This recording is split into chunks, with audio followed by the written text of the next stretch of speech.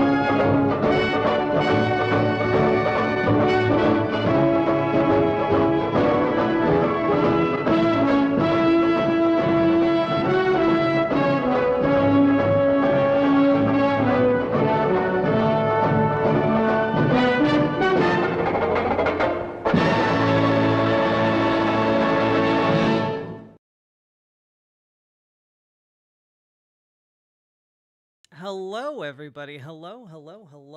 How we all doing, folks? How we all doing? Beautiful pic on Twitter. Thank you, actual Karl Marx. Hello, Feistiest Bard. Hello, Nullzel. Hello, Gwenifer. New profile picture I see. Hello, Micah M. Hello, Preston Morton. Hello, Mr. Malachite. Hello, Rob Adler. Wagons West, riverboats. I guess north and south.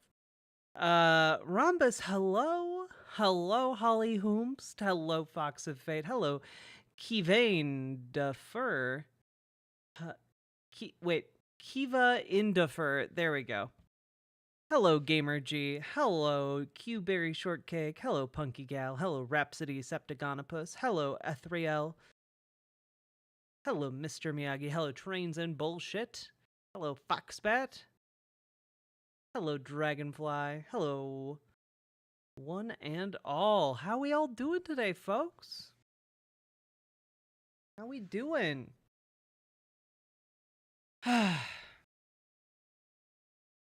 Eventually, stream start time will eventually be pushed back enough to become a daytime stream. Maybe the plan. Hanging in there. Got a little cat poster on your wall, hanging in there. Also, just wanted to say thank you all for like the participating in the Discord and putting like topic suggestions in there.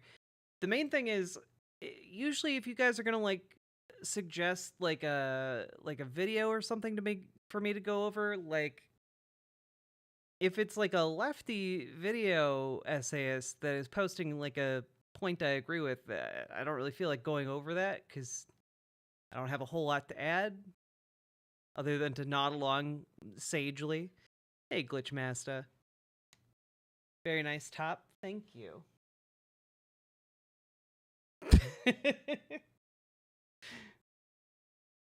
Cheer me up, Jack. Latest polling shows Kamala Harris up 7 points in Wisconsin.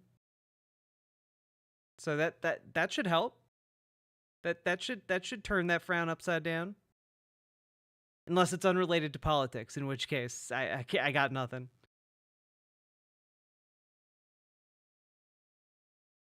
Three out of 10 office chair setup nightmare in full effect. What?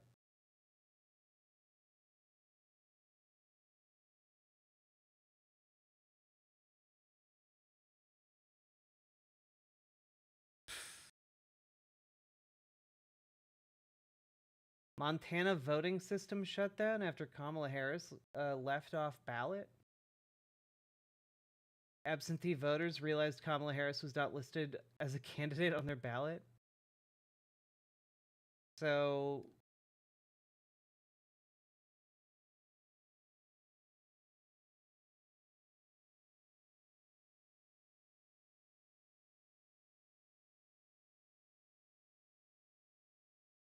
okay, well, like it was shut down for like a day, and then they got it working again on Friday. Like it's not like, oh, the absentee voting system's just gonna be offline for the next 3 or 4 weeks. Too bad. Like no, they got it back up.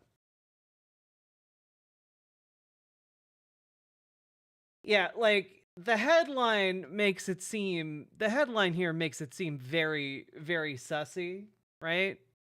But then like you scroll down and it's like, oh, guy with an electronic absentee ballot didn't see Kamala Harris's name, reported the issue. They took down the system for like a few hours, put it back up, said like very few people had been affected in the first place, but that it shouldn't happen again. There we go. We did it. You mean someone would do that? Just get on their computer and write a headline that lies?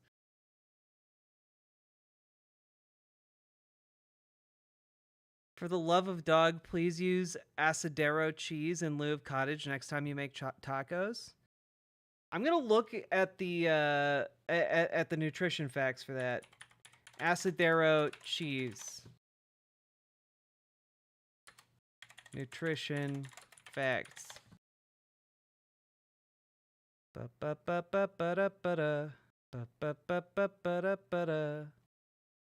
Okay.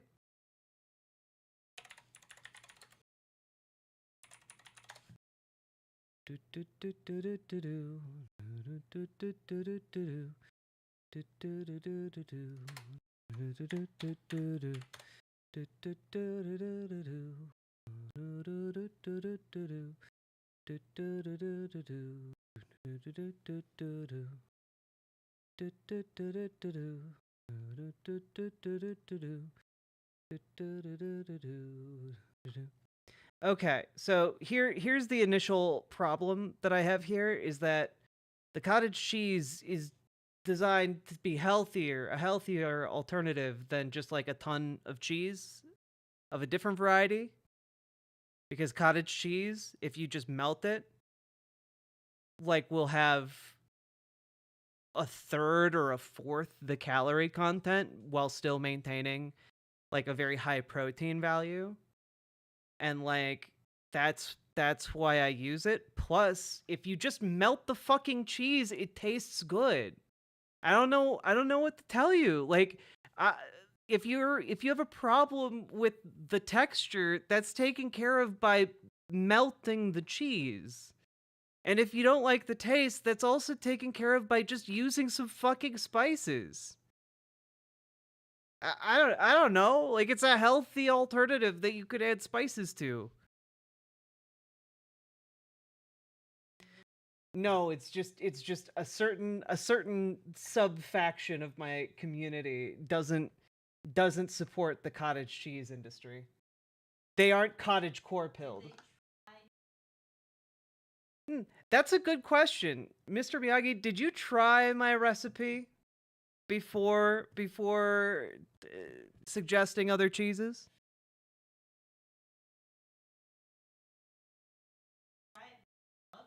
Yep, you did. You were skeptical. You don't like cottage cheese. Well, no, you do. It's fine.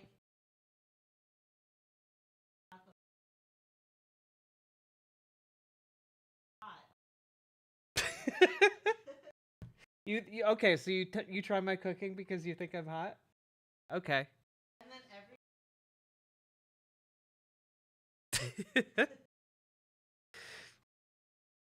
then can't do. Okay, well, if you can't do cottage cheese because of your mom, like that's understandable. But like,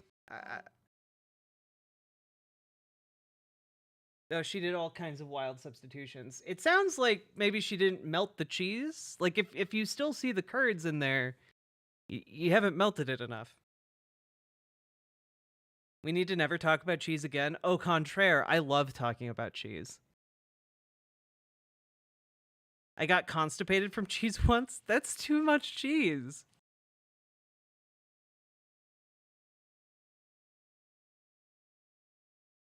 You know, it might be a sign that you should.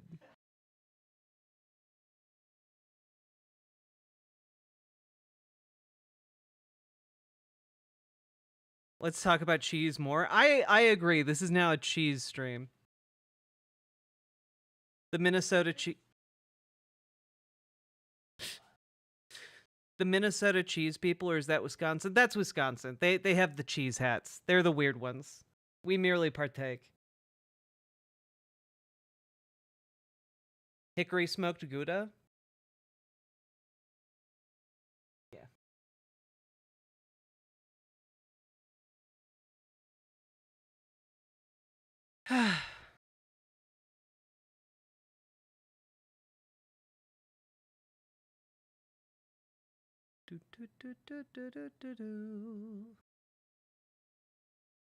So no, it's okay.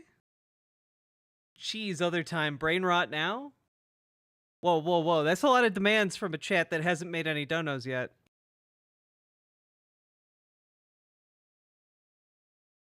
Food debates are back again. They stopped?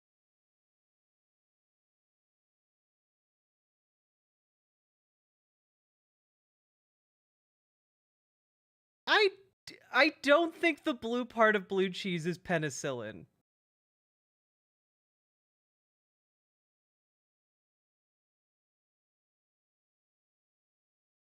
Trains and bullshit, that's 100% happened, and it's very unfortunate. It is? Are people who are allergic to penicillin, can they not eat blue cheese? That's so sad. Let's get this party oh. started then. Okay, I was very confused because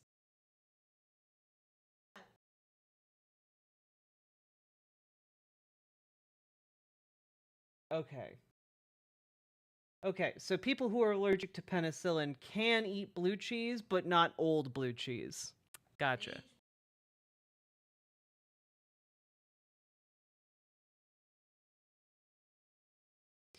Minnesota? Minnesota. Did you hear about Albania making a new Vatican City for Muslims? What?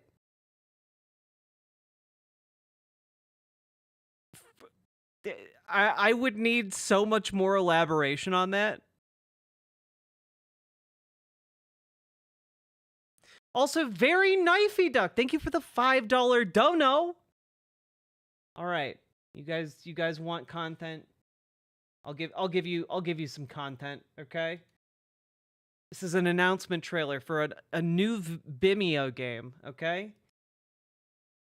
It's from the Yakuza series, and it's probably something you all would like. So we're just gonna look at it.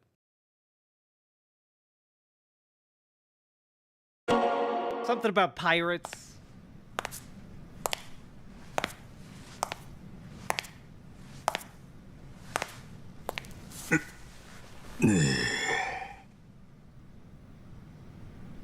ほな、始めようか。半年前んとこから話すでええな。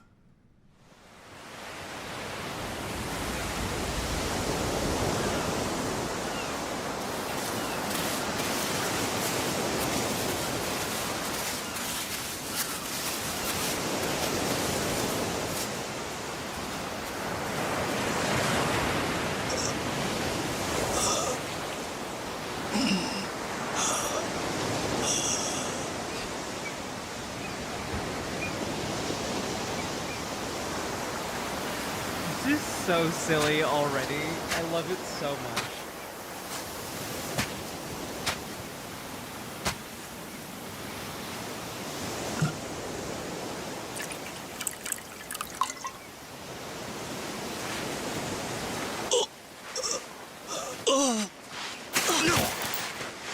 Chot! 待ってくれ。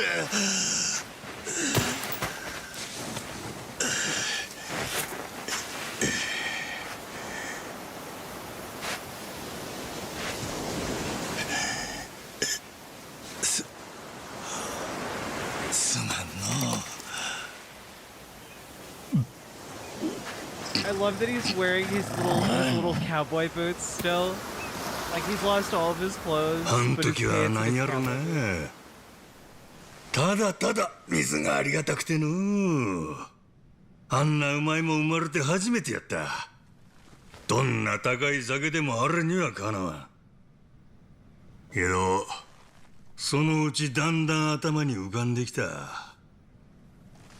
なんで俺はこんな砂浜で寝とったんや。思い出せへん。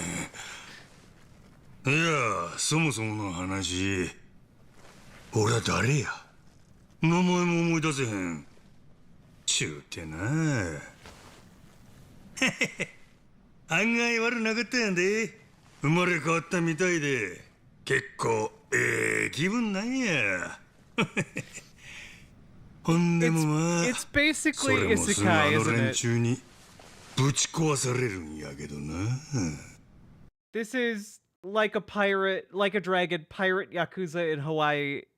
And it's basically what if Majima from the Yakuza series got isekai'd into Hawaii. And became a pirate. ここどこや。ここはリッチ島だよ。ハワイの近く。ハワイかいな。おじさん、隠れて。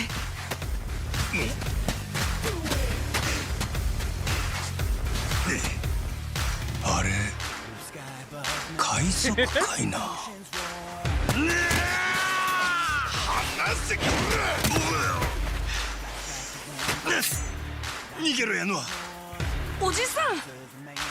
寝れと？溜め込んだ原発ゴミは近くの海に放射能を垂れ流してやがった。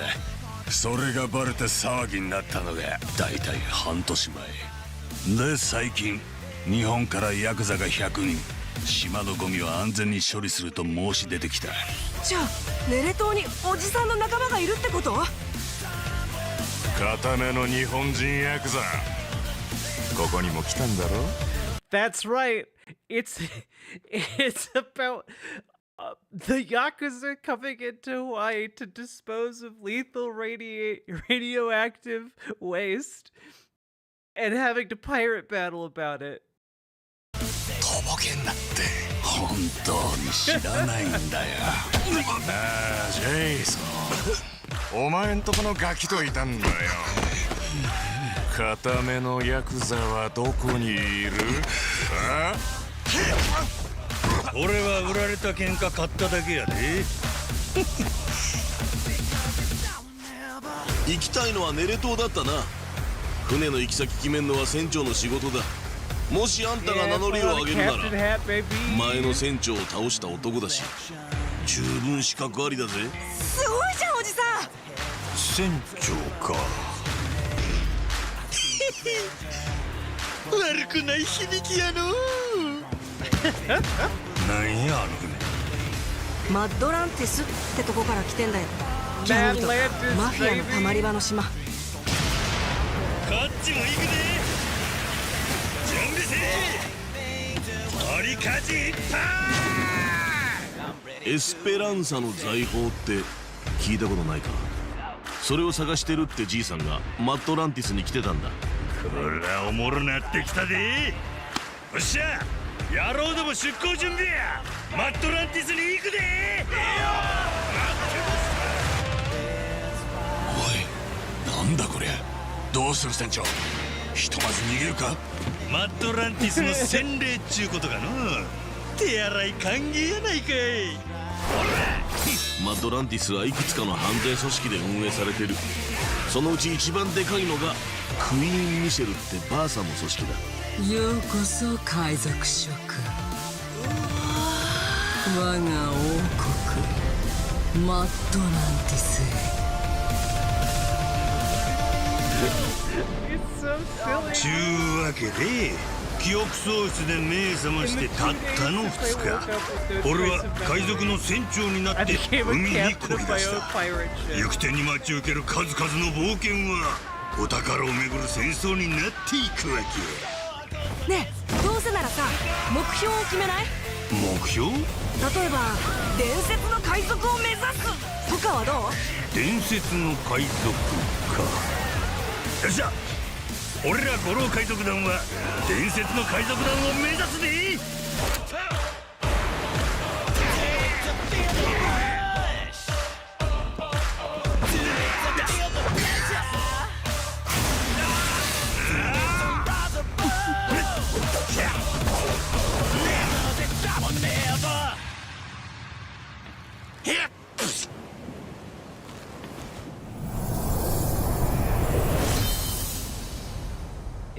So silly. I love it so much. I love it so much. Holy moly. What is this? It's like a dragon. Pirate Yakuza in Hawaii. This looks fantastic. It looks so good. We have One Piece at home.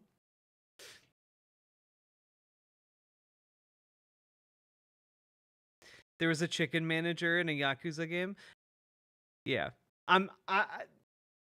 You sons of bitches, I'm in. If that was an anime, I'd watch that shit. Watch it and get high. Love that Yakuza. No, that's the thing. Like, it's like, what if you had Saints Row, but you actually tied it down to one concept for a game? That's Yakuza.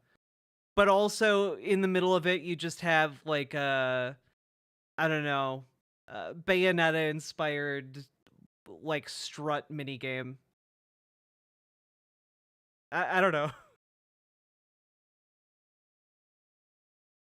The zombie one was great, right? Sounds like the Yakuza games are just peak video game. I don't know how else to explain it really.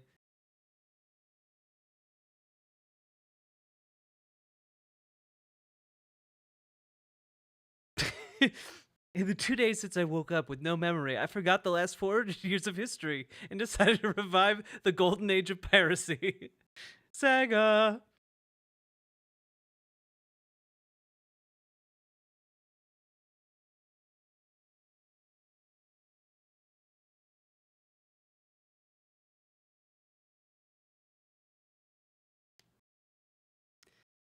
The first couple were a little bit off in the trans department. The only thing I know about the Yakuza games and trans people is that Kazuma Kiryu is like a trans ally, and that's all I need to know.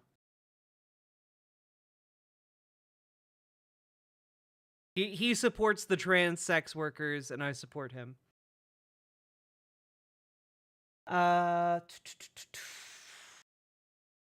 Segment button.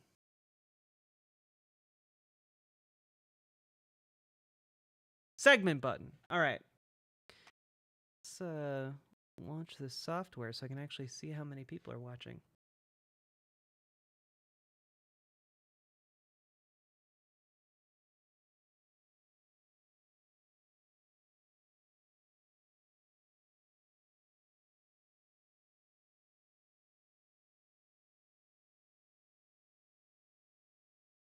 Ooh, Senate Dems are finally pushing to play hardball in some Republican strongholds. That'd be good.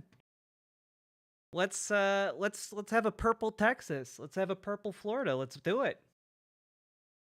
Snipe some positions.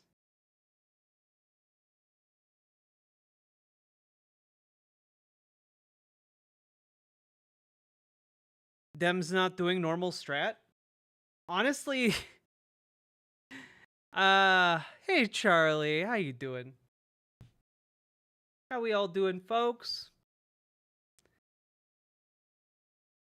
Also, sorry I'm getting a late start today. Had a big day. Jack has a big red end segment button on the Revolut desk. It's actually purple, believe it or not. The purple button. Now, folks, remember, hit the follow button on Twitch if you haven't yet. Hit the subscribe button on YouTube. Hit the like button on the YouTube stream.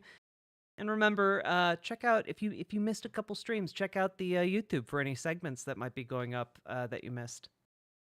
We got a lot of good ones up there. I think I need to change the thumbnail for the Ben Shapiro, like can Ben Shapiro solve the Israel-Palestine conflict, because I think too many people didn't watch the video because they assumed my answer was yes. I think I need to put a gigantic no over it.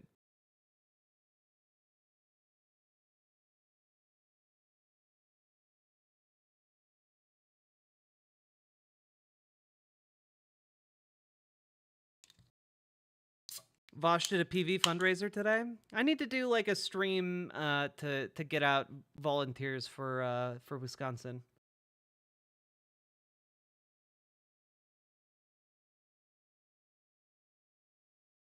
That's the opposite conclusion than I drew. I mean, yeah, you shouldn't believe Ben Shapiro could solve the Middle East crisis, but I really thought that video would do better numbers. That's on me. That's the power of advertising, baby.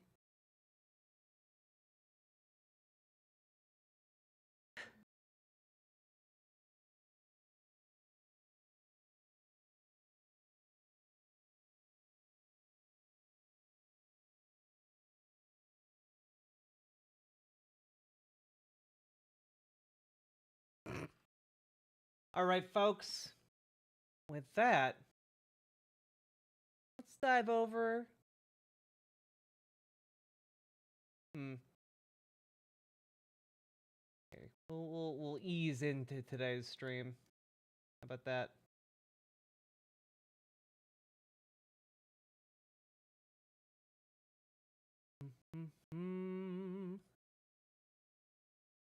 All right.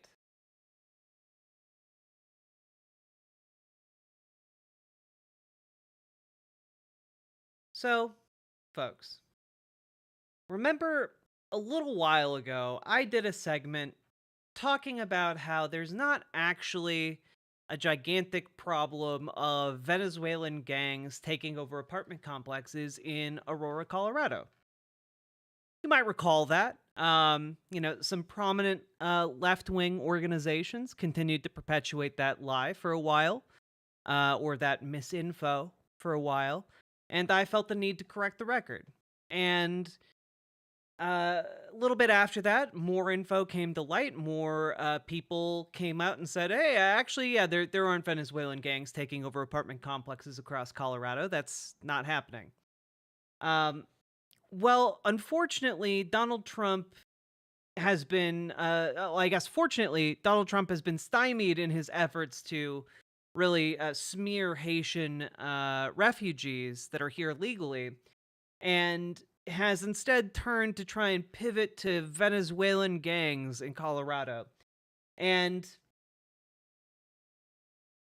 it turns out a lot of people, you kind of play with fire sometimes, you get burned. That's kind of what's happening on a local political level when it comes to Aurora's politicians, because they, initially latched onto the story to, gin up some support locally. But unfortunately, their misinfo got way out of hand, and now Donald Trump is considering going to Aurora, Colorado, to the apartment buildings that were, taken over by these Venezuelan gangs. And so, because that is currently being considered by the Trump campaign, and because if Donald Trump did come to the city, and it wasn't in fact true that Venezuelan gangs were taking over apartment complexes, that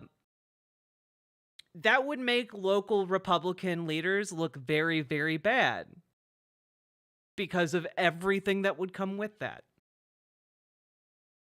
So,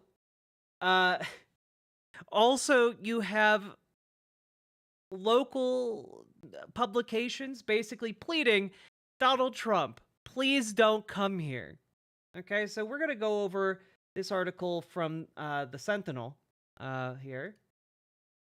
Open letter to Trump. Aurora embraces diversity, so there's nothing here for you.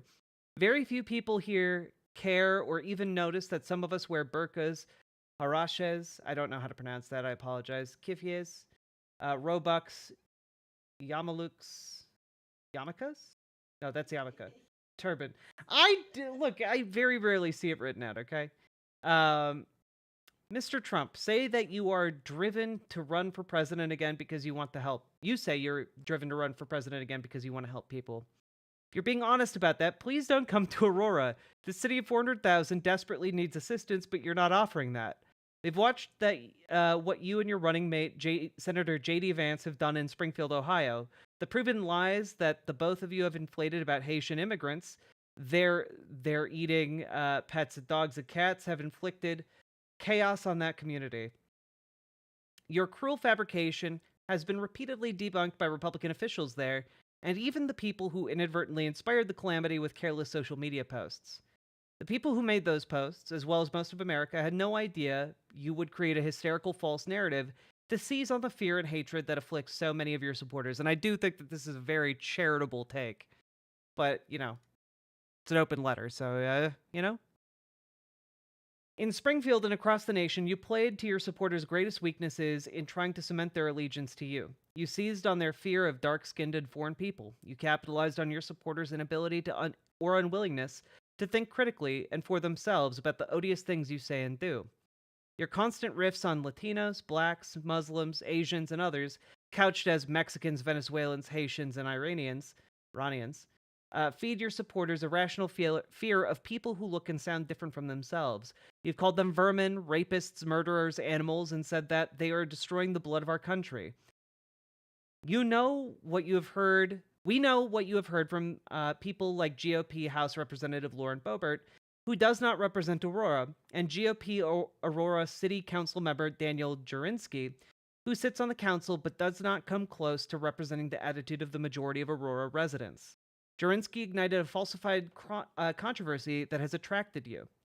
She has repeatedly demonized the Venezuelans who were first trafficked to the Denver and Aurora area by Texas Governor Greg Abbott about 2 years ago as a political stunt. On social media posts and on Fox News broadcasts, Jurinsky has repeatedly, falsely, claimed that Venezuelan gangsters have taken over entire apartment complexes and parts of the city. The handful of Venezuelans accused of being members of gangs pales against the hundreds of other residents in the region linked as members of other gangs. Jurinsky apparently didn't anticipate that you would weaponize her deceit even further and tell the nation that Aurora was completely overrun with Venezuelans and the gang members those immigrants have infected the region with. Or Jurinsky didn't think through how such a vicious and irresponsible deceit could backfire on whatever motivated her to undertake such a scheme. It has endangered the lives of hundreds of thousands of Latinos and Hispanics now at risk of being accused of being Venezuelan gangsters simply by existing. Jurinsky either didn't understand nor care that Aurora's version of eating the pets could repel further future businesses from coming here, turn future residents away, and hurt existing small businesses that depend on people from the region to come and shop and eat here. Who wants to come to a community overrun by Venezuelan gangsters? You say that you do, Mr. Trump, and it's clear why. But what you don't understand is that while Aurora, like Denver, is struggling with the sheer volume of Venezuelan immigrants trying to make the region their home, this city is no stranger to diversity and immigration. Like all large cities, Aurora and Denver struggle with crime, homelessness, housing, education, and balancing freedom with responsibility. More than half of Aurora is not white. All of the city's state and congressional representatives are liberals, progressives, and moderates. Those representatives are Black, Christian, Latino, Jewish, white, Muslim, and strong proponents of ensuring anyone and everyone who lives here has a working chance at achieving their American dream. The state's gay governor once created a school here just for immigrants to boost their chances of success. Several of Aurora's boulevards are packed with restaurants and markets that boast every cuisine and eclectic grocery item from across the globe. They offer everything from exquisite Ethiopian stews to stellar Vietnamese photos to tantalizing arepas and unheard of Iraqi flatbreads and handmade tofus and white Siberian borscht and Japanese ramen broth like you've never seen before. Okay, we get it. We should all go to Aurora, Colorado. We get it. Amazing city. You can find anything in Aurora, Colorado. Aurora, Colorado? Why, that's something I associate with opportunity and the American dream. What makes me want to burst into song. I didn't write a song for this. Sorry. I should have, though. This is a city where the local Costco looks like the bustling lobby of the United Nations headquarters. Jesus. Okay, look. You had pretty good steam here until you started going off about how your Costco looks like the United Nations. Okay, like, my God.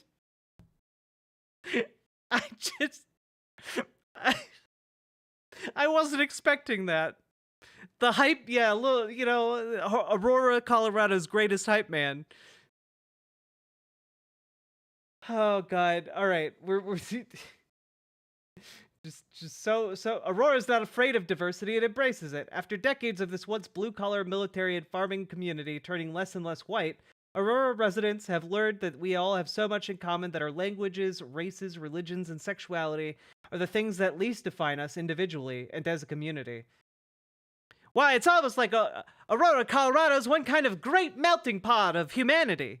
All the best parts coming together to form a greater whole.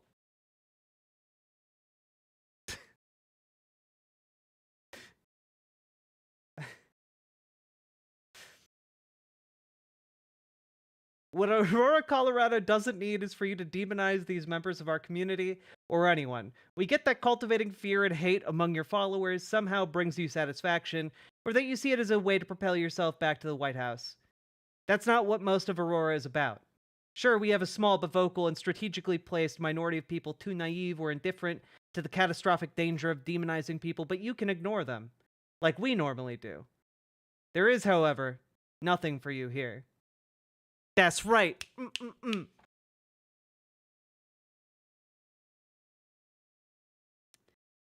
I feel like we really did need like a lead into like a Broadway song about like the wonderful amenities of Aurora, Colorado. They tricked us into reading an Aurora advertisement. Look, marketing is getting better, okay? Marketing is getting better all the time. Why, I bet half of you are considering moving to the great and advanced city of Aurora, Colorado. Aurora, Colorado. No, I can't do it. Dead Domain, thank you so much for the raid. Welcome, lovely. How y'all doing, folks? Come on in. Make yourself warm by the content fire. We're just getting started. And, hey, folks, my name's Riverboat Jack. I talk about the news and politics. I'm a socialist. I'm a trans lady. She, her pronouns. Got questions about any of that? Feel free to ask. And I just have to say, like, I just really... I feel for the people in Aurora, Colorado. You know, not just because of all the wonderful restaurants, cuisines, and grocery items that are there, but because, frankly, like, they've been made a victim of in the national media. You know, you've got malicious conservative figures using Aurora, Colorado for their own devices, demonizing the people there. And you've got inept left-wing media not doing its due diligence to see if, like, those lies are true or not before repeating them.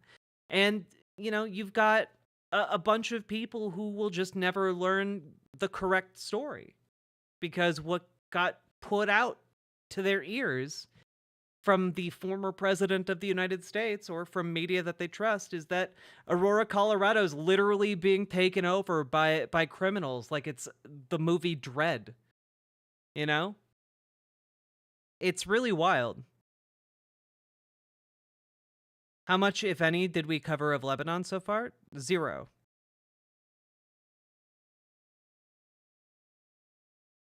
Oh.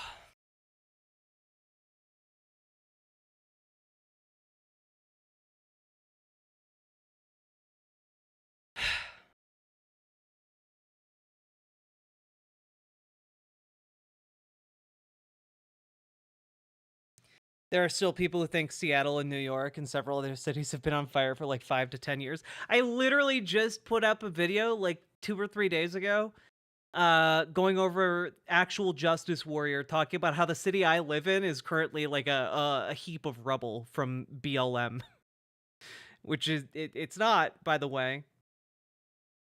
I love this outfit, by the way. Thank you. It was very simple to put together. I still want to move back to Seattle. Why would you move back to Seattle when there's such a technological and diverse utopia like Aurora, Colorado? Why, just thinking about it is enough to make someone burst into song!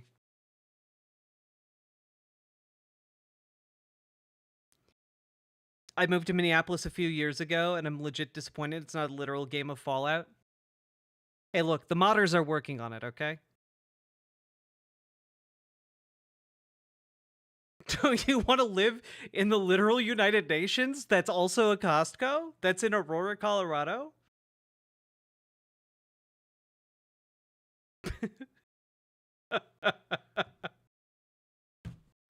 Aurora, full of flora, you won't be poorer in Aurora.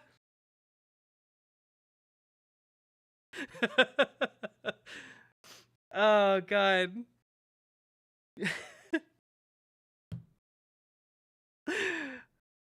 On a scale of 1 to 10, how much are you hating this?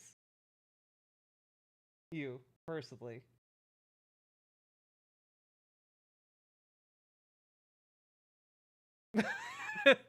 Fair. Like Aurora, Colorado? Ah, excellent.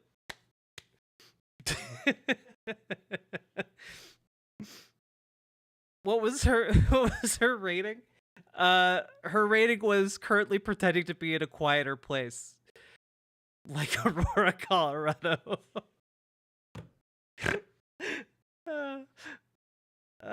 God. I'm having a really good time.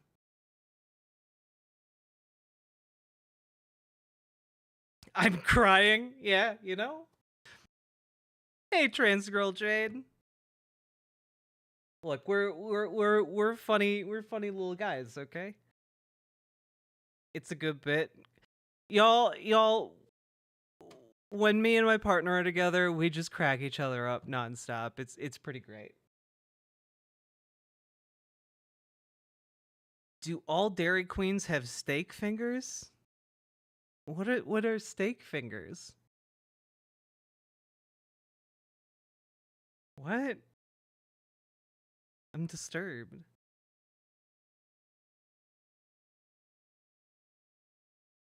Is it like a chicken tendy but with steak?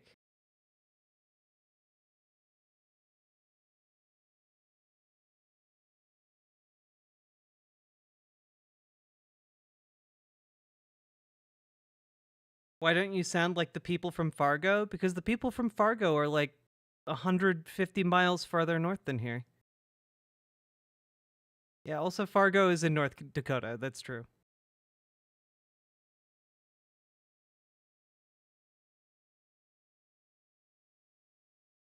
All right. That was fun. I enjoyed that. That segment was a lot more fun than I thought it would be.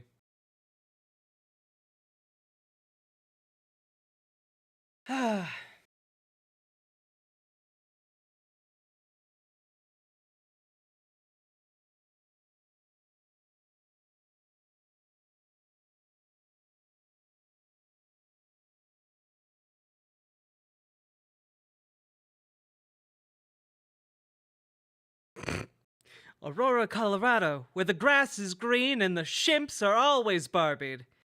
And the yeehaw goes for miles, as far as the eye can see.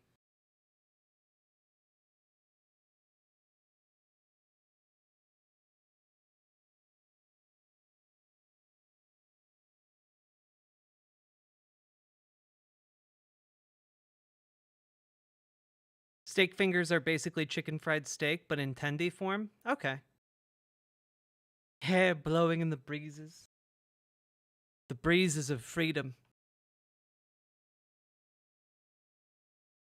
All right. Moving on. I can't spend this much time.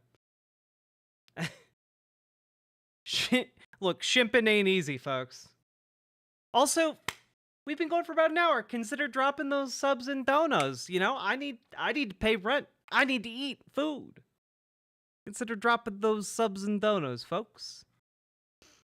And let's see here. Trying to think here.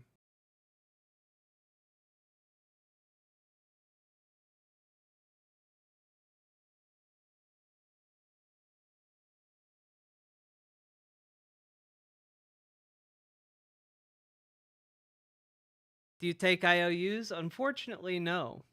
Fortunately, no. How many times must I subscribe? Every time.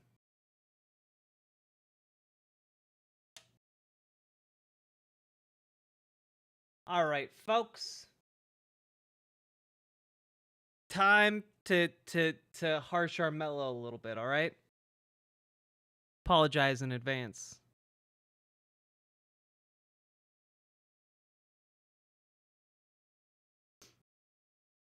So, folks, there is a conflict between Israel and basically everyone in the Middle East at this point. It's been going on for a bit. I don't know if you've been paying attention or not, but currently there's a place right next to Israel called Gaza, and basically the Israeli government is currently considering a plan to do just straight up genocide instead of like an implied genocide or ethnic cleansing.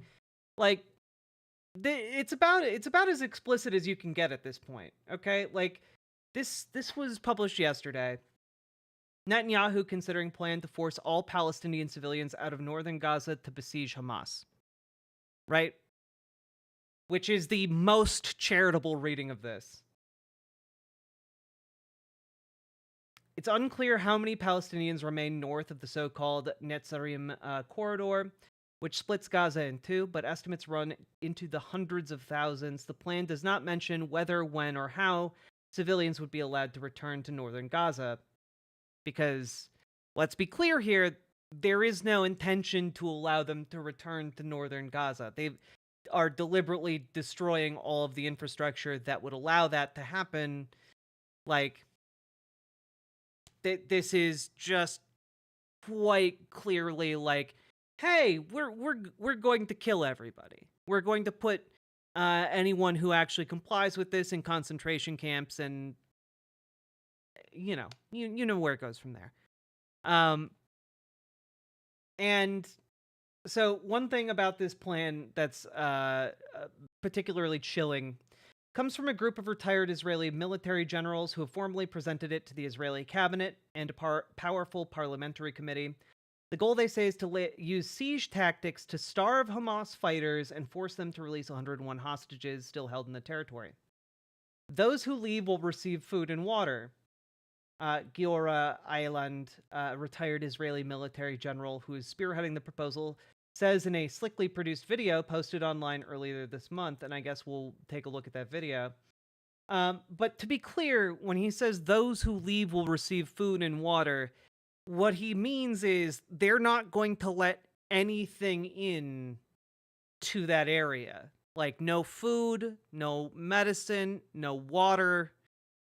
And their thinking is that, oh, well, anyone who comes out, we'll give them the food and water, and that will be incentive enough to get the civilians out while we kill the remaining people, who must, of course, be Hamas. So, yeah.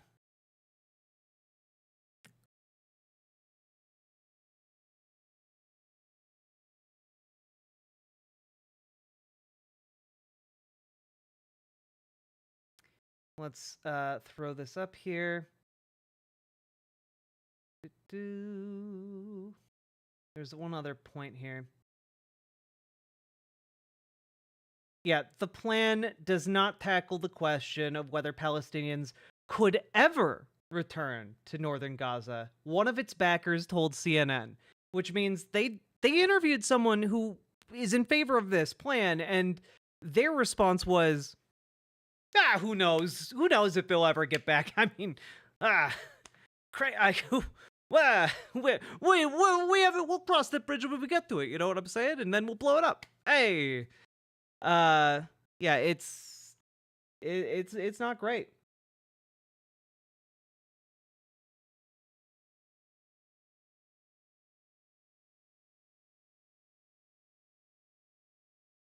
Also, can we just like, remember how we did like the two nice Jewish boys podcast? We talked about them. We did a deep dive on them the other day. I want you to remember that so that you can kind of remember that's like a pretty common position. They held a pretty common position relative to the general population of Israel at the moment. Like the bloodlust is very, very high. They want war, and they want suffering, and they want death right now. Like they want vengeance. That's the general zeitgeist of the region at the moment. The plan has been presented to the Knesset's Foreign Affairs and Defense Committee. Mirav Cohen, a member of Knesset from the centrist Yesh Atid party, lambasted the government for allowing aid trucks into Gaza. The only threat they are facing is obesity, she said during a meeting with the pressure group, including Giora Island. Is this how we bring our hostages back home? So I think that the plan that Giora and the other commanders presented here is very smart. It sets clear rules. We have to implement it. And I really want to enforce to you guys, that's from the centrist party in Israel right now. That is the centrist party.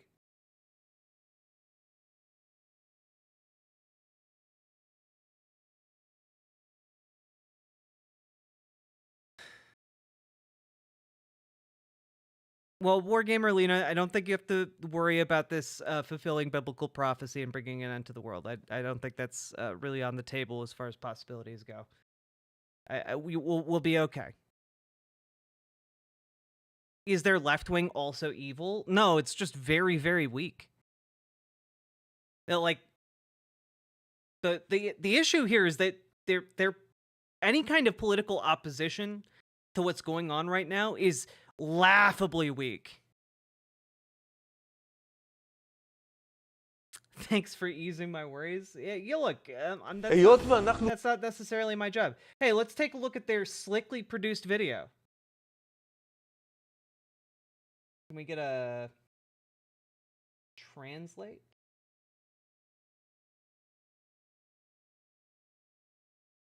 Auto translate? See how good it works. היות ואנחנו כבר מנובמבר מחכים כל הזמן לאיזושהי עסקת חטופים נוספת שתקרה, ואנחנו רואים שהיא לא קורית, ואני חושב שגם לא תקרה בהמשך, כי סנוואר לא לחוץ. הדבר הנכון לעשות, צפון רצועת עזה, שכולל את העיר עזה ואת השכונות והעיירות שסביבה, וכולל שטח של בערך 40% משטח הרצועה, כרגע נמצא תחת בעצם קיטור ישראלי מלא. ולכן הדבר שנכון לעשות, להודיע לבערך 300,000 התושבים שנשארו בצפון הרצועה. תושבים האזרחים את הדבר הבא. לא שאנחנו מציעים לכם לצאת מצפון הרצועה, אנחנו מורים לכם לצאת מצפון הרצועה, אנחנו מסמנים לכם שני מסדרונות די בטוחים ליציאה. I guess the translation subtitles just stopped caring. טנצ'ר, ציר אפיון. Even the closed captions were like, Jesus Christ, what the fuck? יהיו מובטחים על ידי כוחות צה"ל, גם מי שיצא יקבל אוכל ומים. אבל בעוד שבוע, כל השטח של צפון הרצועה הופך להיות לשטח צבאי. Okay, pro tip. I was just reading the words on the screen. השטח הצבאי הזה מבחינתנו לא תיכנס אליו שום הספקה. ואכן 5,000 מחבלים שנמצאים בשטח הזה יוכלו במצב הזה או להיכנס. So, just to be clear, even in this video, right? Even in this slickly produced video, right? They want to displace 3, and this is according to their numbers that they're putting out here about this plan. They want to displace 300,000 people in order to try and get 5,000. They want to besiege. They want to deny food and water to hundreds of thousands of people in order to try and get 5,000 of them by their numbers. It's almost as if they're forcing them into small ghettos. Yeah, that is exactly what is happening. And to be clear, one of the reasons why these people haven't left northern Gaza is because they just don't believe the claims of safety that Israel is telling them. Like, oh, just go here and you won't get bombed.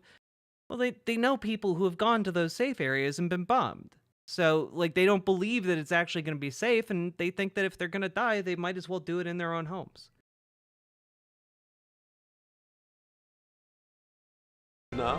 או למות ברעב. אותה עסקה שהוצגה כבר בנובמבר 2023.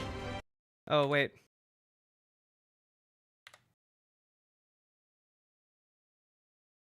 So basically, they want to make northern Gaza an official military area, and this military area, as far as we're concerned, will not receive any supplies, and indeed 5,000 terrorists who are in this area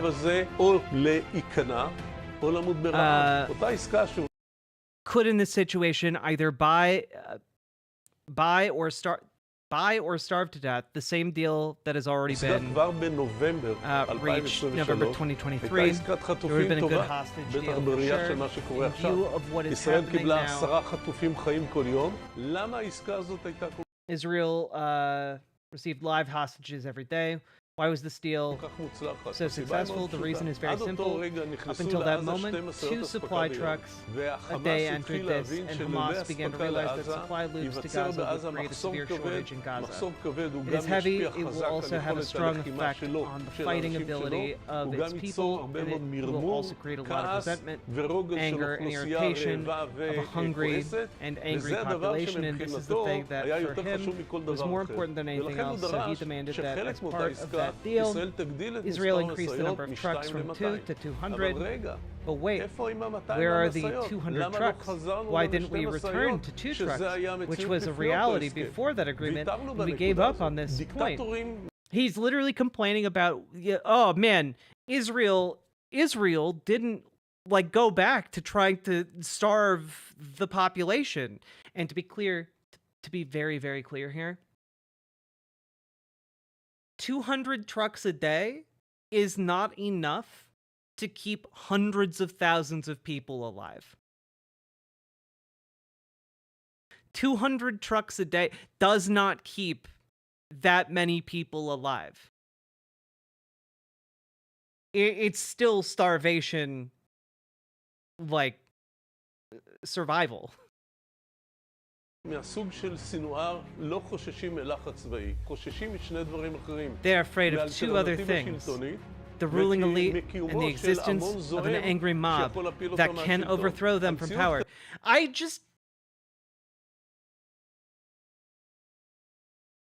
Okay, so if a bunch of people with guns like invade your home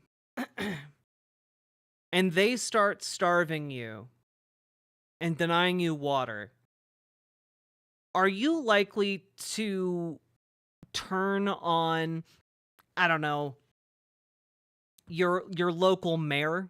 Are you about to form an angry mob to like go overthrow the mayor of your town that these armed guys who are denying you food and water don't like? Or are you, I don't know, like gonna be really angry at the people who are denying you food and water? Which of these 2 groups do you think you will be more angry at? Like, it's not rocket science. You're gonna be mad at the people trying to starve and like, you know, you're gonna be angry at the people trying to starve you. The Geneva Conventions prohibit starving civilians as a method of warfare. Well, you know, I think the Geneva Conventions have officially been shat on and used as toilet paper at the same time. Hey, Archangel Decab.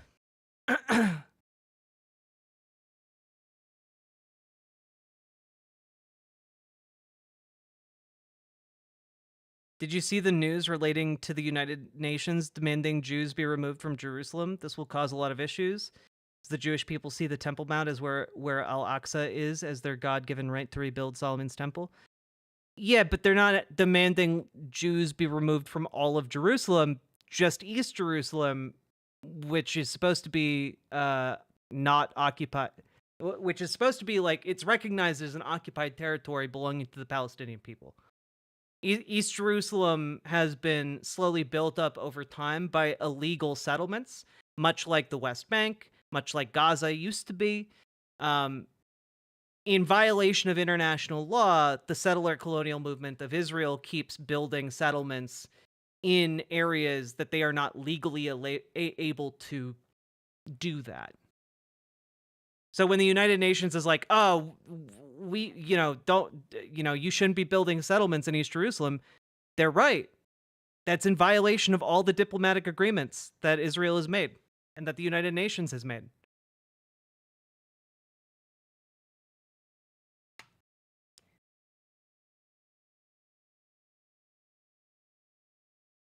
Wargamer Lena, where did you see this information published?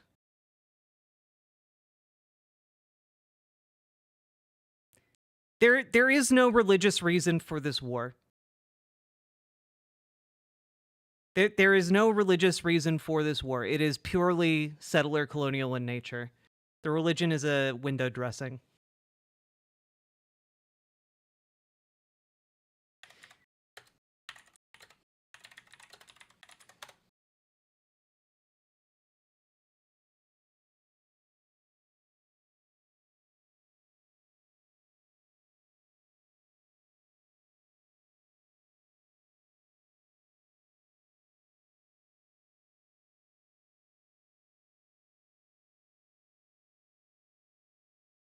Yeah, there are religious justifications to any conflict, but are they the main reasons for the war? Not necessarily, and definitely not in this case.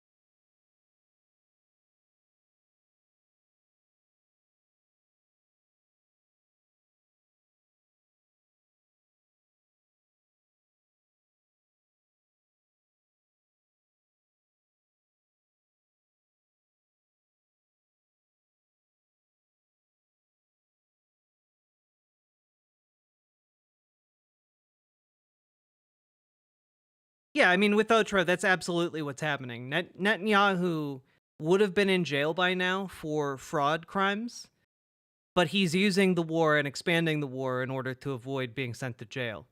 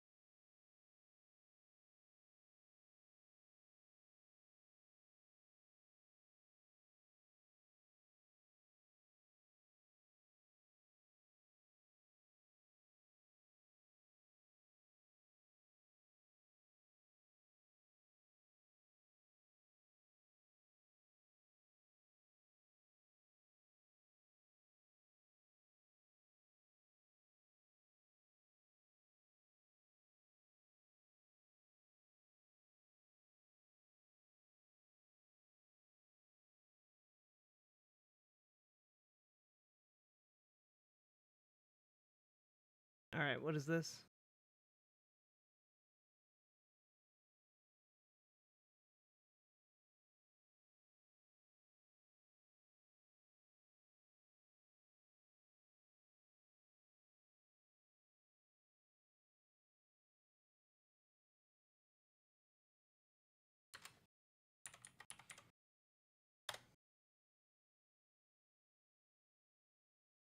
Yeah, okay. Yeah, no, like, this is exactly what I told you.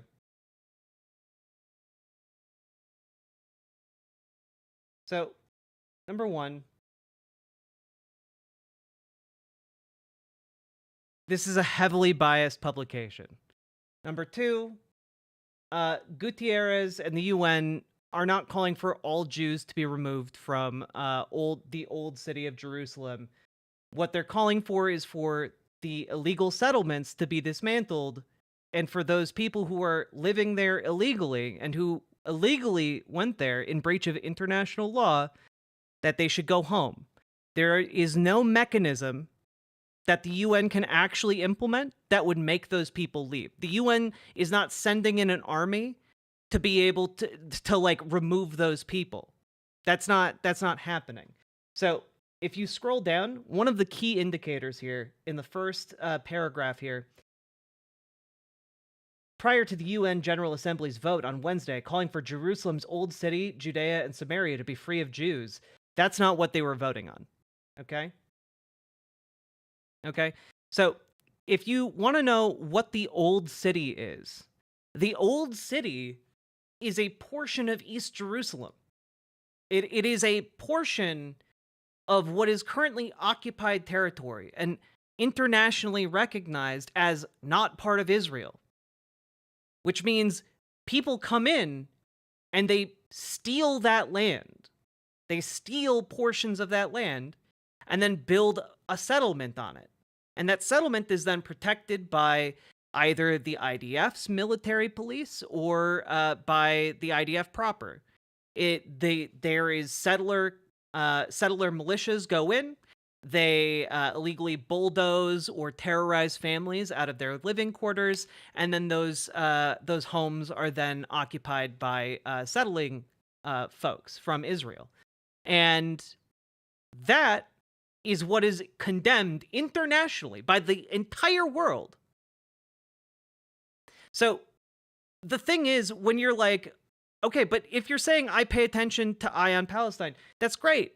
But all I'm saying is you're using like a very, very inaccurate article to try and like, oh, the UN is trying to get rid of Jews, and it's not. If you understand the situation, then you should understand what's happening in this article, which is not the Jews are being evicted from Jerusalem, which is what you were saying. Now, if you're talking about, Jewish prayer on the Temple Mount, that is a highly contentious issue because the Temple Mount is one of the holiest sites in in both all of Islam and also Judaism. And so there has been an effective status quo for many, many years now, that Itamar Ben-Gvir, who is a convicted terrorist in Israel, by the way, deliberately upended a few weeks ago by leading a group of people there to pray and break that status quo. So I'm saying the resolution will lead to more conflict. Are you aware that Israel is the most sanctioned nation on earth by the UN? Has that stopped them in any way before? No, it hasn't.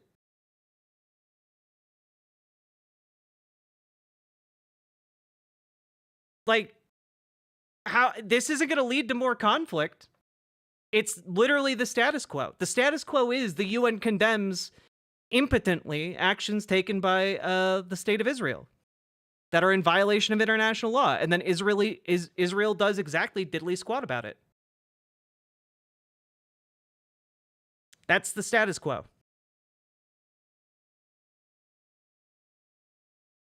And just as a quick aside, if you see someone refer to Judea and Samaria, that's the West Bank. That is internationally called the West Bank. People in Israel who refer to it as Judea and Samaria are part of the greater Israel movement. They want to annex the West Bank into two regions called Judea and Samaria. Okay? It is part of the settler colonial project. If you see an outlet just repeating that straight up, that is an incredibly biased outlet. They're showing you what their bias is in their language.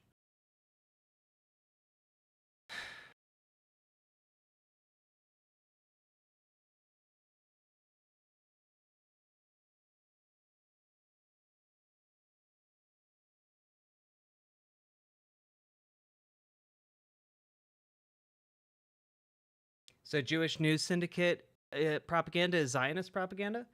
Well, I just have to say, I don't know much about Jewish news syndicate, but I do know about biased language. I studied English literature, so I have an ability to identify highly charged rhetoric in language, and this is just an inaccurate and highly biased source.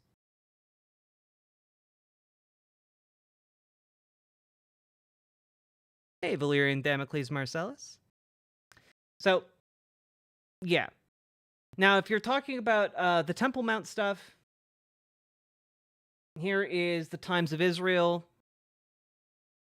Here, this is from last month.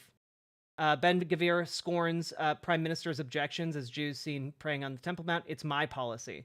So this is actually interesting in that it indicates that even Benjamin Netanyahu doesn't want this to happen. Okay? Like, even Benjamin Netanyahu recognizes that this type of upsetting the status quo might be seen as a bridge too far. Yeah. The vague status quo governing the compound, the holiest site in Judaism and the third holiest in Islam, allows Muslims to pray and enter with few restrictions, while non-Muslims, including Jews, can visit only during limited time slots via a single gate. Visibly religious Jews are only allowed to walk on a predetermined route closely accompanied by police. Palestinians often claim Israel wishes to assert greater control over the Mount, and the issue is seen as a particularly sensitive one with explosive potential for the region. Violations of the status quo are viewed by Israeli security officials as having the potential to set off mass unrest. The Temple Mount has been the scene of frequent clashes between Palestinian protesters and Israeli security forces, and tensions at the disputed compound have fueled past rounds of violence. Yeah. While Jews are not officially allowed to pray, police have increasingly tolerated limited quiet prayer in recent years, but Tuesday's prayers were far more explicit, with numerous men flattening themselves on the ground and loud calls of Shema Yisrael heard in videos from the scene. Ben-Gvir, who joined... By the way, Itamar Ben-Gvir is currently one of the most powerful men in Israel. Joined at the site by fellow Atzma Yehudit minister Yitzhak Wasserlauf, filmed a video at the scene saying over background calls of Shema, "There is great progress here on matters of Israeli sovereignty and rule. Images of Jews praying here, as I've said, our policy is to allow prayer," which, to be clear, has the potential to set off mass protests around the region. Like, it is a big deal, especially given that the state of Israel is currently enacting a genocidal campaign of violence. Like, it is seen as a deliberate provocation to war by many places in the region.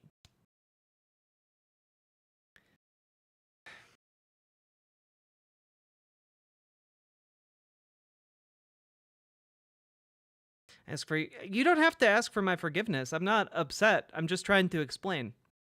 See a lot of religious videos from Zionists, and a lot of what they talk about is the temple specifically.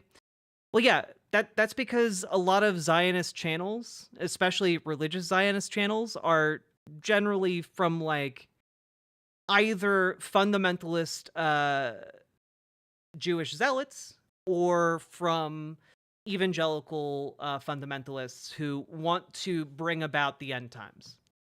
Who, you know, like that is explicitly the goal of, like, evangelicals in America who support, like, Donald Trump and the state of Israel. Like, that's like their main thing. Like, they support it so that the end times can happen and God can kill all the Jews.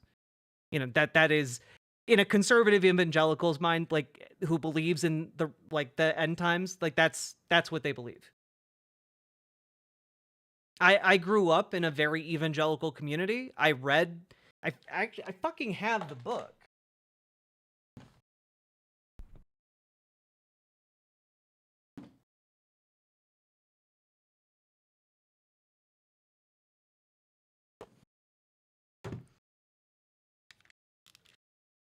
That evangelical viewpoint is wrong. It doesn't matter if you think it's wrong.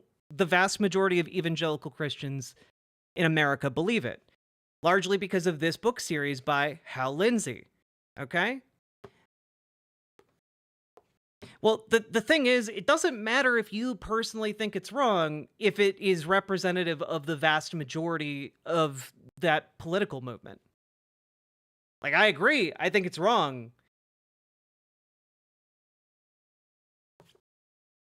But that is what they believe. But yeah, basically, Hal Lindsey wrote a lot of books in, like, the 70s, 80s, and early 90s about how basically the end times prophecies were all being fulfilled. and basically the state of Israel was like one of the final pieces, and the rapture is coming. The end times are coming. Who's Hal Lindsey? He made a ton of these. He made a ton of these.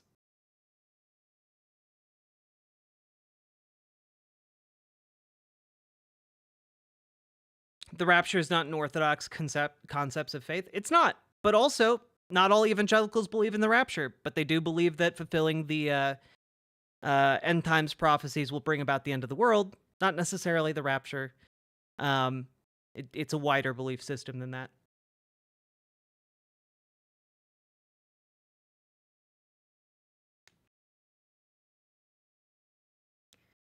Let's see.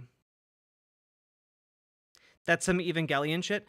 Well, Holocaster, yeah, no, literally, this is like, if you actually walked around believing Neon Genesis Evangelion shit, this is the kind of person you would be. You would be like a religious zealot. You would be someone who wants to fulfill the end times prophecies.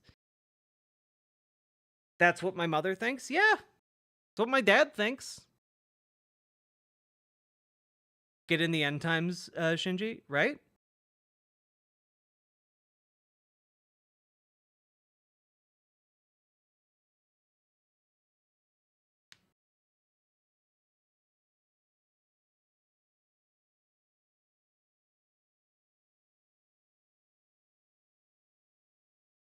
Some of my whole family thinks. Oof. Sorry to hear that, Lady Raincloud. Your dad's a loon? Yeah, I'm aware. He doesn't believe in evolution. Yeah, I'm aware.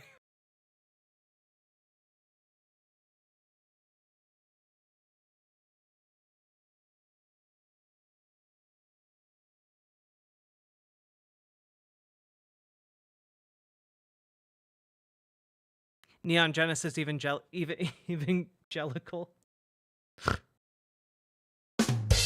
Excellent. Well played. All right, but we're not done. You guys thought we were done with this? We're not. There's a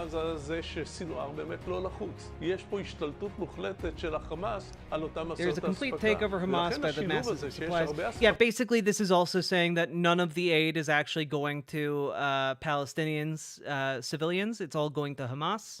So they need to cut off all the aid in order to actually affect Hamas. That is the argument that he's making here. This, by the way, is the same argument made by the settler colonial protesters who like overturn like the food cars and food trucks and like delay them or stop them at the border, like pop their tires and such. Like this is the same argument that any aid that goes into Gaza is going to Hamas. שהחמאס נתפס כהוא זה שמחלק את האספקה, אומר שהמלחמה הזאת קשה מאוד להכריע אותה. וההפסד הזה של כל and again, like, Hamas distributes the supplies. Yeah, they're the government. They're whatever passes for the government. Yeah, they're going to distribute the supplies. Generally, what other infrastructure exists that would do that? What you don't allow international aid organizations in there, and when you do, you just kill half the people who go in there. צפון הרצועה הוא הדבר שמבחינת סינואר ייצור לחץ אמיתי. הוא גם יבין שכשזה הדבר הזה קורה בצפון הרצועה, ניתן יהיה לעשות אותו אחר כך, אם זה ברפיח ואם זה במקומות אחרים. ומאותו רגע... Also, amazing stuff. He will also understand that when this thing happens in the north of Gaza, the Gaza Strip, it will be possible to do it later if it's in Rafah or if it's in other places. And I just need you to know that in this video, this guy is saying like, yeah, we should do these siege tactics to displace hundreds of thousands of people via starvation and lack of water. You know, we should do that, not just in North Gaza. We should also do it in South Gaza, around Rafah. We should also do it, you know, anywhere else we need to, you know, like, I'm not saying the West Bank. I mean, Judea and Samaria. I'm not saying those places, but I am saying those places. את הלחץ על סינואר הולך וגדל, כי הוא יבין שזה יהיה גם הצעדים הבאים. ואם לא נעשה את זה, אנחנו לא נראה את שלושת מטרות המלחמה המושגות. לא הצלה של החטופים, לא מיטוט שלטון חמאס, וגם לא מציאות. Also, just as an FYI, all of this is framed, right, as a way of getting back the hostages, right? All of this is framed as getting back the hostages, right? Well, interestingly here, let's just pull this up real quick. This is from Haaretz. Netanyahu will not engage in any ceasefire and hostage talks in the next 45 days, nor will he accept any diplomatic ideas concerning Lebanon. He has a vested interest in prolonging this war for his political survival and Australian in making it an election hijack. issue. Bibble. Salmon Moose, thank you for the 5 gifted tier 1 subs. Thank you for being the second person today to support stream. I very, very much appreciate you. Thank you for feeding the donut ghost so it doesn't nibble me in my sleep. I appreciate you. Thank you so much. But yeah, so you know, just your casual, oh, we're not gonna we're just not gonna negotiate for the release of hostages until the US election happens. That's where we're at, folks. This plan is ostensibly to get the hostages back, but Netanyahu doesn't want to negotiate for the hostages to be released. He wants to prolong the war to save his own skin, as he always has from the beginning of this conflict. To be honest, it's kind of a sensible strat.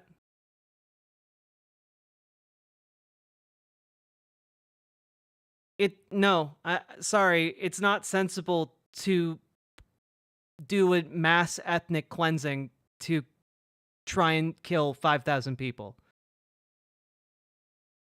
Like, this is like saying we should firebomb the South because the modern KKK has, like, 3,000 members down there. Yeah, just firebomb, let's just nuke Georgia because it has a bunch of white supremacists down there.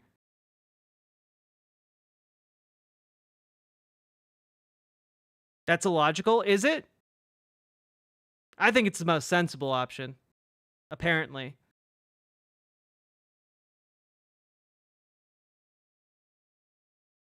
Like, I don't know. It's not sensible to kill hundreds of thousands of people so you can kill 5,000 people.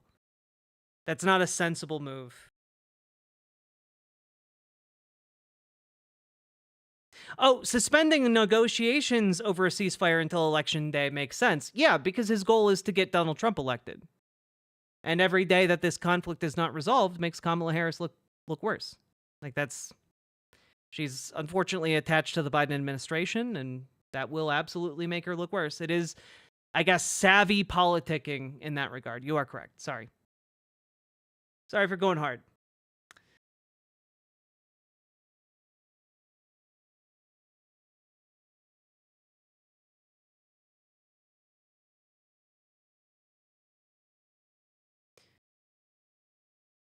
As a retired Marine, I can say that is a disgusting war crime. I agree.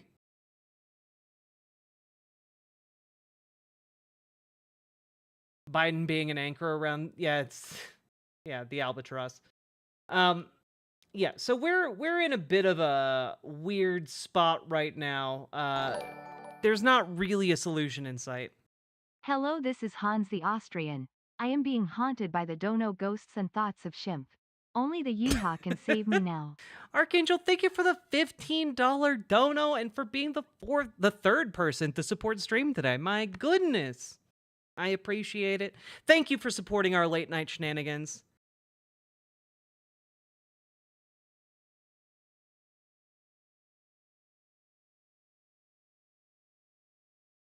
I hate that we live in a world where this shit happens. Yeah, it sucks. And also, we do have to be worried now about the conflict expanding into Lebanon, unfortunately. Axios reporting the United States, top brass fears war in Lebanon but hopes Israel attacks push Hezbollah to a deal. And I want you all to know one thing, okay? This is one of the stupidest headlines I've ever seen in my life, okay? This is one of the stupidest headlines I've ever seen in my entire career of covering politics. This is like saying,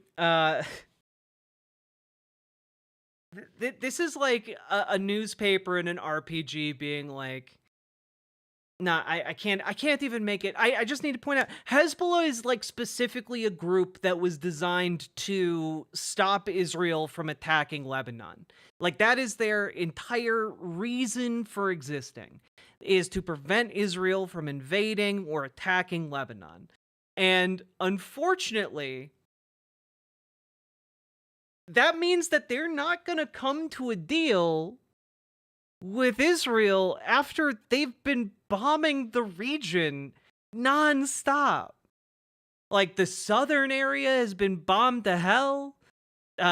Many of the southern towns have been completely evacuated for months now. And like they're bombing the capital of Lebanon.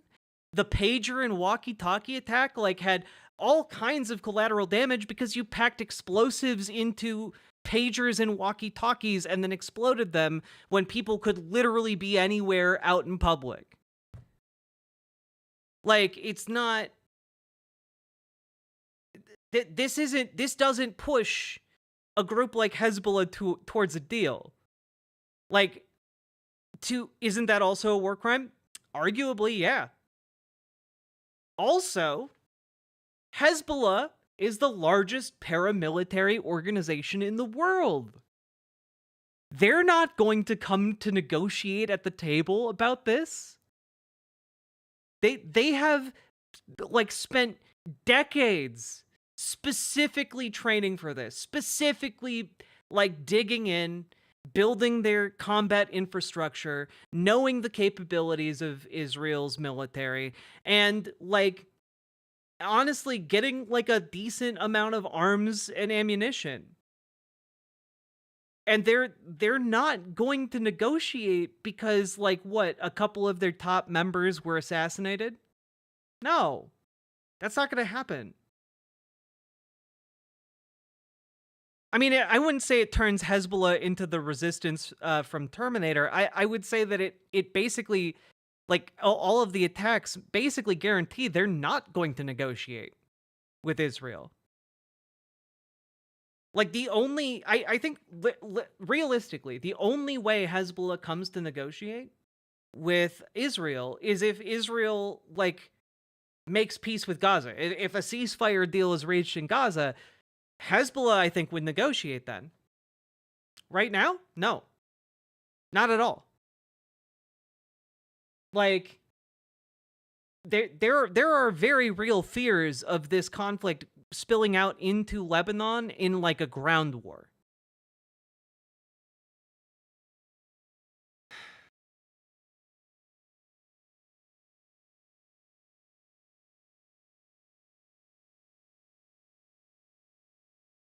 I mean, it's a savvy political move for exactly one person, Forlorn79, Benjamin Netanyahu.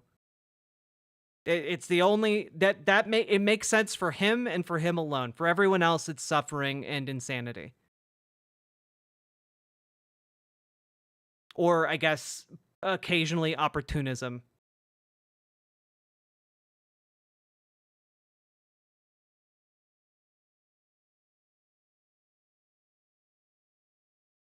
If it does, Israel can kiss its ass goodbye. I mean, I don't think that is the case, actually. But I don't think Hezbollah defeats Israel in open conflict. But what I do think is that Israel would get mired in basically an endless war.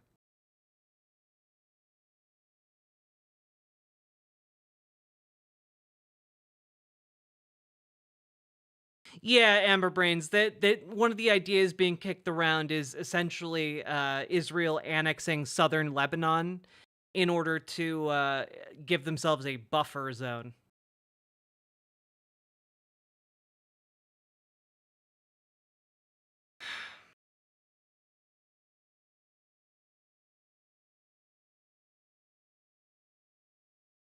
It's pretty bleak right now. But this entire article from Axios just baffles me, okay? U.S. officials say the Biden administration is extremely concerned, as they always are, about everything, about the risk of an all-out war between Israel and Lebanon, but hopes to use growing Israeli military pressure on Hezbollah to get a diplomatic deal to return civilians to their homes on both sides of the Israel-Lebanon border. And I just have to say, guys, if your village has been repeatedly bombed by anybody, would you ever feel safe at all going back to live there while the conflict is still going on? Because I wouldn't.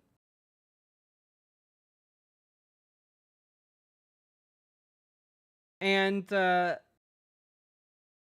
yeah, like this, the Lebanese Ministry of Health said 37 people were killed in the airstrike in a Beirut suburb, including 3 children and 7 women. Yeah, the Israeli intelligence services remotely detonated pagers and walkie-talkies, killing dozens of people, including at least 2 children, and wounding thousands more. Now, granted, many were supposedly members of Hezbollah's military units and institutions, but also a lot of civilians in there. And this is maybe the most baffling. Israeli officials said their increasing attacks against Hezbollah are not intended to lead to war, but are an attempt to reach de-escalation through escalation, which is one of the most dystopian phrases I think I've ever read in my entire life. Yes, we will achieve peace through doing more war. If we do more acts of war, that will de-escalate the situation.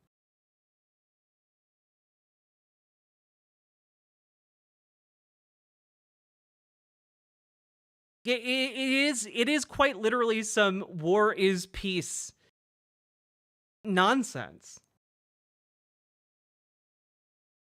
Irony is completely and utterly dead. And also, this is even more insane. U.S. officials told Axios they recognize Israel's rationale and agree with it, but stress this is an extremely difficult calibration that could easily go out of control and lead to an all-out war. Which, like, you agree with that? That is some insane bullshit. Like, on its surface. God damn. We agree with the rationale. The rationale of what? Antagonizing the world's largest paramilitary that sits right on your borders?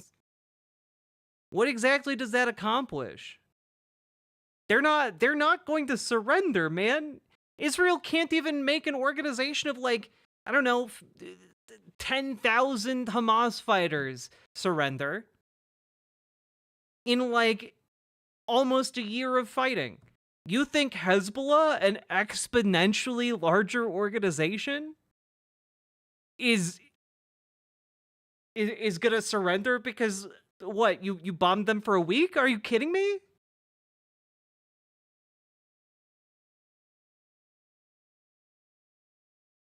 Here, I'll look it up, Bleak WMD. Hamas fighters strength. Let's see. As of June 2024, the Council on Foreign Relations estimates that Hamas now has between 9,000 and 12,000 fighters. I don't think they've ever had 20,000. That might have, like, 20,000 seems to me like an upper limit to how many they ever had. Hezbollah size. Let's see.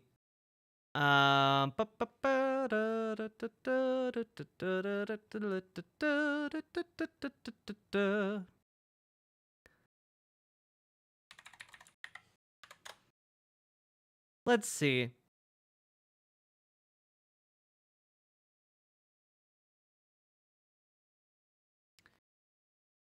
So Hezbollah has a very large estimation of its fighting strength.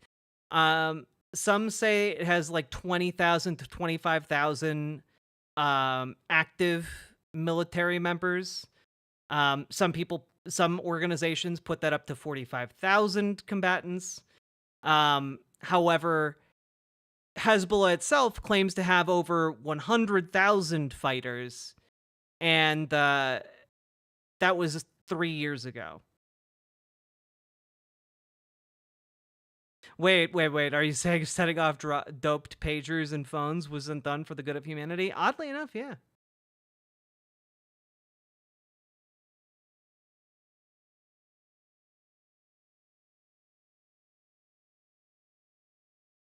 Didn't the missiles that Hezbollah shot at Israel not even do anything?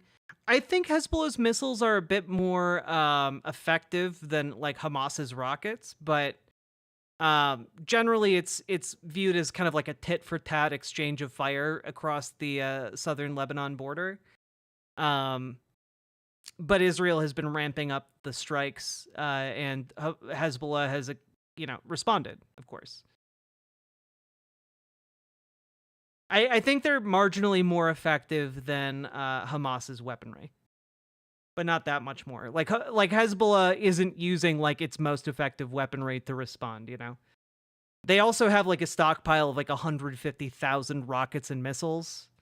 So like they can definitely fire a lot more and a lot stronger stuff.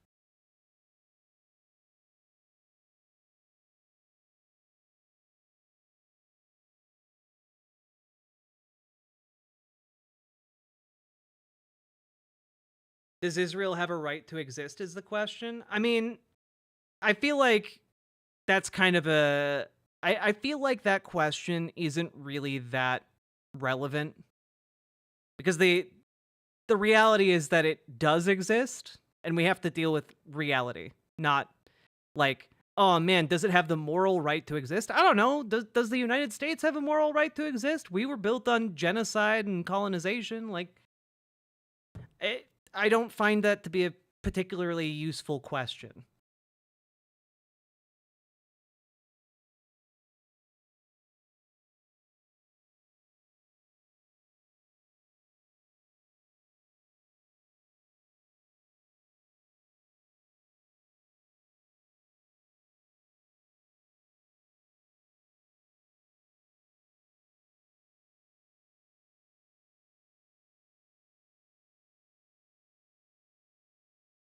I mean, I would definitely agree, Rob Adler. Ethno-states don't deserve to exist. I agree. I think that's bad. I think ethno-states bad.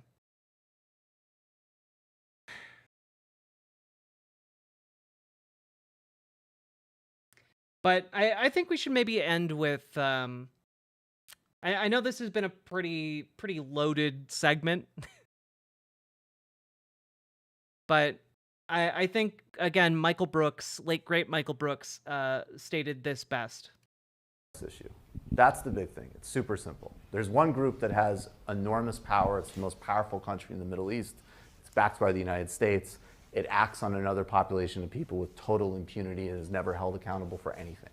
So there's no symmetry in the relationship, period. And just as like a thought experiment, IDW people, if we know that if somehow a population of Jewish refugees ended up in West Bank and Gaza, and an Arabic government in Jerusalem and Tel Aviv had an open-air prison in Jewish Gaza, which they bombed with white phosphorus, they killed civilians indiscriminately, and they had no provisions for medicine. They had an embargo that blocked food, that electricity wasn't running, that there was an over 48% unemployment rate, life expectancy and malnutrition statistics were horrifying. One of the major policymakers in this hypothetical Arabic Palestinian state said, we need to put those Jews on a diet. In the West Bank, there was another Jew. By the way, just as an FYI, this was recorded years ago, right? Like Michael Brooks gave this answer years ago. And you already had the groundwork that he referenced here of Israeli officials saying Palestinians need to be put on a diet, i.e. starved.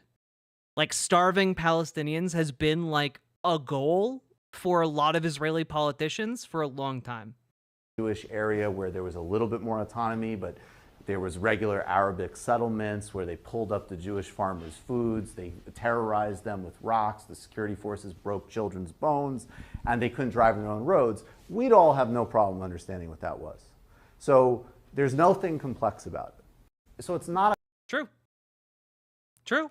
It's not a complex issue. Oh my goodness, I accidentally changed my transitions. That was weird. I didn't like that. Fucking clock transition, Jesus. The clock wipe, man.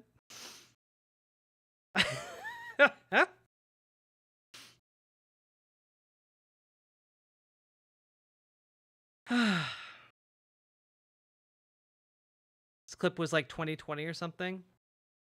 Yeah.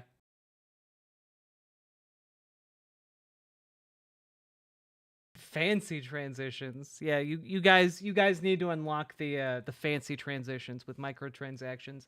But no, ultimately the conflict is very simple.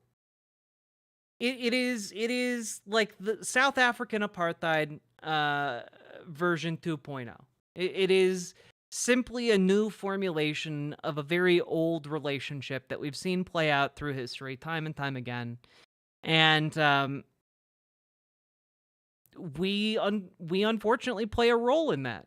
In the US, we set up and help perpetuate that system. And as leftists in the United States, we should constantly be seeking to build up political power by whatever most effective avenues we have before us in order to get to the places where we can have access to the levers of power so that we can solve this very simple, like, humanitarian issue. This very simple issue, which is simply the United States needs to exert its diplomatic, economic, and military power in order to bring about an end to this particular conflict. It is not difficult what we need to do. It's not hard to conceptualize that, but what is difficult is mobilizing the people we need to get there.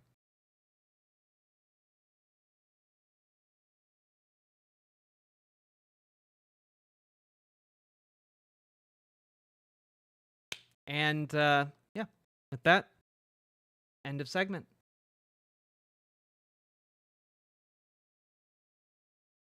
Wait, it also, like, this is part of what makes me so frustrated with people like Brianna Joy Gray or like the Green Party or Cornel West, is that they talk the talk, but they don't walk the walk.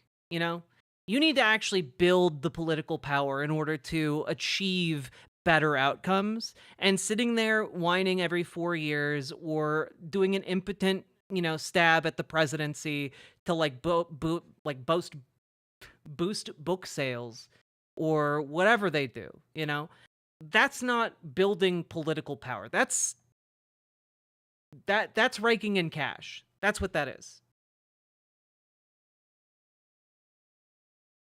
And if you actually believe what you say you believe, then you should be working to build the largest coalition possible in order to, wield power, in order to have a seat at the table, and then to get more seats at the table, and then get more seats at the table, and expand how many seats you have at the table until you're the one running the table. That's how power works in a democracy, in our system. And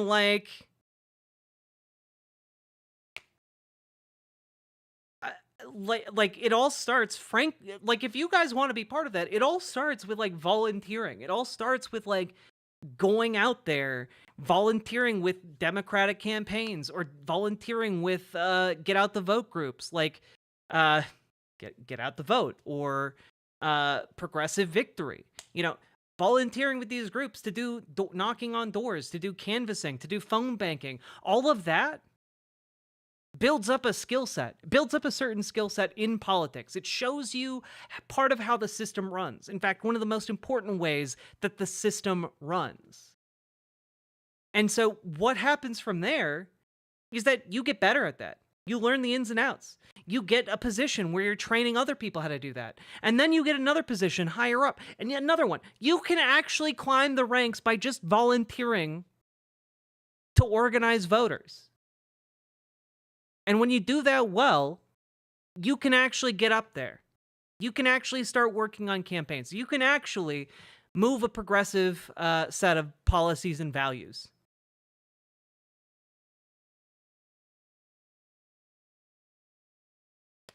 It just... So many people just want to jump to winning, and that's not how winning a political fight works. You don't get to skip ahead to the end, to the glorious revolution or whatever LARPy bullshit you have in your head. You actually have to sit down and do the work of organizing the unions, organizing voters, organizing people, because our power is people power.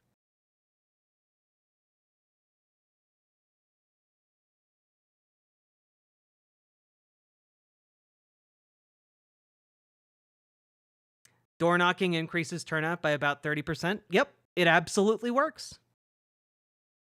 The more people that go out and knock on doors, get people involved in the political process, make people realize that they are more powerful than they give themselves credit for in our current political system, that makes a difference.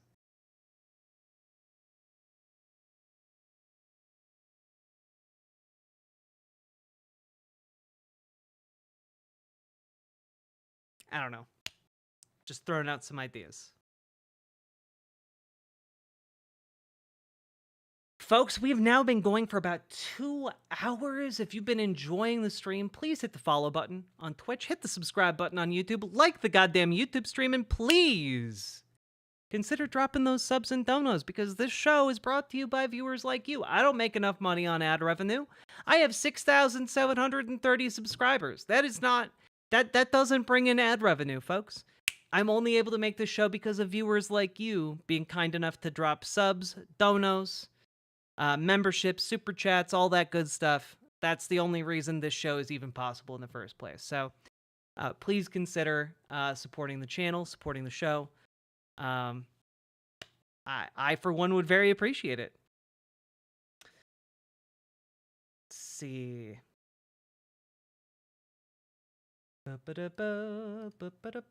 Closing tabs.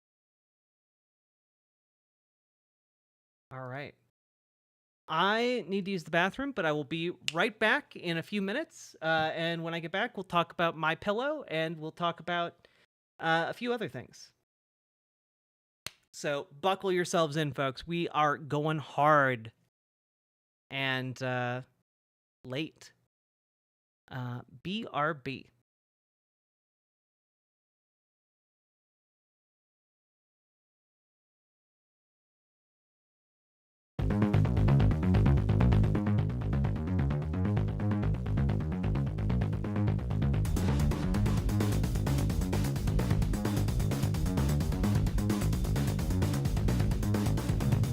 They're eating the dog. They're eating the dog. They're eating the cats. They're eating the pets of the people that live there. And this is what's happening in our country, and it's a shame.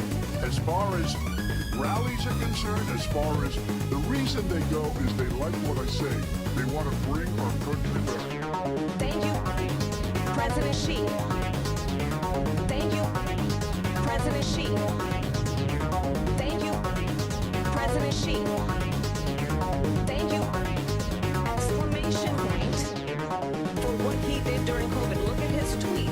Thank you, President Xi, exclamation point. When we know that Xi was responsible for lacking and not giving us transparency about the origins of COVID. President Donald Trump was fired by 81 million people. And you know what? I'll give you a little secret. He hates her. He can't stand her.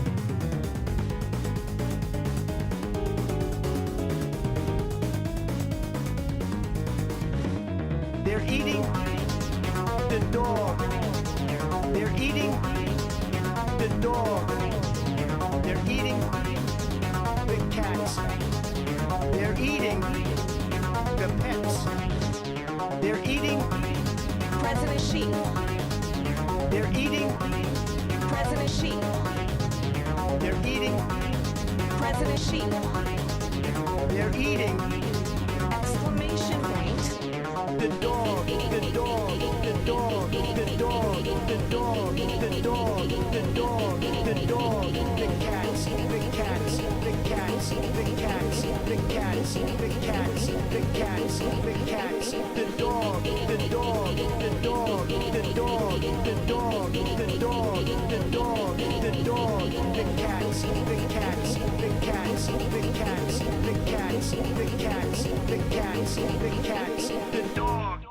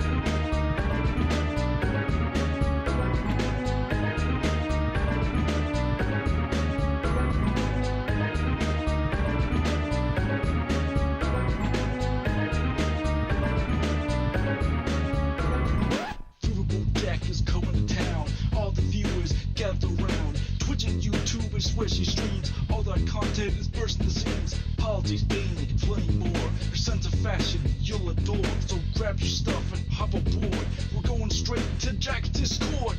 Riverboat Jack, Riverboat Jack, Riverboat Jack, Riverboat Jack, Riverboat Jack, Riverboat Jack, Riverboat Jack, Riverboat Jack. That's what I'm talking about.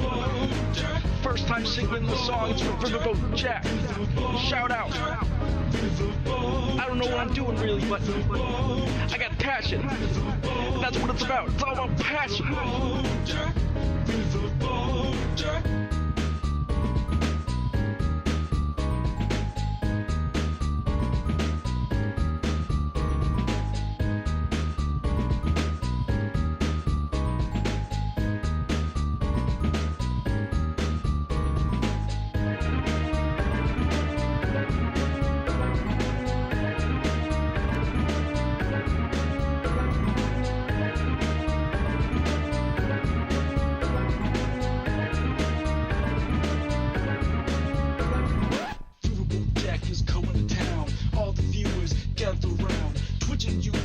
Where she streams all that content is bursting the seams. Politics, gaming, and plenty more. Her sense of fashion you'll adore. So grab your stuff and hop aboard. We're going straight to Jack's Discord. Riverboat Jack, Riverboat Jack, Riverboat Jack, Riverboat Jack, Riverboat Jack, Riverboat Jack, Riverboat Jack, Riverboat Jack, Riverboat Jack, Riverboat Jack, Riverboat Jack, Riverboat Jack, Riverboat Jack, Riverboat Jack, Riverboat Jack. He called himself a hillbilly, wrote an elegy. His problem and his trouble is he went back and he doubled down on the fascism and the lies, and then he made a fatal crime. Couch fucker, what's your deal? J.D. Vance is cut by Peter Thiel. Couch fucker, why must he lie? We must stop Budget 2025. Well, in 2005, you wrote back then only one time. I felt femininely when I saw that movie about New Jersey. I don't know what's wrong with me, but I must deny. And that's when J.D. Vance said he wants trans people to go die. Couch fucker, what's your deal? J.D. Vance is cut by Peter Thiel. Couch fucker, why must he lie? We must stop Project 2025. At the RNC, he felt maybe I'll be free if I take up on this task, being MAGA starting grasp to take over the country. I think J.D. Vance needs a swirly. Couch fucker, what's your deal? J.D. Vance is cut by Peter Thiel. Couch fucker, 2025.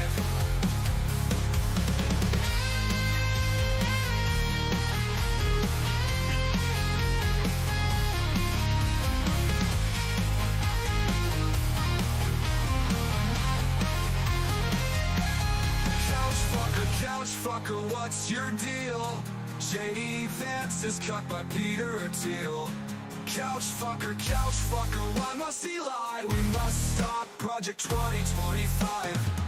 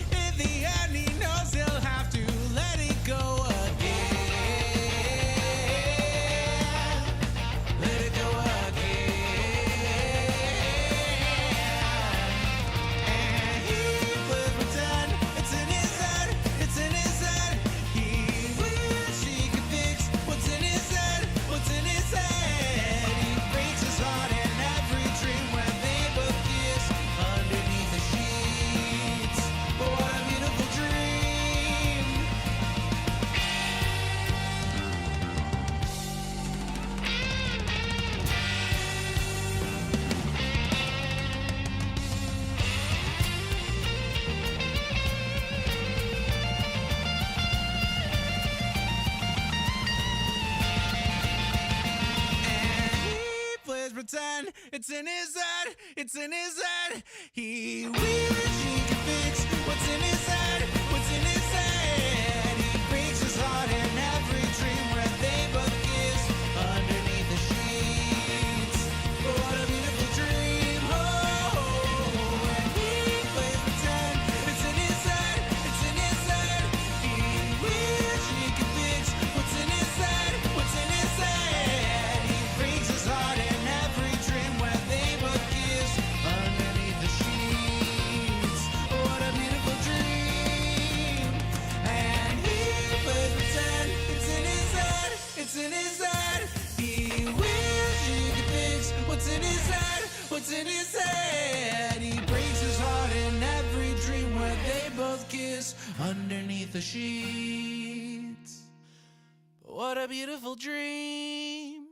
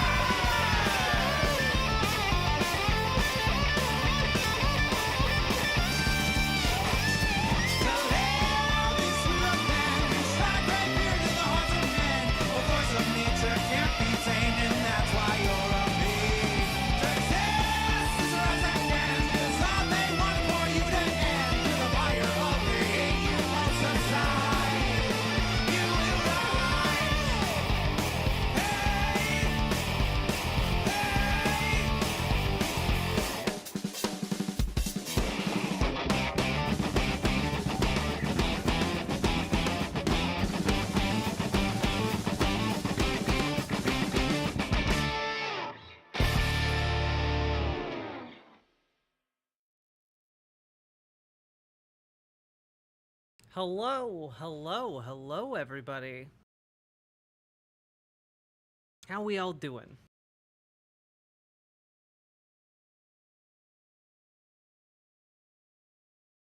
So fun. I am back. Hello, everybody.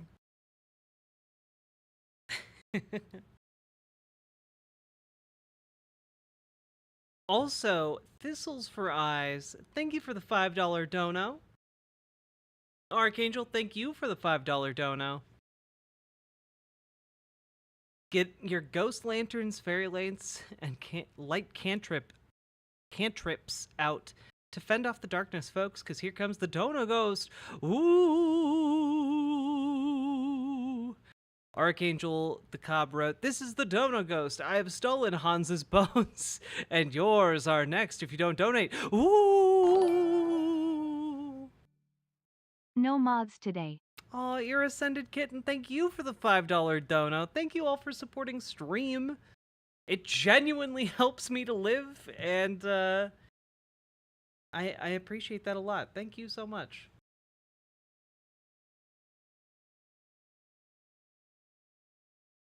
Sweet Myths, we all love your bangers. And that's all your music. Nothing but bangers. Hey Zoe the Fox Girl, sorta new to your channel, but I've been loving the content. Well, I'm glad you've been loving the content. Because that's my job. Can we talk about Albania, please? I don't know enough to talk about it, so I'm not going to talk about it right now. When I can do the topic justice, we'll talk about it.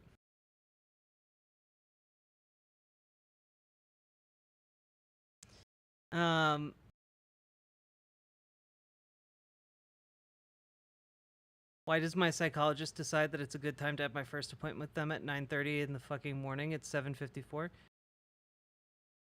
I don't know. Probably because that's when they had an opening. Like 9:30 is like a normal time for things to happen.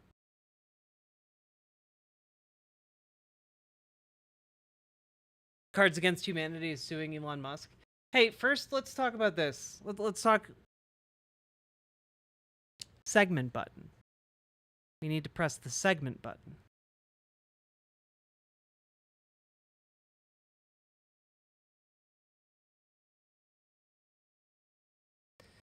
Segment button. So, guys, there is a man named My Pillow, and he makes a product called Mike Pillow, okay, for, public consumption. The product is basically a buffoonish type of act he puts on for the world to see, and he uses this act ostensibly to make money, but as far as I can tell, it's just a losing proposition. The investment's been very bad. And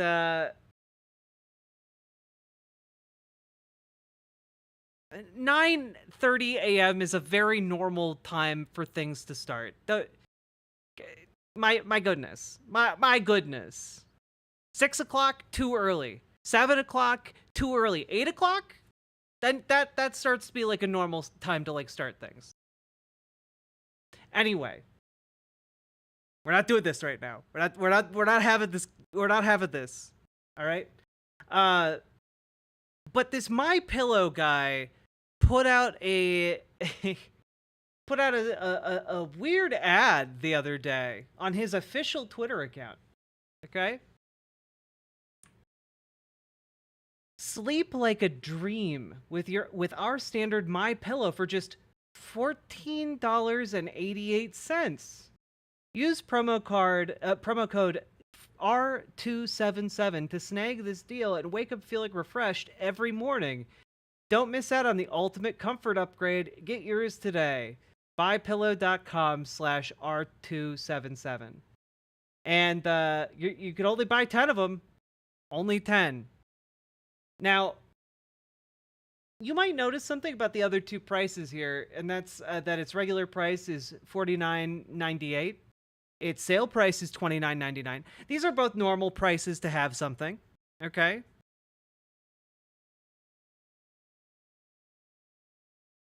$14.88 is a weird price. Usually the 99 usually a product is set at 99 cents to make it, you know, have the appearance of something that's less than, you know, the $1 more that it would usually cost. So the 88 is weird, and it's also weird combined with 14. You see, there's a very prominent neo-Nazi number code. And there are there's two components here. First is number 14.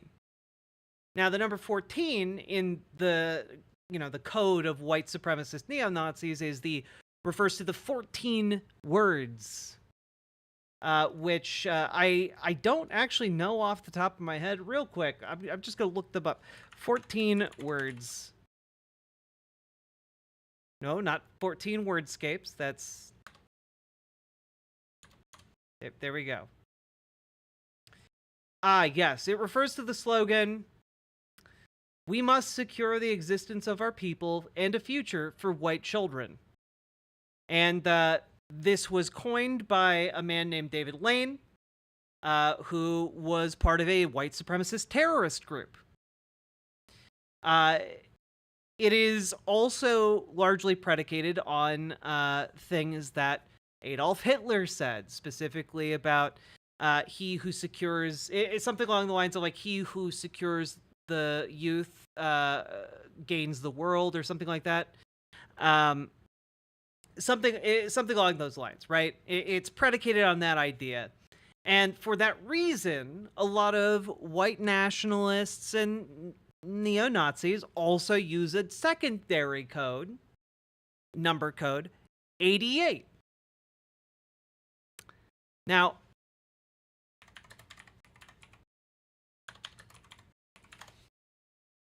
what does the 88 stand for? Well, it stands for 2 letters of the alphabet, or rather 1 letter of the alphabet. The 8th letter of the alphabet, repeated twice, HH. And that stands for Heil Hitler. That's what it stands for. So you have the 14 points, or the 14 words predicated on something Hitler said, and Heil Hitler. And, well, let's just say either this is a very weird coincidence that I could not even fathom how it would come about, or this is just the My Pillow guy straight up doing 4chan Nazi dog whistling. That's it. There's not really any other option here. Like, those are the 2 options, and frankly, the most likely outcome is that he's Nazi dog whistling here. Like, this guy's brain is like it's less than soup. It's whatever you get after you leave out soup too long.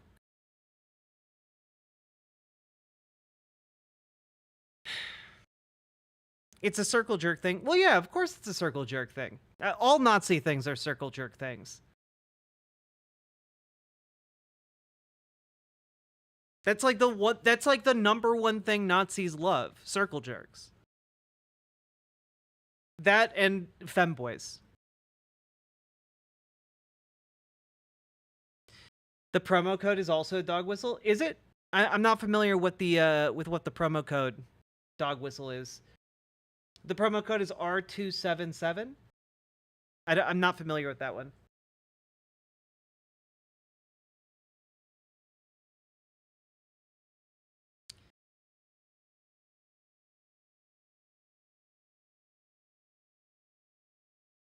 Gilbertus Maximus, my understanding is that absolutely not.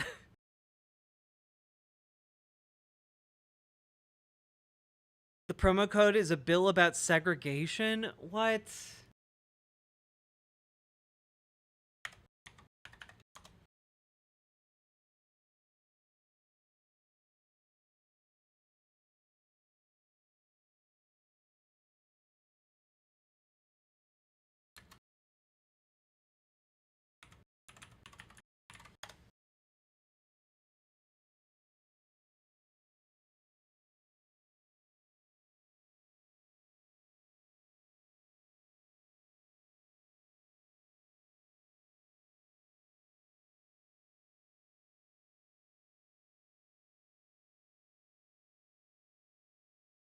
I mean, when I Googled it, I did find this. Equity training is now considered discriminatory in Utah's K through 12 schools. It prohibits some DEI practices in schools. Yeah, the previously called Educational Equity in Schools Administrative Rule R277-328 had reinforced federal protections for students and educators by mandating the schools provide staff with equity training. Now under the new name Equal Opportunity in Education, the version that was revised by the Utah State Board of Education on Thursday goes in the opposite direction. It prohibits any training or practices related to diversity, equity, and inclusion, or DEI. Yeah, cool. Cool.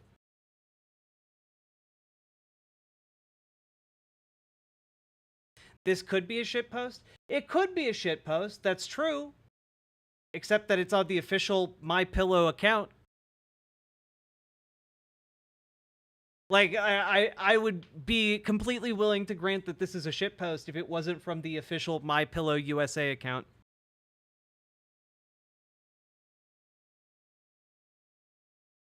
It does read like a Nazi shitpost. I will give you that.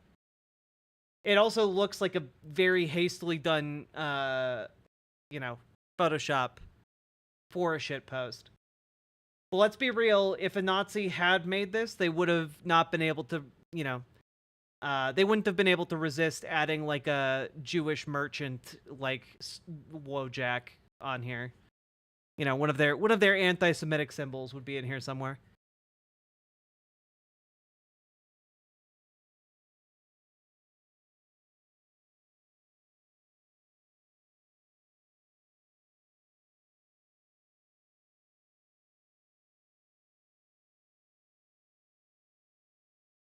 Oh, might be Republicans, 277 electors. Trump wins, maybe. Who knows? Like we're basically playing a kind of game where let's like guess what kind of delusion this particular arcane set of symbols actually references. We're basically in trying to discern the true meanings of absolute gibberish.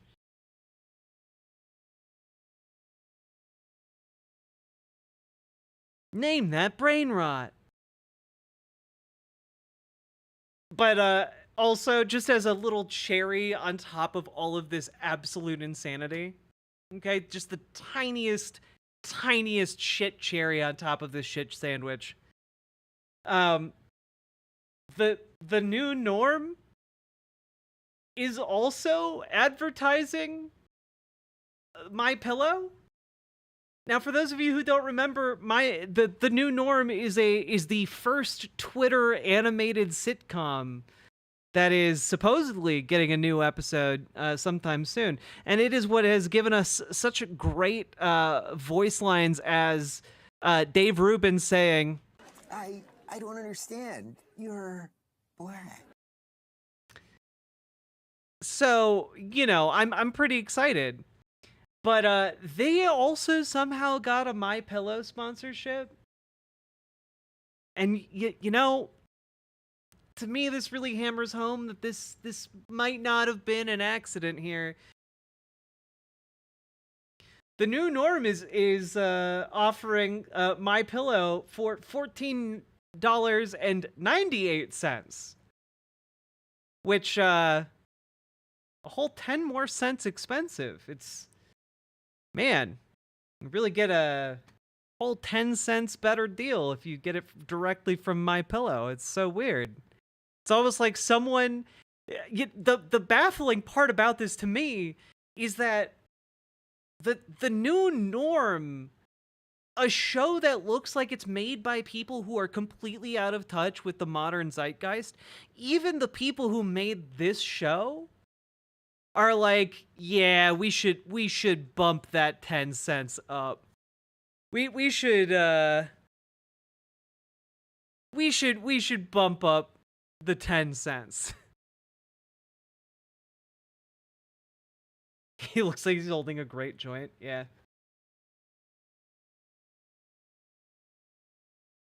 So I don't know. I think this is a pretty good case of like open and shut. Like it's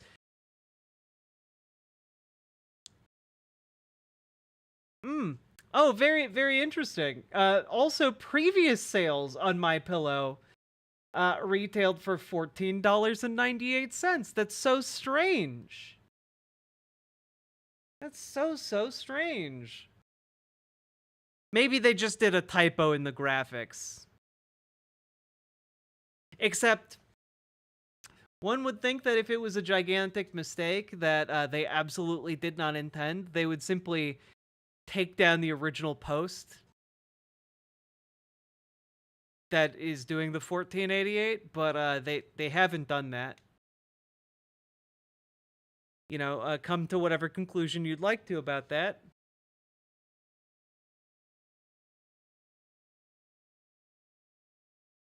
Oh yeah, Zelrex.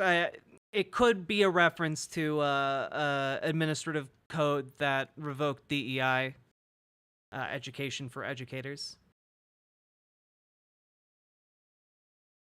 Anyway, yeah, I just think that we're getting a new piece of MyPillow lore, and that's that it seems like MyPillow, or Mike Pillow as he's sometimes called, might be a little bit on board with all the Nazi dog whistling stuff. So, you know, worth knowing about, I guess. God, my hair is wild.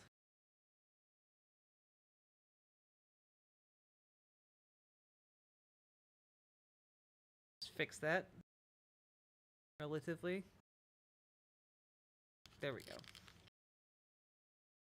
Still looks like shit, but it's fine. It's my shit.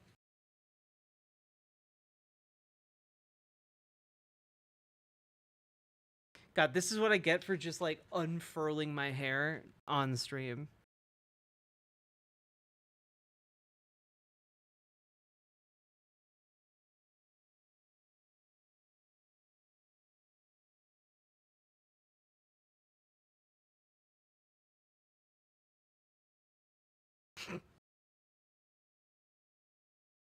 Have I seen Twilight of the Gods on Netflix?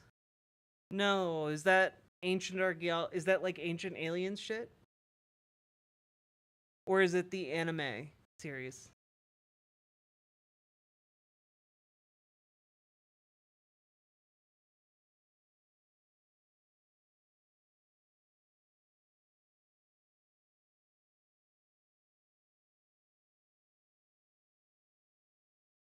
It's good, very gay. The animated cartoon I'm currently looking forward to is the Assassin anime.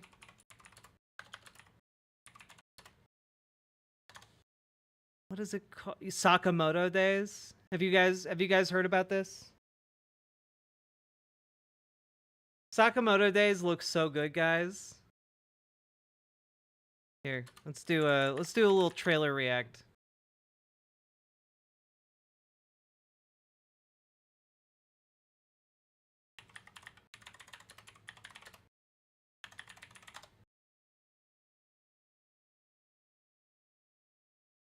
Here, let's do...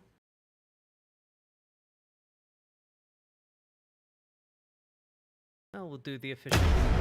Oh my god, it's so loud. It's so loud. Holy shit. Okay. My god. Try that again. Sakamoto Days, everybody. It's about a retired assassin who just wants to be a good family man. 最強の殺し屋がいた。その名は坂本太郎。引退、結婚、そして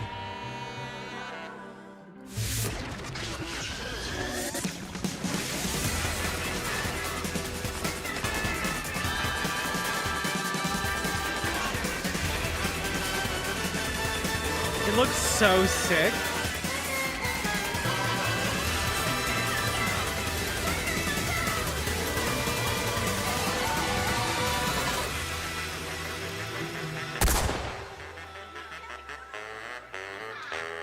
Amman mo ありだな。 Also, like, Way of the House Husband should have been so much better.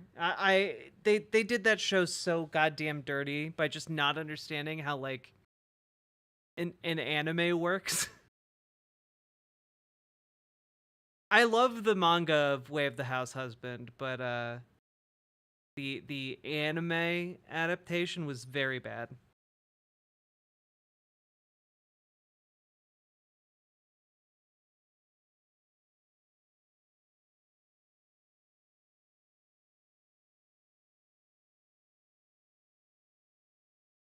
I adore his design. He's so cute.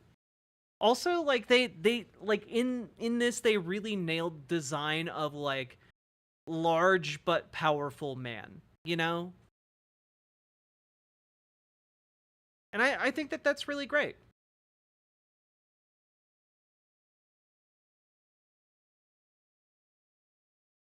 The manga author specifically requested that style of adaptation.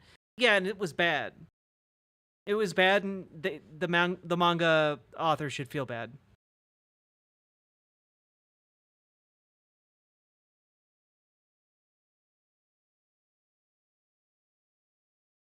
Yeah, Thistles for Eyes, I found it basically unwatchable, unfortunately.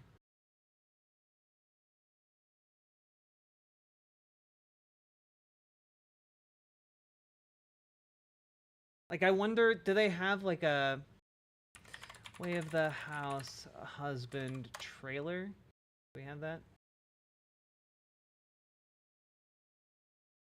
Yeah, here you go.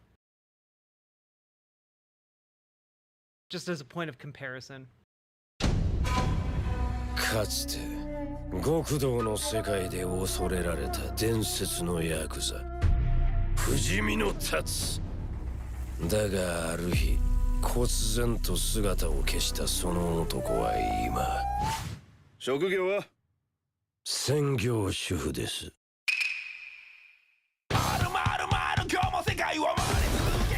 愛する家族のため主婦道邁進いたします。完全手作り純度 100% やで。調子ぐらいいいじゃん。わがまま言う子にはもうゲーム。If you're like, wow, this doesn't seem to have a lot of movement in it, it's because this is the maximum amount of movement you see in the entire show. 買わへんで。ハンバーグプレートへ。白いもんと色柄もしまわへんか。色移りなめとんのか。It's like you're watching a slightly animated, like, I don't know, like how you can buy like slightly more expensive like color manga, but it has like animation effects over it. This is like that, yeah. なんでヤクザやめたんすか。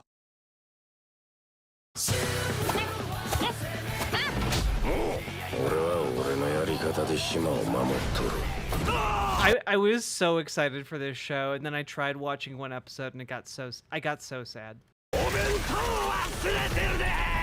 毎日の家事がちょっと楽しくなるアットホーム人情コメディネットフリックスで独占配信。ネットフリさんほんまアコギな商売してまんな。極主婦道金ならある。とっととブツを用意してくれ。あとポイントカードは作れるか。 The worst part is like the manga is great. Like I would recommend reading it, but the adaptation, no, not so much.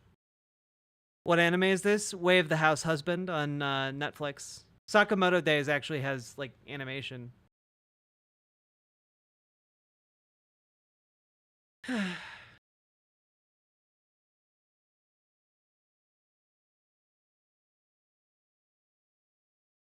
I tried watching My Senpai is an Otokonoko, and I get real weird vibes off of it. I don't know. It hit me wrong. I think. Like it always is really weird to me when like an anime is like does like the, oh, I just look and dress like a girl, but I'm not trans. Like that, I don't know. I've seen it happen so many times in anime and like manga that I'm just kind of like, oh, okay, yeah. She has a lot of trans stuff later in the show. I mean, maybe I just need to give it another stab, but like the entire first episode leading up to I'm not really a girl, and like then the girl who confessed to the main character being like kind of a chaser about it, like just really, I don't know, it left a really bad taste in my mouth. Like I still remember a lot of the times when like I was first like coming to terms with being trans and being like online, and I'd tell someone that I was trans and they'd be like, "Oh my god, really? That's so fucking hot." And like, you know, you could like tell like the guy that you were talking to was just furiously masturbating about it. It just made me like uncomfortable in that way, and that might not be fair to the show. That's just a me thing.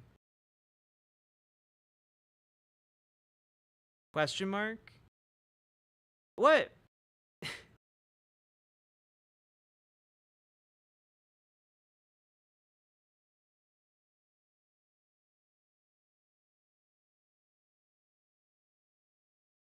The flood of chasers is not, it's not fun, you know? There's a learning curve to it, and it can be rough.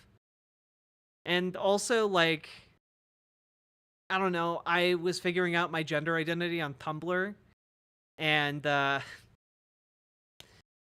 me tell you, there were a lot of people on Tumblr back in those days just looking to you know, touch themselves.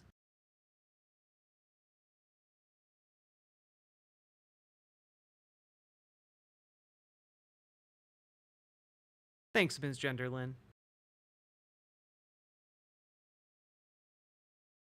All it takes is one post on Reddit and then they come. True. True, Zelrex.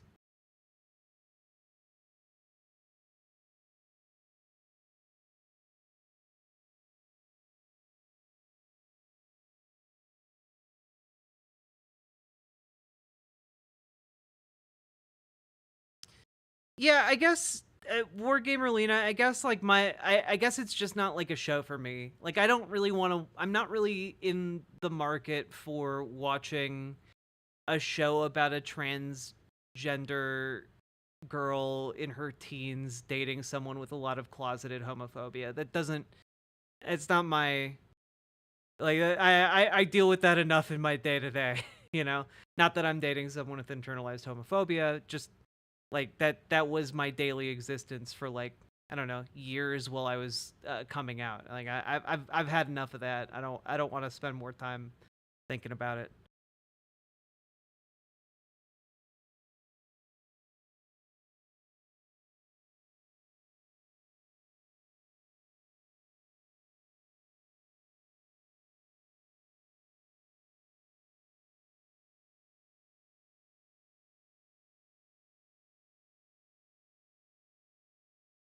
Got strange stares and lip bites from the drunk college students at my former job. All shift, every shift. It's so icky. I'm sorry to hear that.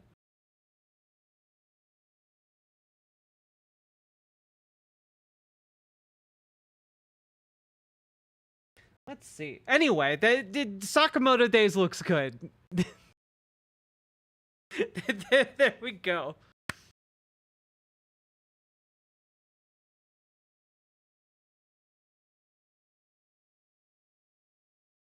We did it. We made it through a segment. We did it. Oh, wooga! All right, folks. We have a segment for you. But we've been going for almost 2.5 hours. If you're enjoying the show, hit the follow button, hit the subscribe button, hit the like button. Consider dropping those subs and donos. Because we're about to jump into a long segment here, folks. Long-ass segment.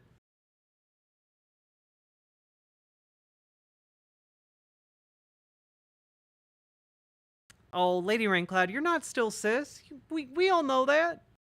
And you're not a fake trans. You're not a fraud. Come on. Lies. Don't be mean to my friend.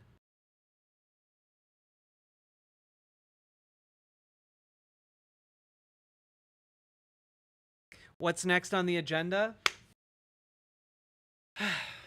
What's next is me taking a big sip of water.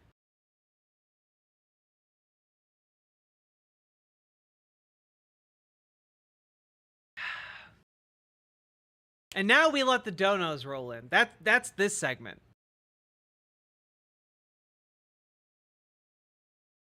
Cricket. Cricket. Okay. You can sip bigger than that, that's true.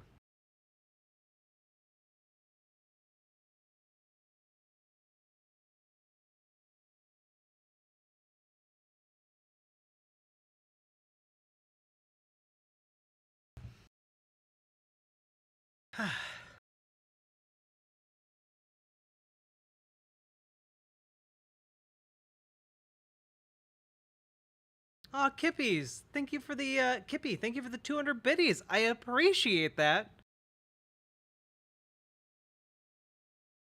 I forget I'm transitioning half the time, and I tell myself it's not me faking transitioning, because transitioning doesn't mean anything. Doesn't mean changing my whole personality. It's true. Transitioning is becoming more yourself, not less. Hi, Jill here, Jill of all trades, mistress of none. I want to thank you for being so transparent with everything while also translating all this politics stuff for us. See what I did there? Trans? Trans? Lady Wrinkle, thank you for the $5 dono. I appreciate it. Thank you for feeding the dono ghost, keeping it from my dreams for a few seconds longer. You should be listening to ships, not crickets. America doesn't understand cricket. It's true. America does not understand cricket. Oh no, Sam Cedar! Wow, what a fucking nightmare! That's the game we understand. We understand the oh no Sam Cedar game. That's our national pastime. Now, let's go, folks. Our next segment is going to be, well, here. Folks, our next segment is going to be Mehdi-Hassan talking about Gaza in a debate with one Elon, I'm not sure how to pronounce the first name, Levy. And I think it's going to be a good segment. Let's dive right in. I love watching Mehdi-Hassan. I like seeing him get a little punchy. A perfect I don't know, interlocutor in I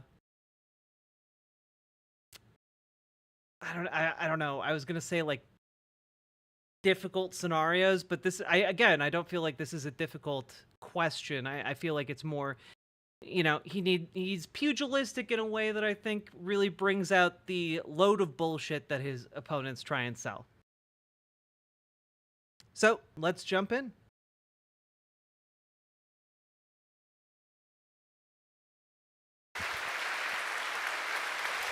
Whew. Good evening, everybody. I am so sorry about the late start. A few minutes ago, I was trying to place a pizza order for 500 people to hand out to you, and the folks who are still out on the sidewalk who are processing as quickly as we can. There's still a few. But we wanted the security check to be thorough, and its thoroughness slowed us down a little bit. So Well, it depends on how interesting it is, Wargamer Lena. our apologies for that. And I'm going to skip through some of my usual preliminaries to save a little bit of time. Very, very briefly, what I want you to know about our program, Open to Debate. Some of you are regulars from the time when we were, but now we're in with you applauding things that I want to now welcome to the stage two people who are critical to making Open to Debate happen, Leah Mathau and Clea Connor, our CEO and Chief of Content.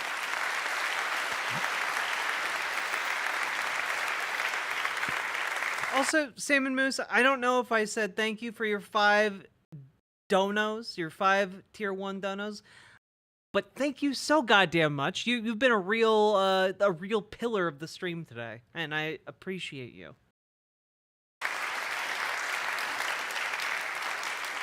I want to introduce them, and it's my pleasure to introduce them because we have grown so much, particularly in the last few years, and it's really a spectacular thing for us to be back on a stage in New York City, which was very much in our DNA. And I want to talk a little bit about this debate. Okay, how about we jump ahead to the actual beginning of the debate? How about that? Debate, I'm John Donvan, and we are gathered for something remarkable here.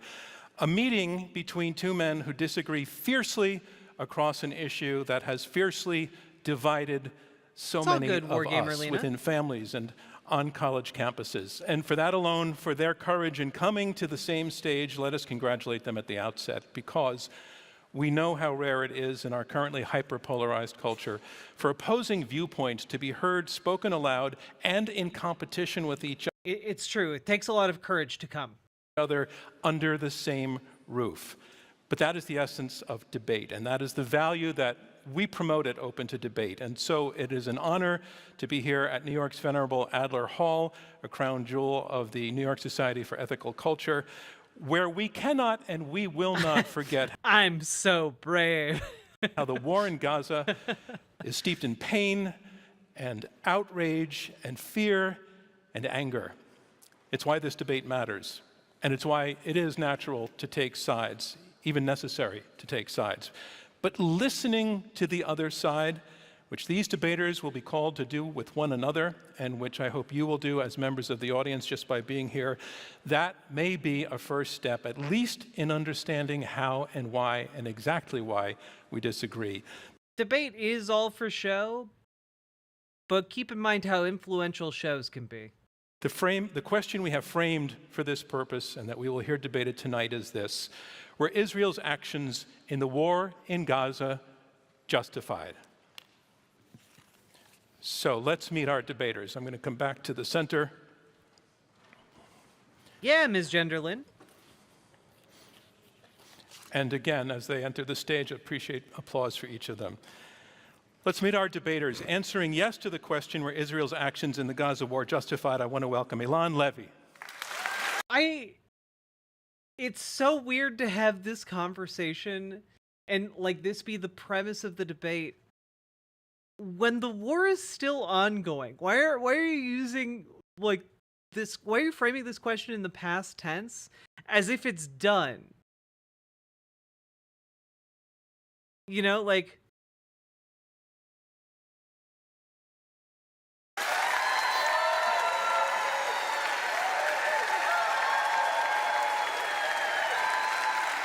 Like phrasing it like it's been, it happened 10 years ago. Oh, was it justified? Thank you. Ilan, you are the, if you can stay with me here, you're the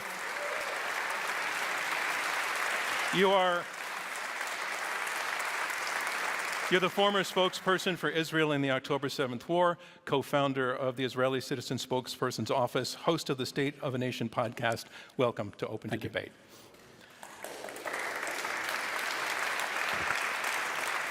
And here to argue no to the question, were Israel's actions in the Gaza war justified, I want to welcome Mehdi Hassan.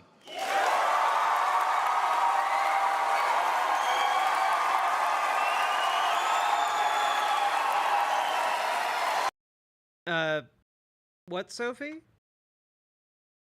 You just said, by the way, if anyone wants to donate directly to Gazans so they can buy food, access medical care, and escape to somewhere safe. But then you didn't link anything. Gaza funds? My other question, is this vetted?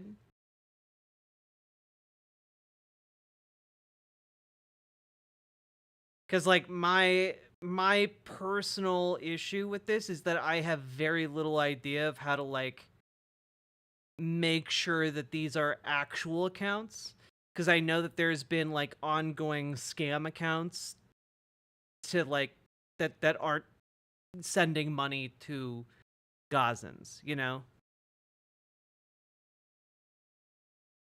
I'll look more into it before I start boosting anything. So I just need to do my due diligence.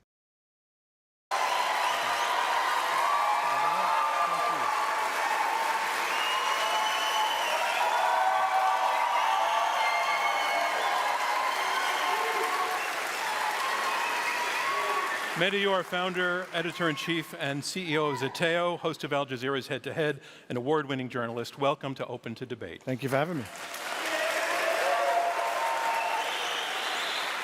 And gentlemen, thanks each of you for being here tonight. Let's start it with a handshake, and then we can begin the debate. Glad to take this offline. Thank you.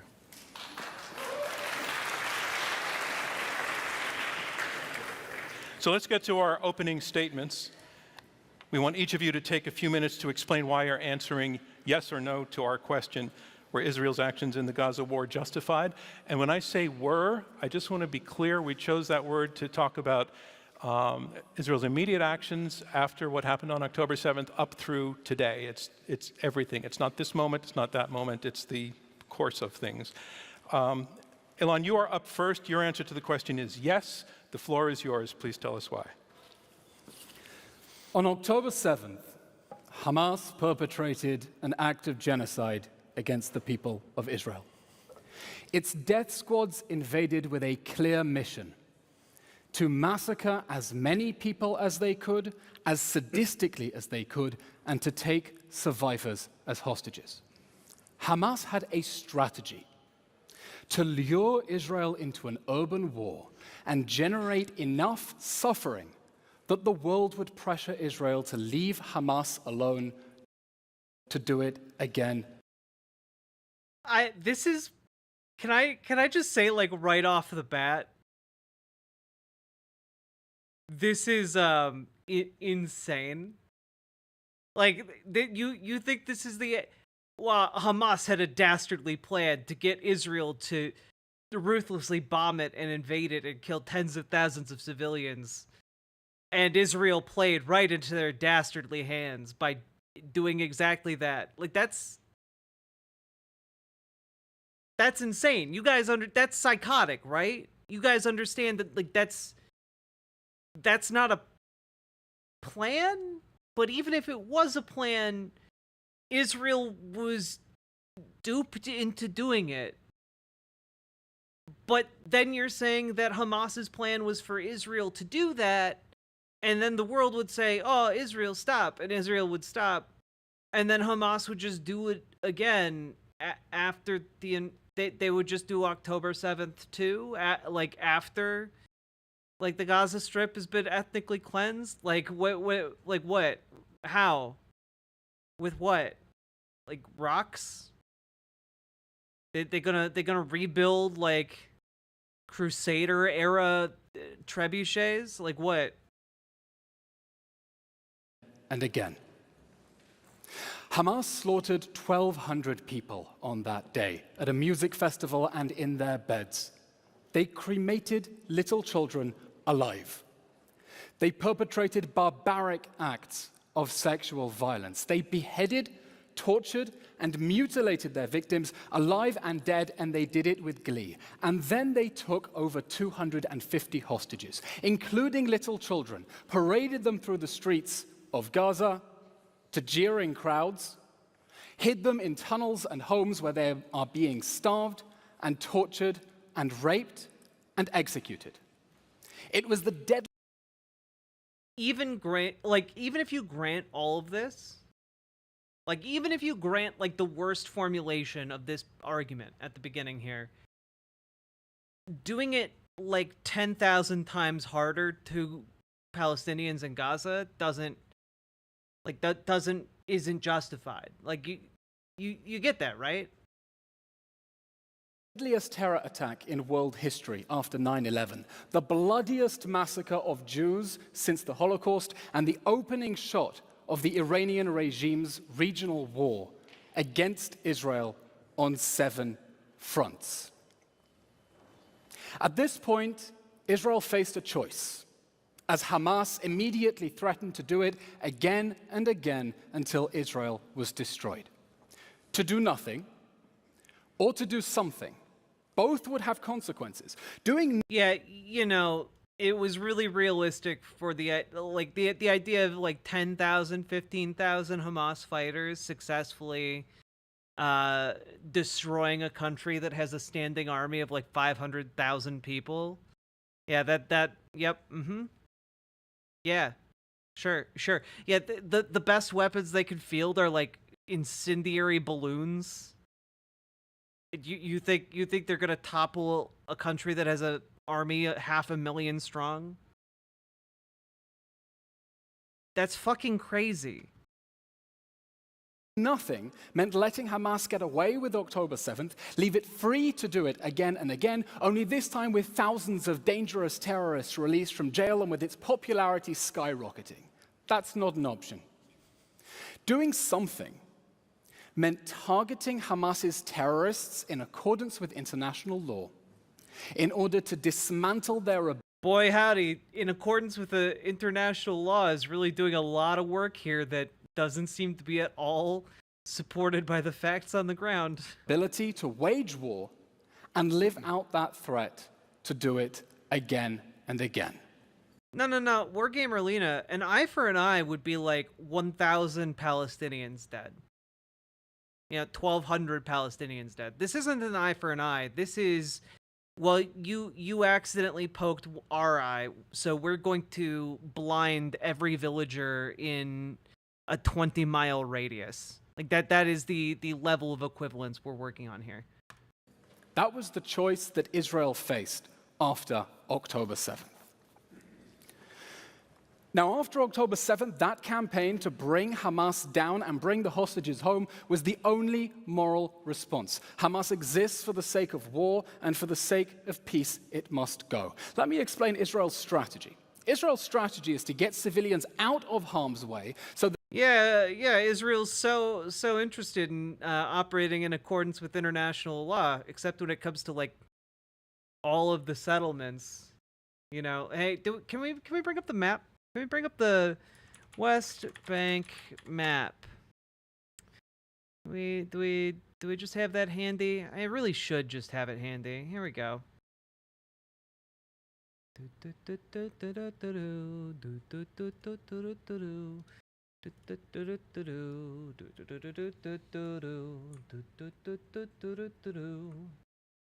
All right. So, folks, this entire, like, dark green area here, very interestingly, actually, maybe this research gate is better. Yeah, this map is better. So, all of these blue dots in the West Bank are settlements. All the blue, okay, in the West Bank here, these are all illegal settlements under international law. All of the purple dots are outposts that will one day be turned into settlements. As you can see, it's just slowly growing across the entire region. And, yeah.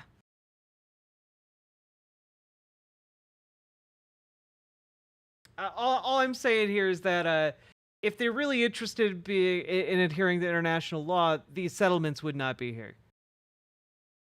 That it can target Hamas's terrorist infrastructure under their feet. Hamas's strategy is to keep civilians in harm's way so that it can use them to shield their military infrastructure.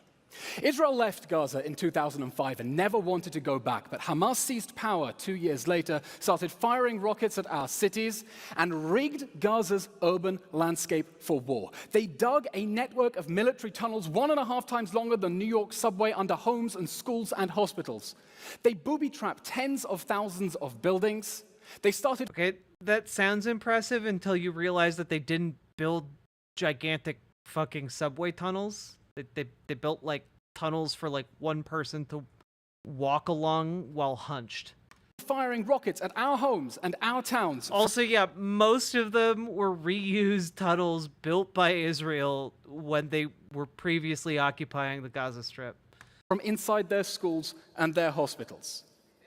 In response, Israel's actions are to target Hamas's terrorists and to take unprecedented efforts to keep their civilians safe from their own leader's sick strategy to sacrifice them on the altar of jihad. That's why it keeps repeatedly urging them to get out of harm's way from Hamas strongholds and flooding the area with over 1 million tons of aid, because it keeps saying this is a war against Hamas, not the people. Yeah, I don't know. I feel like this might have been recorded prior to Israel, you know, detonating thousands of pagers and walkie-talkies that were, you know, in public areas and killed or maimed, you know, civilians, including children. People of Gaza. Now, the suffering of my neighbors in Gaza is horrific. I blame their psychopath leaders for launching this war, fighting it inside civilian areas, and refusing to release the hostages and surrender. Okay, I'm calling it now. This guy is gonna lose his shit so hard in, like, I don't know, maybe even in the middle of Mehdi's opening statement. Like, I think this is gonna turn into, like, this guy being an absolute clown. Now, tonight's debate is about whether Israel's actions in the war in Gaza are justified, in a context in which I hope we can all agree none of the enemy's actions are justified. Because we are fighting a jihadist... Man, is he really opening with a "Do you condemn Hamas?" I hope we can both agree. Do you condemn Hamas, Mehdi? Army that has as much respect for humanity and law as Mehdi Hassan has for the truth. Mehdi may say, I condemn Hamas's acts on October 7th. Oh my God, dude, he is. He said it. He said it. But he will not condemn its strategy because he is part of its strategy.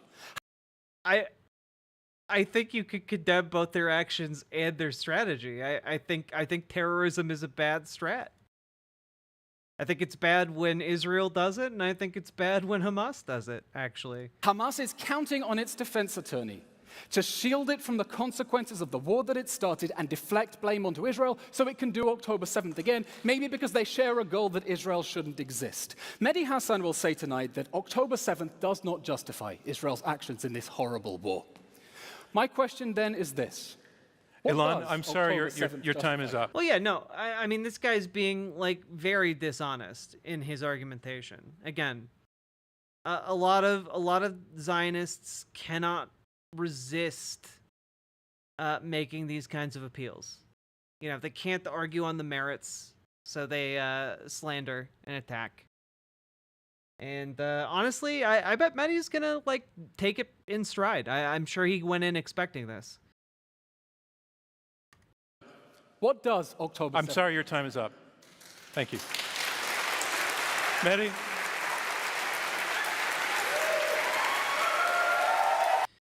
Evil Nala, I don't care what level of, like, grave desecration was happening. I don't think that justifies killing hundreds of people. You know, especially non-combatant civilians. Like, man...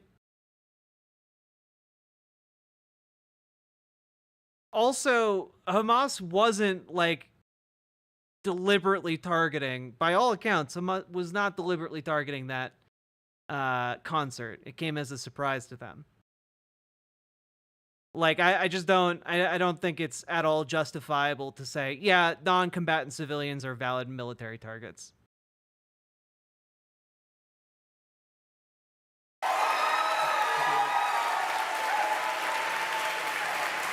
Elon, in already calling your opponent a liar, you have already crossed one of the lines of the culture that we try to establish here.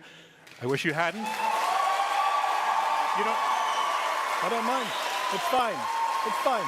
It's fine. I can do this. You don't need to do that to make your case. Please. I guess I missed this a little bit. Thank you. Mehdi?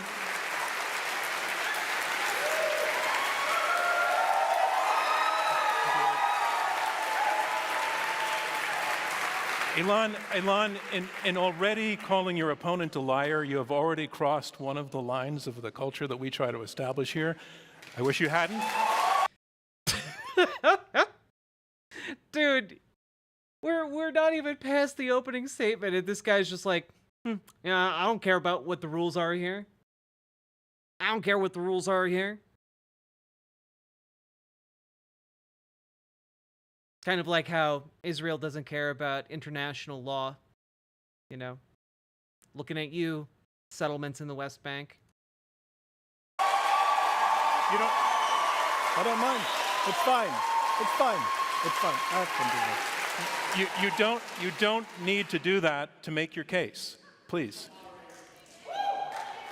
Mehdi Hassan, you are answering no in answer to the question, were Israel's actions in the Gaza war justified? All right, so, ladies and gentlemen, the question, were they justified? Were the actions justified? And it would be great if you didn't feel the need to respond to the personal attack, because it'll waste We'll time. decide when we get there, John. Were they justified? No, obviously not. Of course not. October the 7th, I think we can all agree, was a crime, a war crime, right? We can all agree on that. Mehdi's just got the riz, man. We'll decide when we get there. Classy response. You know, leaves his options open. And taking hostages is a war crime, and those hostages should be released. But to destroy an entire place, an entire people in response is never justified. Never justified. How are we still I don't understand how we're debating this more than 40,000 deaths later. I don't understand how we're still debating this sitting in the comfort of New York, 7,000 miles away from a place that the UN Secretary General has called hell on earth. Justified? Justified? Was Israel justified in carrying out one of the most intense civilian punishment campaigns in history, according to Dr. Robert Pape at the University of Chicago? I mean, keep in mind here, we just did a story about how Netanyahu is seriously considering a plan to besiege northern Gaza and deny food and water to over 300,000 civilians that currently reside there in an effort to basically ethnically cleanse the entirety of northern Gaza. The idea being all the civilians will leave in exchange for food and water, and the Hamas fighters will remain. And then, you know, after a certain amount of time, anyone in northern Gaza will be a valid military target and just labeled as Hamas. And that strategy will then be used in Rafah, in southern Gaza, and elsewhere, you know, like the West Bank. So we already have plans like that circulating, and just seems to be that, like, the collective punishment just keeps getting doubled down on. Dropping 500-pound bombs, 1,000-pound bombs, 2,000-pound bombs on schools, hospitals, universities, bookstores, libraries, mosques, churches, refugee camps, apartment buildings, cemeteries, destroying a higher percentage of buildings in northern Gaza than the Allies destroyed in Dresden during World War II, reducing Gaza to 42 million tons of rubble while they got people out of the way. How is that justified? Dropping a bomb, for example, on a 6-story apartment building in central Gaza last October, killing more than 100 people inside, including more than 50 children, with no Hamas target in sight, according to Human Rights Watch, with no explanation offered by the Israeli military. Even till today, was that justified, Elon? Evil Nala, no. Hamas's leadership are fundamentalist, like, nut jobs. Like, they are not reasonable people for the most part. Like, they fully intended to kill a lot of people on October 7th. Like, the idea that they were just gonna they were just gonna imprison people. No. Like, we can engage with Zionist propaganda without engaging in, like, deifying terrorists. Was Israel justified in telling people to go to safe zones and then bombing them? And our ally is not Hamas. Our ally are the Palestinian people. Okay, those are the people we stand for, not Hamas. Killing them in those safe zones? According to NBC, there were 7 deadly airstrikes between January and April in areas that the Israeli military had specifically designated as safe zones, killing Palestinian civilians like Sabrine Sakani, who was 30 weeks pregnant at the time. She was killed in a safe zone in April. Her little baby, newborn. Yeah, Hamas is literally in power as like a controlled opposition funded by Netanyahu. It is literally an extremist organization that exists to justify Israeli propaganda and domestic aims. Baby died less than a week later. Was that justified too, Elon? Was Israel justified in killing a record number of kids in Gaza, 16,000 children, turning Gaza into what the UN has called a graveyard for children, according to Save the Children, killing more kids in the first 3 weeks that were killed globally in each of the past 4 years, killing little kids like 6-year-old Hind Rajab and her 15-year-old sister Leanne, firing 335 bullets into the car they were in. 335 bullets. And then killing the 2 paramedics who went to try and rescue them. Was that justified too, Elon? Was Israel justified in killing a record number of aid workers in Gaza? Right? I mean, I'm guessing that Elon is going to argue that, like, they're just individual bad apples, but overall the mission is good. Record number. Guessing that's going to be his retort. Targeting again and again, systematically, car by car, according to Chef Jose Andres.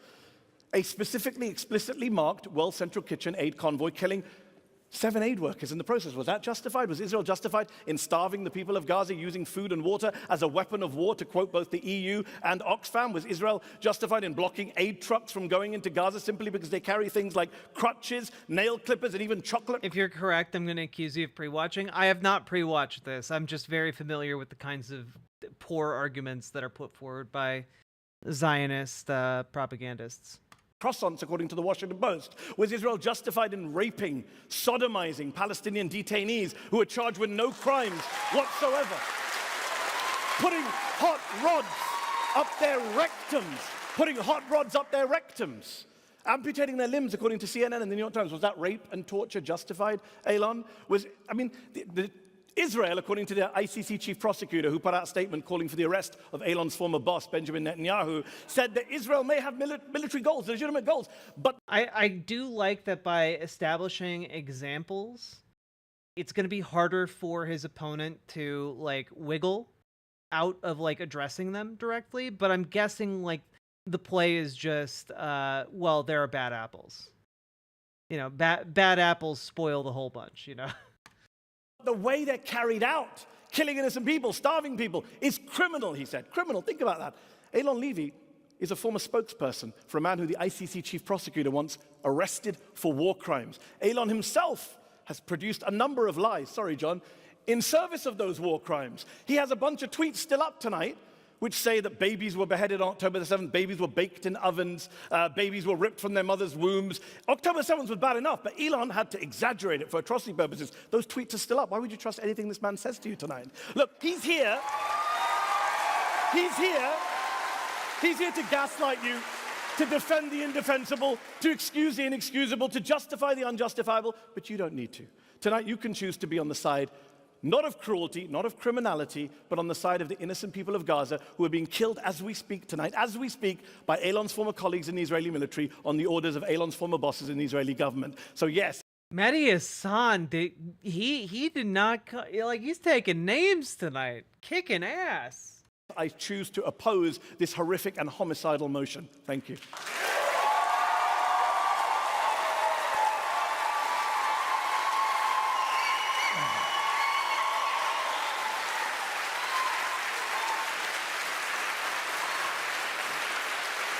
So we're going to have a discussion with that's a little bit looser in format. But the first thing I want to say to each of you is, you know, this mutual urination contest is not helping us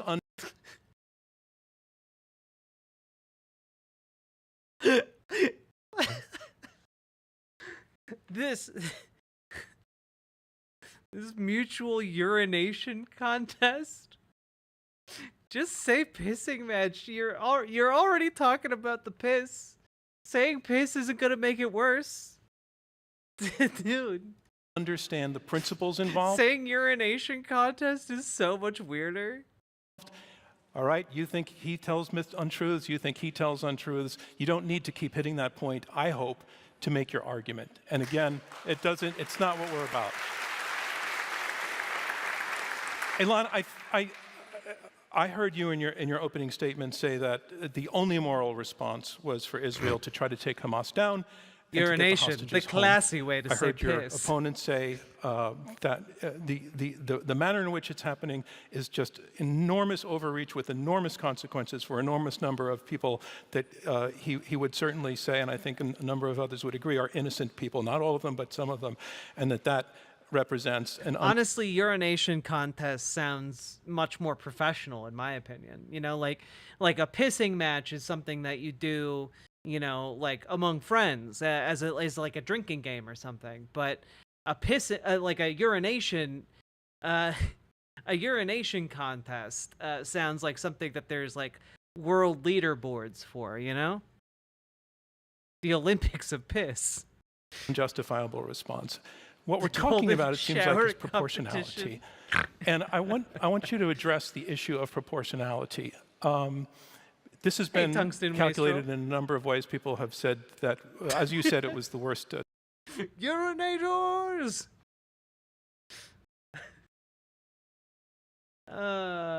Terrorist attack since September 11th, 2001. Urination but contest. Others would say that the number of people killed on both sides is wildly out of balance and therefore disproportionate. There's an issue to be discussed. Guys, you need to stop cracking me up. This is a serious debate.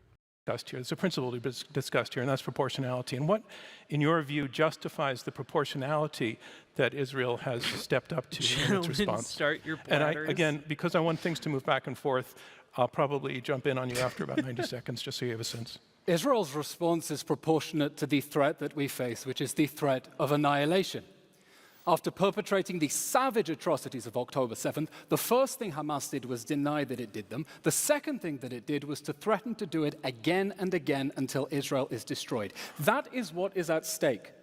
If this war ends with Hamas free, emboldened, and empowered to perpetrate more October 7th massacres, thinking that the world will keep saving it from the wars that it started. Now, proportionality is a term in international law.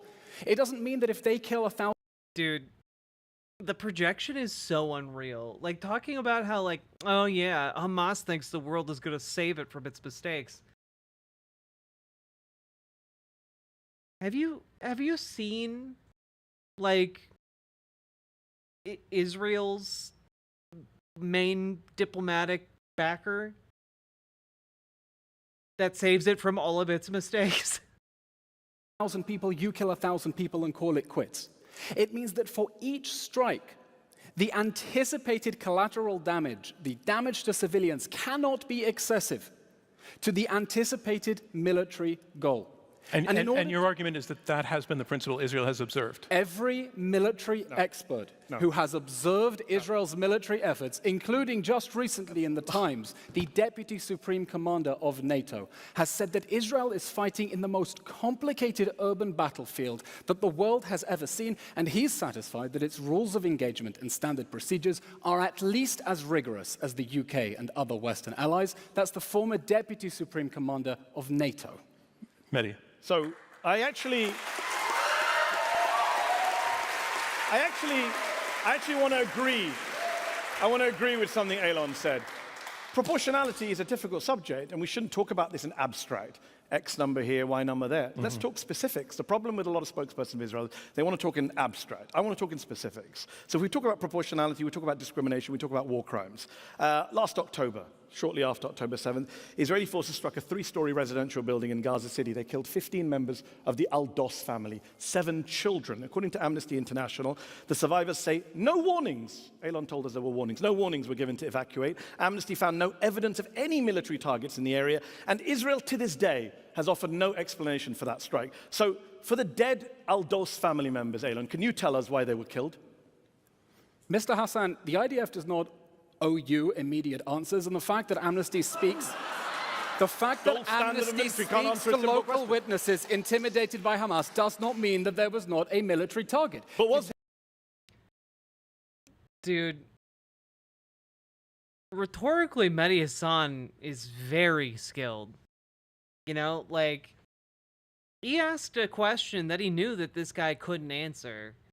And, like, rather than simply acknowledge that he couldn't answer it, he stated that the military doesn't owe a family that it killed, like, most of the members of any explanation.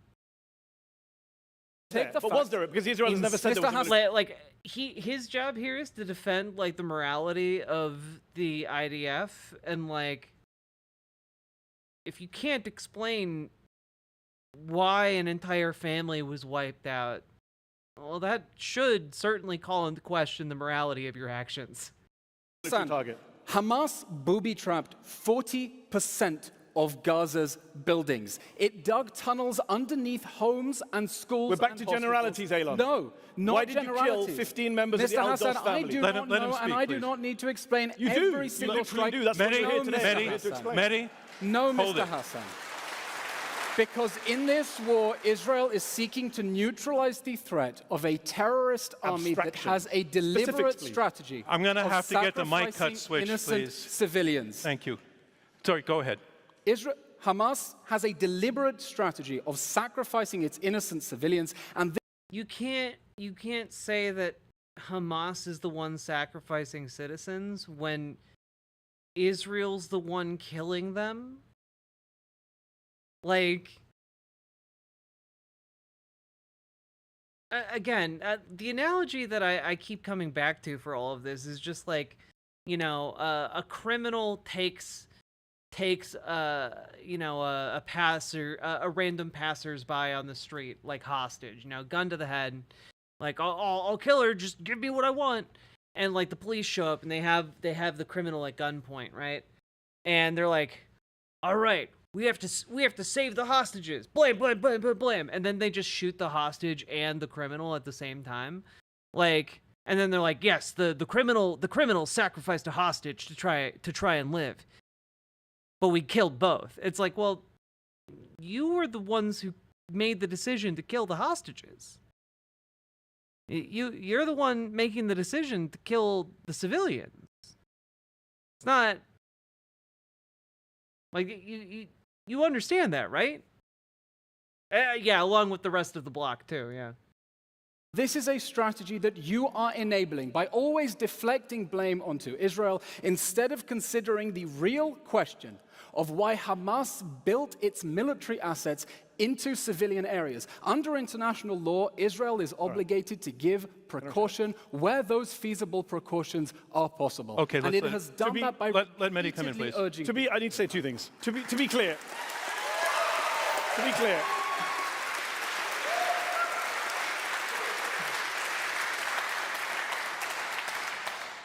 15 people were killed, 7 children. You were spokesperson for the Israeli government at the time. Israel has never given an explanation. When you say, I do not need to explain myself, you literally do. You were the spokesperson for the government that committed a war crime, and you came to a debate tonight to defend war crimes. So you literally do. Number two, you'll notice, John, how Elon quickly went to abstract generalities. Let's talk specifics. Let's talk about tunnels. I think it's abhorrent to hide tunnels under civilian targets. I wish they didn't do that. But when Israel shoots children in the head, 3 American doctors went to Gaza.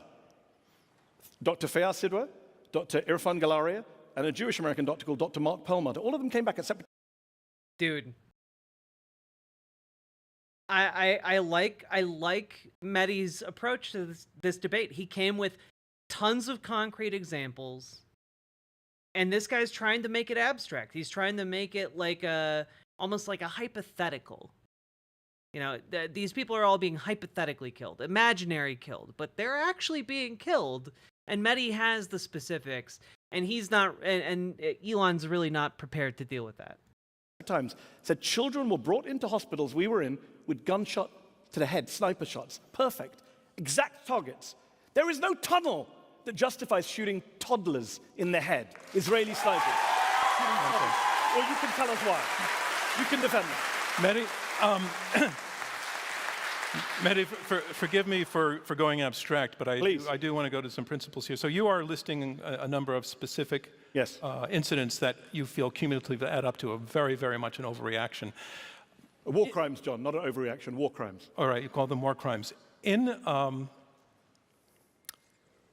not so much in the abstract, but what would have been an appropriate response to what happened that would not cross the line to proportionality? It's a good question.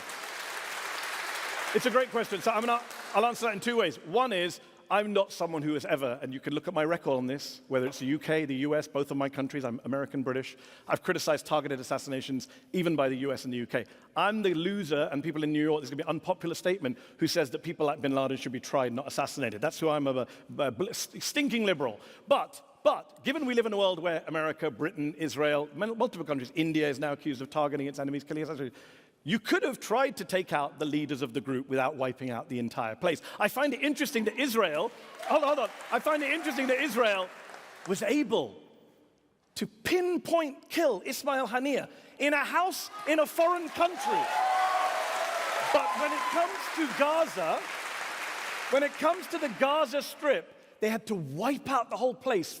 They had to reduce it to 42 million tons of rubble. And one final point, I just got on factual points. Elon, they're not your neighbors, they're people you occupy, just to be clear. So I don't like the cheering debate crowds. That's my hot take. I would encourage the crowds to be silent. Yeah, well, I mean, well played on Mehdi's part here. I think that I honestly think that maybe even better response is like, you know, what do you do when terrorists take over, you know, a building? You negotiate for the release of hostages. Like you that's what you do. You don't just open up guns blazing and then, like, as your forces are just shooting into the building at random, continue saying, yeah, we're trying to negotiate, but we're not getting through, as you empty like another 1,000 rounds into the building. For some reason, they're just not negotiating with us.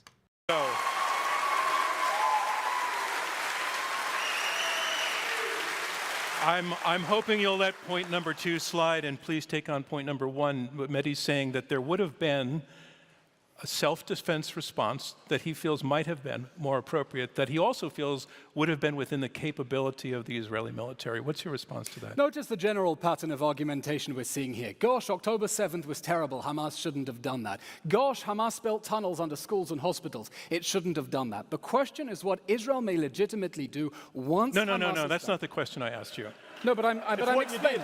It's what you did. And his response. It's what you did. And Mr. Hassan's response is, well, if Israel could take out a terrorist leader thousands of miles away who wasn't expecting that he could be targeted, surely it can reach the terrorists who are hiding inside a bunker under a hospital, probably surrounded by hostages as human shields. Hamas rigged the battlefield.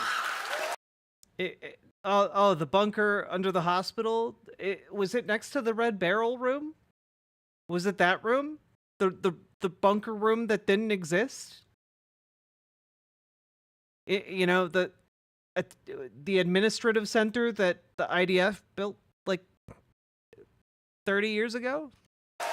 Hamas rigged the battlefield to shield its military assets under civilians, and it left Israel with no option of getting to those leaders. Okay, no option, no other option. No option is what your opponent is saying. So first of all, as we've discussed, and I'm here all night, Elon can take his time, they killed 15 members of the Doss family, 7 children. We can continue this at the reception afterwards if you want. I'll happily ask you, why did the government that you served in kill 15 innocent people in an apartment building? Hold on, this is very important, because there's no evidence Hamas was there. He's not even tried to make that claim. Mehdi, just in the interest of time, you've asked it. It's become a rhetorical question. It's crucial to the argument. He's saying there was no. When he says there was no other option, what is your response to that? Well, no one in the world agrees with that. That's why Israel's become a pariah in the world, because even yeah, like if your response to you're sad that we slaughtered an entire family? Oh, boo-hoo. If your response to that is like anything along those lines and like, oh, boo-hoo, but we had to do it. No one believes that the only recourse available to you was to slaughter a family. No one believes that. Absolutely no one. What was the option, Mr. Hassan? What would you have had us do? Even Joe Biden, the most what does October 7th Biden, I already answered that question. Even Joe Biden, the most pro-Israel president of my lifetime, who has backed Israel with weapons and arms, has gone on the record saying too much indiscriminate bombing. You've killed too many innocent people. Even the people on your own side say you're killing too many people, Elon. But Mr. you will not accept that. Mr. Hassan, too many people have been killed. The number of people who should have been killed is 0. Too many people were killed when Hamas's psycho... The main people doing the killing right now are the IDF. Like, too many people have been killed, says side that is the one killing tens of thousands right now. Leaders. When Hamas's psychopath leaders, who are funded by your paymasters in Qatar, maybe you share a slack. All right. Let's please pull it with that. I'm going to respond to that. No. It's another cheap shot, and I don't want to entertain cheap shots. I want to go to you, Elon. Okay, yeah, it's a cheap shot, but like you keep letting them happen with no real response. Like, I feel like it's fair for Mehdi to respond to that. You're not stopping Elon from like doing the cheap shots. With this question, when you say that the war is justified, killing in war can only be justified if it serves a greater good.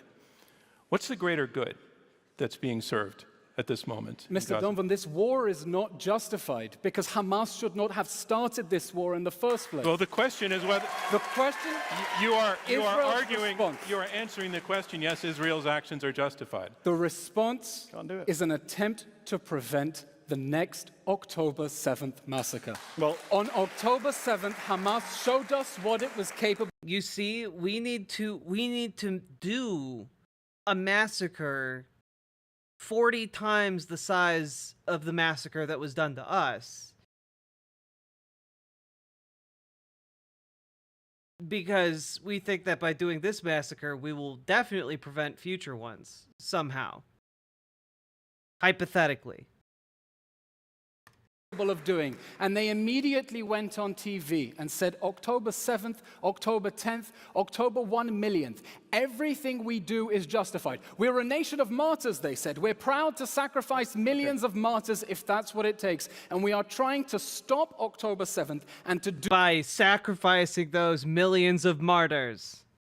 Do so in a way that minimizes the cost to their civilians. Let me just deal with the last point and the previous point, which is the idea. Let's just be real here. And a lot of military experts say this, but you don't even need military experts. You just need... Sophie, or Amber Brains, I do think this debate happened before like the exploding pagers and walkie-talkies and like bombing of Beirut and stuff, because a lot of Mehdi's points would have been strengthened by that. I feel he would definitely have mentioned it if it had happened by then. Common sense. The idea that you prevent another October the 7th or that you destroy Hamas by making tens of thousands of Palestinian children orphans is insane. It doesn't protect Israel. Forget Gaza. It doesn't protect Israel. And let me... It's true. Like, by doing a mass collective punishment against all of Gaza, all you do is guarantee the radicalization of, like, the children and teenagers that are living through it right now. Just deal with this classic, my paymasters in Qatar. Yes, I host a show for Al Jazeera. Like you're also gonna like you're gonna have the reminders of this conflict for the like entire generation, like people with missing limbs and like scars and you know bodies stunted by malnutrition or disease, and like. They're going to be in a huge amount of trouble and suffering, and that is absolutely going to lead to some kind of anti-Israeli sentiment, whether it's formulated underneath Hamas or a different organization. Like, it's gonna manifest in some way.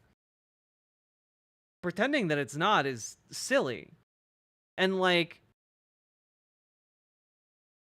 I don't know. Like, I genuinely, I think that the kind of answer that Elon has for this is that, well, this is why we need to wipe out even more of them. You know, like I feel like the standard response is, oh, well, then we just need to kill more of them. Let's just be very clear. In December, the New York Times published a very, very long piece. Come on. Nobody very cares. important Nobody here. Very cares. important here. It's relevant to the debates. The New York Times. All right, published make a it very long relevant. piece. Please make it relevant. New York Times published a very long piece which said a month before October the 7th, the head of the Mossad, David Barnier, went to Doha, Qatar, and the Qataris said, "Do you want?" Well, sure, Wargamer Lena, but like all horrible conflicts are a fact of life. The issue is we have to live with the facts of life, and I would rather live trying to make sure that they don't happen, you know? Want us to keep sending money to Gaza? And he went back to Netanyahu. He said, what should I say? And Netanyahu said, yes, please. And he went back, he said, yes, please send the money to Gaza. Elon went to work for the government of Benjamin Netanyahu a month afterwards. He's never apologized for that to the Israeli people. Benjamin Netanyahu's never apologized to that to the Israeli people. So if anyone should answer questions about Qatari funding of Hamas, allegedly, reportedly, whatever you want to call it, it's the Israeli government that facilitated it for many, many years. Slam dunk point right there by Mehdi. Was in that government. He's the spokesperson for that government. Answer. It was a terrible mistake to... Oh yeah, you know, just a terrible whoopsie doodle.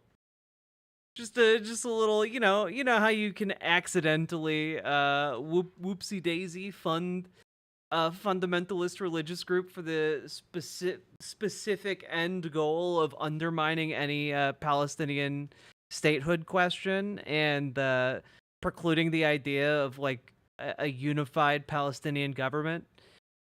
You know, you just accidentally fund them to further and further acts of radicalism in order to back your conservative rise to power in the Likud party. You know, you just whoopsie doodle into that with no ulterior motives or idea of what you're doing. You know, who hasn't earmarked billions of dollars for a terrorist organization? You know, let he who is free of this sin cast the first stone.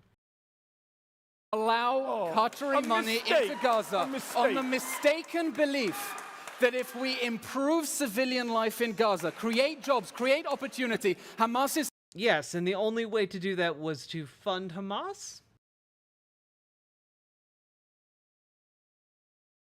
There are other mechanisms for getting that funding into Gaza.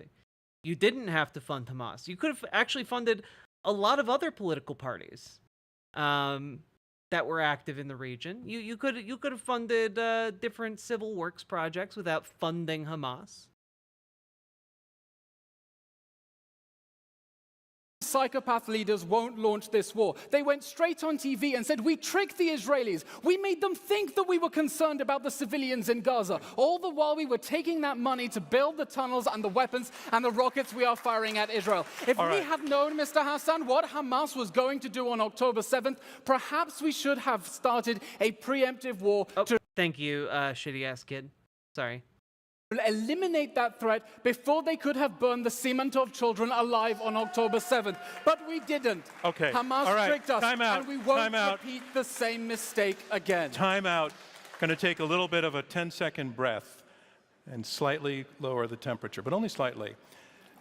Elon, you were making the argument that Israel's actions are justified in the pursuit of the destruction of Hamas. We've come to the point, though, where even Israeli military officials are saying it can't be destroyed. Therefore... Yeah, it's almost like a lot of its leadership is outside of the country and will simply rebuild using the diaspora from the current conflict. Like, yeah, of course. Like, by the way, there were senior Israeli military commanders prior to this that also said that Hamas would not be destroyed by this conflict. Worth noting. What happens to that argument that the justification is the destruction of Hamas if it's an organization, a movement that can't be destroyed? Of course Hamas can be removed from power, just like ISIS was removed from power. ISIS is now a terrorist organization that is trying to blow up concerts in Austria. It no longer controls territory the size of Austria. Following this war, we cannot allow the Hamas terrorist regime, it's not an organization, it's a terror regime and a terror army, to regroup, restock, rearm, and keep shooting rockets at our towns while it is still holding civilians. It is a regime that must be removed from power because we know exactly what it wants to do if given half a chance, and that is to do October 7th again and again. And Israel's war, Mr. Hassan, I'll yield the stage to you and ask you, eliminating the Hamas terror regime, removing it from power, a legitimate military objective, yes or no? Of course it's a legitimate military objective for Israel. And that's what I quoted the ICC chief prosecutor saying, but you're doing a very bad job of it. What's interesting? Do I understand that after October 7th? What John do said, I understand? No, because I want to clarify and understand we're on the same page. You want to clarify, the guy who can't answer why you killed 15 civilians. No, I want to understand that we are on the same page. Do you agree that I'll answer your after questions October when you 7th, answer mine. It was legitimate for Israel to remove the Hamas terror regime in order to prevent another October 7th. It's a yes or no question, Mr. Hassan. No, it's not. It's a loaded question. I'm going to say it was legitimate for Israel to defend its citizens inside of Israel. It's not legitimate to occupy Palestinian territory for decades on end. And let me answer. Can I answer what you came to me for? If I can rebut, let me answer John's question. Let me answer Elon, you've had about 2 or 3 minutes in a row. Go ahead, You asked a very interesting question of Elon. You pointed out that he keeps saying, notice the sleight of hand. You said that he said, and he said it many times, not just here, Hamas should be destroyed. When you asked him, Israeli military experts in general say it can't be destroyed. Notice what Elon said? He said, remove from power. Quickly move the goalpost there. Because he knows that Hamas can't be destroyed by these means. In fact, the former head of Israel's military, said from let me finish my point. Beginning. The former head of Israel's military, who was a member of Netanyahu's war cabinet, he said earlier this year, quote, anyone who says you can destroy Hamas is telling tall tales. So it's not me calling Elon Lee. You know, Mehdi Hassan talks very fast. And I don't mean to be, you know, I'm just wondering, is he the good version of Ben Shapiro? Like, maybe this comparison is a bit uncouth, but like, he talks fast and is actually a good debater, you know? Like, my God, really makes you think, you know? And, he would never say something like, no, she's gonna prosecute the president of the... Because he's actually rhetorically effective. Levy, a liar. It's the former head of the Israeli military. Mr. Hassan, from the beginning, Israel has said that its goals are to remove Hamas from power and dismantle its ability to wage war again and to live up its... What the fuck is that sound clip? It's Ben Shapiro weirdly moaning about prosecuting Donald Trump. It's one of the best sound clips we have. Threat of repeat October 7th. And that is why I ask you, after October 7th, was it legitimate? No, that was in fact Ben Shapiro weirdly moaning. Yeah. It was from a recent segment we did. It was good stuff. I think GamerG clipped it for us, so everyone say thank you, GamerG. For Israel to remove Hamas from power in order to eliminate the threat of repeat October 7th? Yes or no? Very simple answer. Israel has the right to defend its citizens in its territory. It doesn't have a right to be an occupier. It doesn't have a right to... Let me finish the point, because you think they're your neighbors. The International Court of Justice says Gaza and the West Bank are occupied. They've been occupied every day since 1967. You did not withdraw in 2005. You blockaded... I'd like to explain what the purpose here is of the legal fiction. And I've already answered the question, Elon. I've made the point. The legal fiction of occupation. They're totally free and unshackled in the occupied territories. that even if I was an Israeli general trying to destroy Hamas, killing thousands of innocent people only helps Hamas. Every terrorism expert in the world says you're a recruiting sergeant for extremist groups when you go and kill innocent civilians. Mr. Hassan, whether Why can this you not war, understand that? whether Why can this you not war, understand that? Time out, Elon. God, more debates need mute buttons. My God, he needs like 2 big buzzers on his desk to slap dramatically. Time out. I have a question for whoever wants to jump on it. Is Israel's war in Gaza making Israel more secure? When this war began, Hamas had a fearsome missile arsenal that rained thousands of missiles on our... Hamas had a fearsome missile arsenal. Are you kidding me, dude? Dude.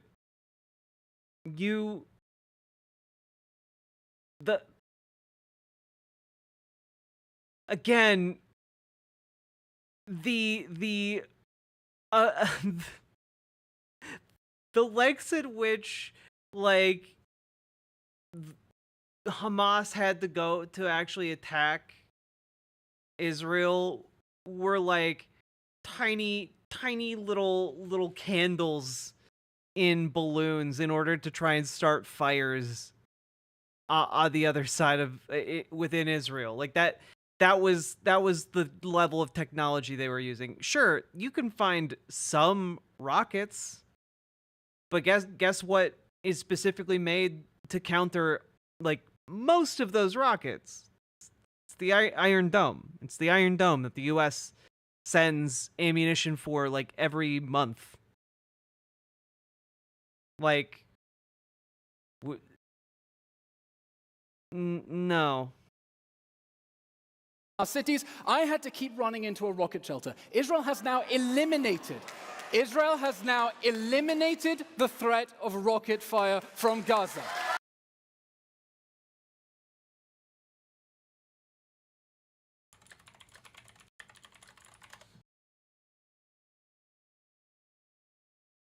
You sure about that?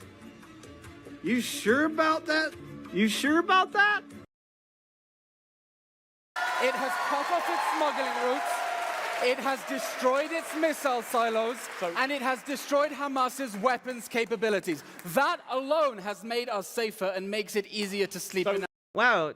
Okay, so if they've done all of that, then surely Hamas isn't capable of doing anything else, right?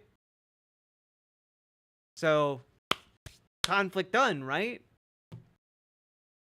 They've been completely disarmed. Now beds at night. A couple of three quick things. Number one, the Israelis went to Supreme Court recently and they were having an argument in Israel's Supreme Court, and they put in the official filing that we do not control Gaza. Even after all this time, Hamas is still in control of lots of parts of Gaza. So they say the honest stuff when you're not looking. It's true. Number two, I interviewed Ami Ayalon recently, former head of Shin Bet, former Israeli admiral. He said very explicitly, Israel will not be safe until we give Palestinians freedom. This is his words, not my words. And number three,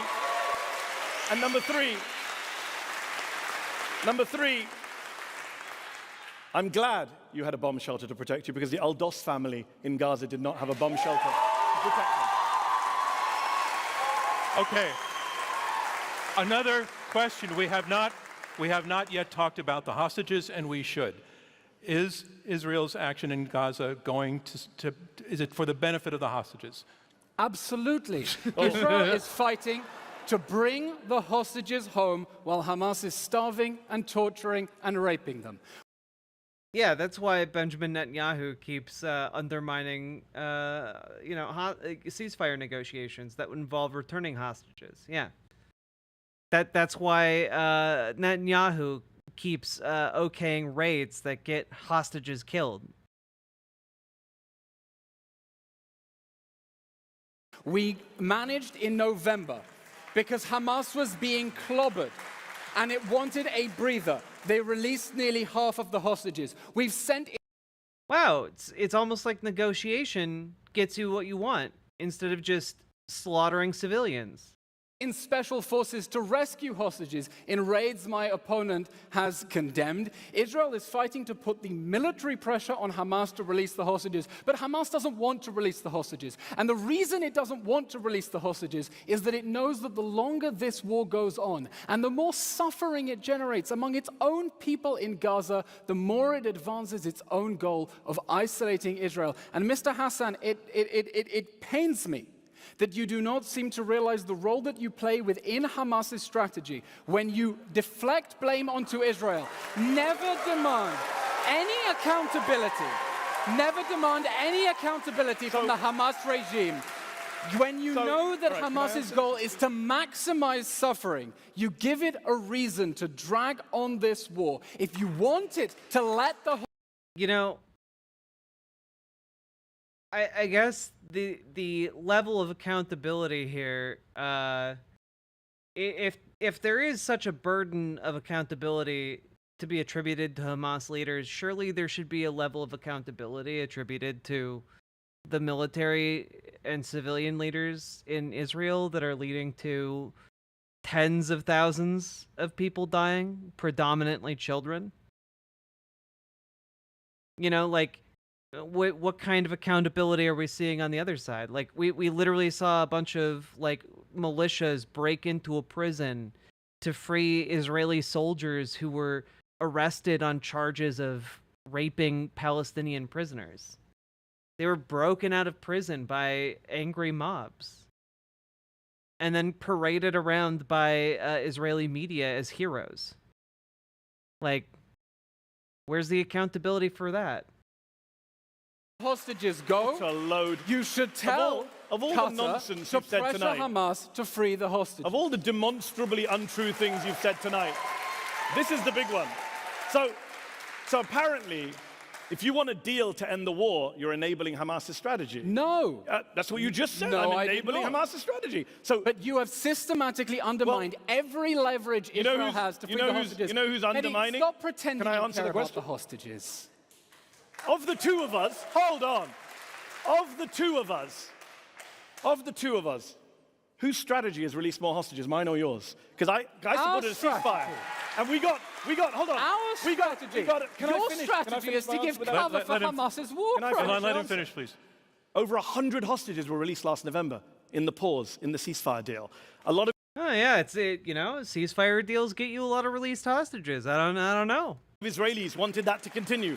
Hostages' families wanted that to continue. Yes. Can I finish my answer? Netanyahu said no. In fact, I interviewed Zahiro Moore, whose uncle Avraham Munda was horribly killed in Gaza. Zahiro Moore, by the way, was arrested today. He's been arrested and attacked by the Israeli government that Elon served in multiple times.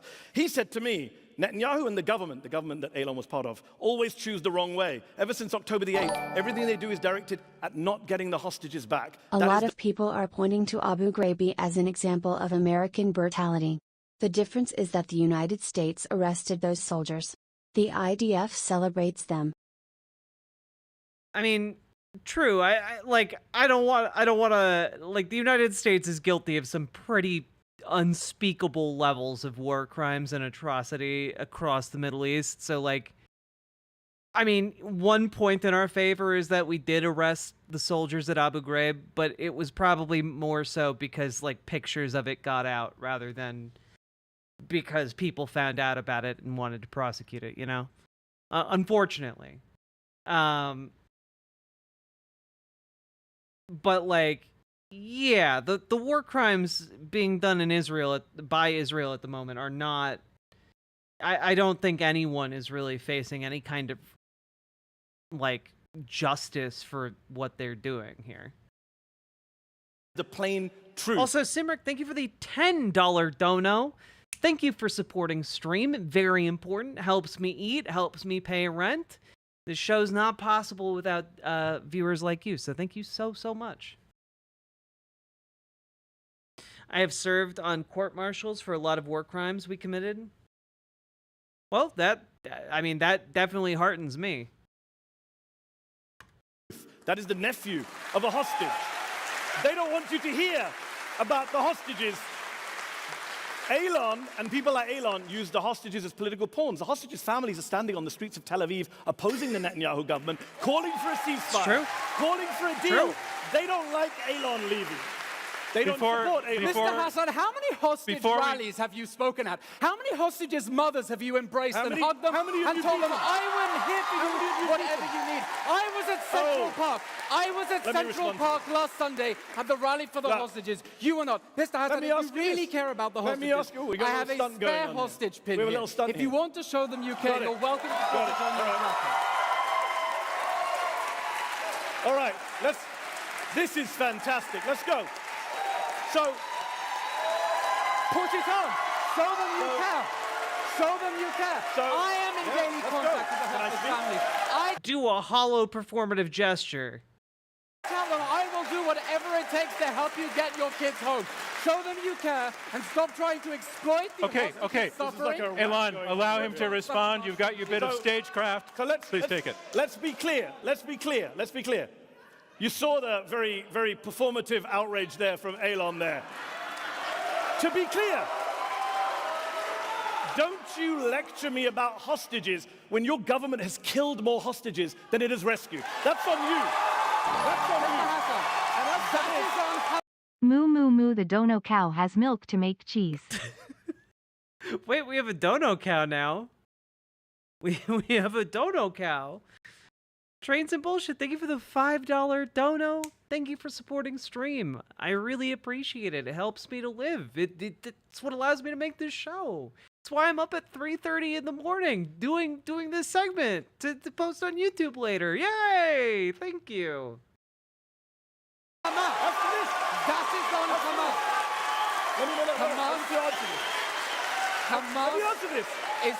right.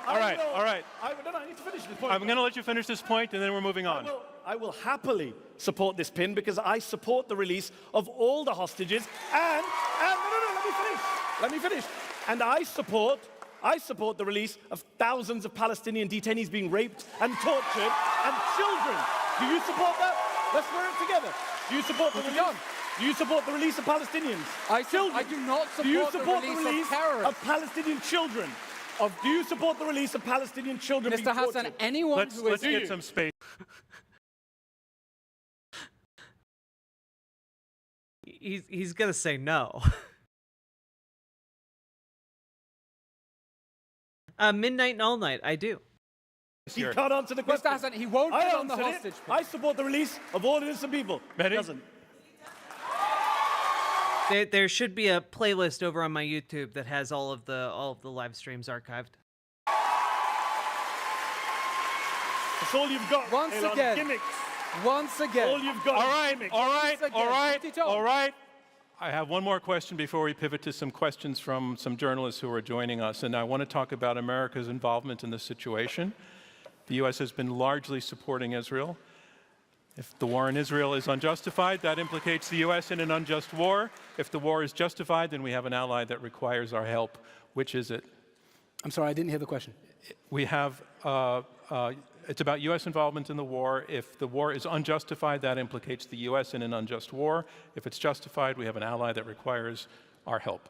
When this war began, President Biden said that Israel is facing sheer, pure, unadulterated evil. It was so obvious in the moment of shock after October 7th that for Israel to defend itself, it has to dismantle the Hamas terror regime that President Barack Obama said we must stand by our ally Israel as it dismantles Hamas.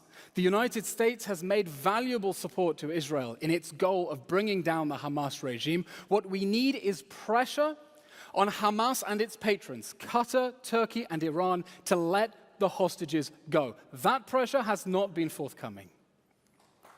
I mean,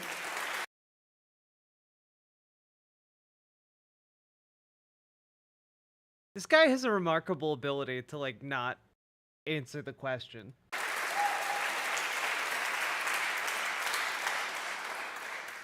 Before I came on stage, Gershon Baskin, who's Israel's most famous hostage negotiator, he WhatsApped me and said he's got a deal, 3-week deal on the table with Hamas that Hamas has agreed to release all the hostages and end the war. He says it's with Netanyahu. The ball's in Netanyahu's court. So when he keeps going on about hostages, tell him to speak to his former boss to agree to a hostage. Gershon Baskin.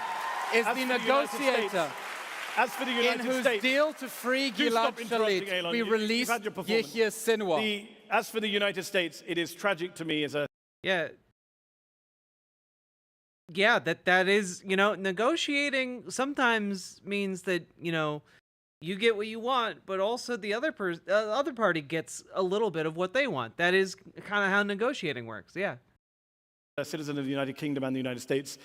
It's also called compromise. Two children that want to play with the same toy box often have to learn this concept very early on in their lives. Two countries have armed Israel as it carries out what the ICJ has called a plausible genocide, as it arms a prime minister who is wanted for war crimes. Mr. Hassan. The ICC chief prosecutor has called for the arrest of Yoav Gallant and Benjamin Netanyahu. The American government should not be arming a man wanted for war crimes, and Eilon Levy should have began his speech tonight apologizing for working for a man who is wanted for war crimes by the ICC chief prosecutor. Mr. Donner, you called me to account at the beginning of the debate and said I should not have called my opponent a liar. The former president of the ICJ, Joan Donoghue, had to go on many TV, other judges disagreed with her. Had to go on TV The to American explain judge who worked that the ruling did not define there was a plausible genocide. Actually, the she other had to judges go on disagreed with TV her. to refute the lie. The only reason for you to make The that ICC lie, chief prosecutor the calls for an only arrest warrant, Eilon. whose arrest. God, I hate this. I really feel like more moderators need to have like basic fact checking abilities, All right. Were based on lie. All right, this is not helping. We are not able to hear what anybody is saying. Yeah, you really need those mute buttons, buddy. We're not able to hear what anybody's saying. You're both talking at the same time, and I'm talking at the third time. So let's stop this. I have a question for each of you before we pivot, which I would... Yeah, we need a Kyle Clark moderator. Kyle Clark needs to moderate all debates.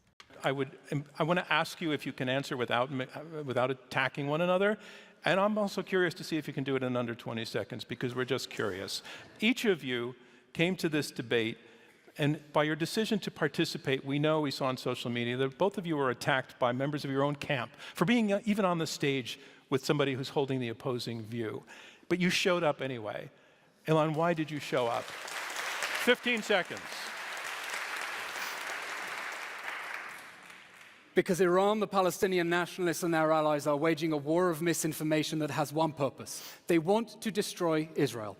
And they think it will be much easier to destroy Israel if they convince the world that Israel deserves to be destroyed. A full campaign of the most ridiculous lies to try to convince good or... Yeah, and the best way we have to convince the world that Israel is good and should remain is by slaughtering tens of thousands of people.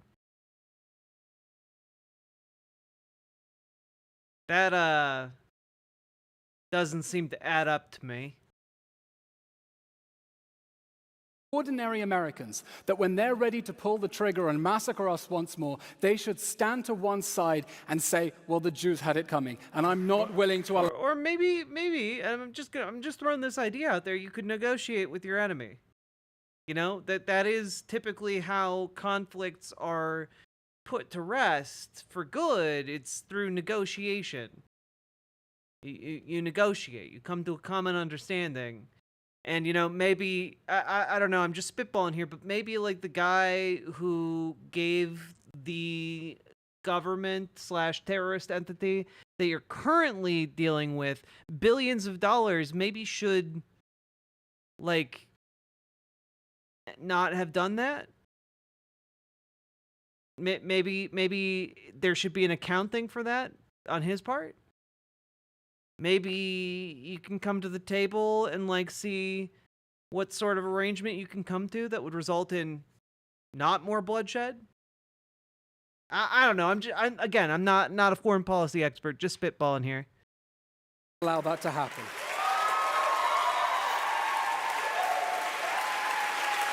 You recall the question? Statement. Sorry? Okay, just a 20-second answer. Yeah.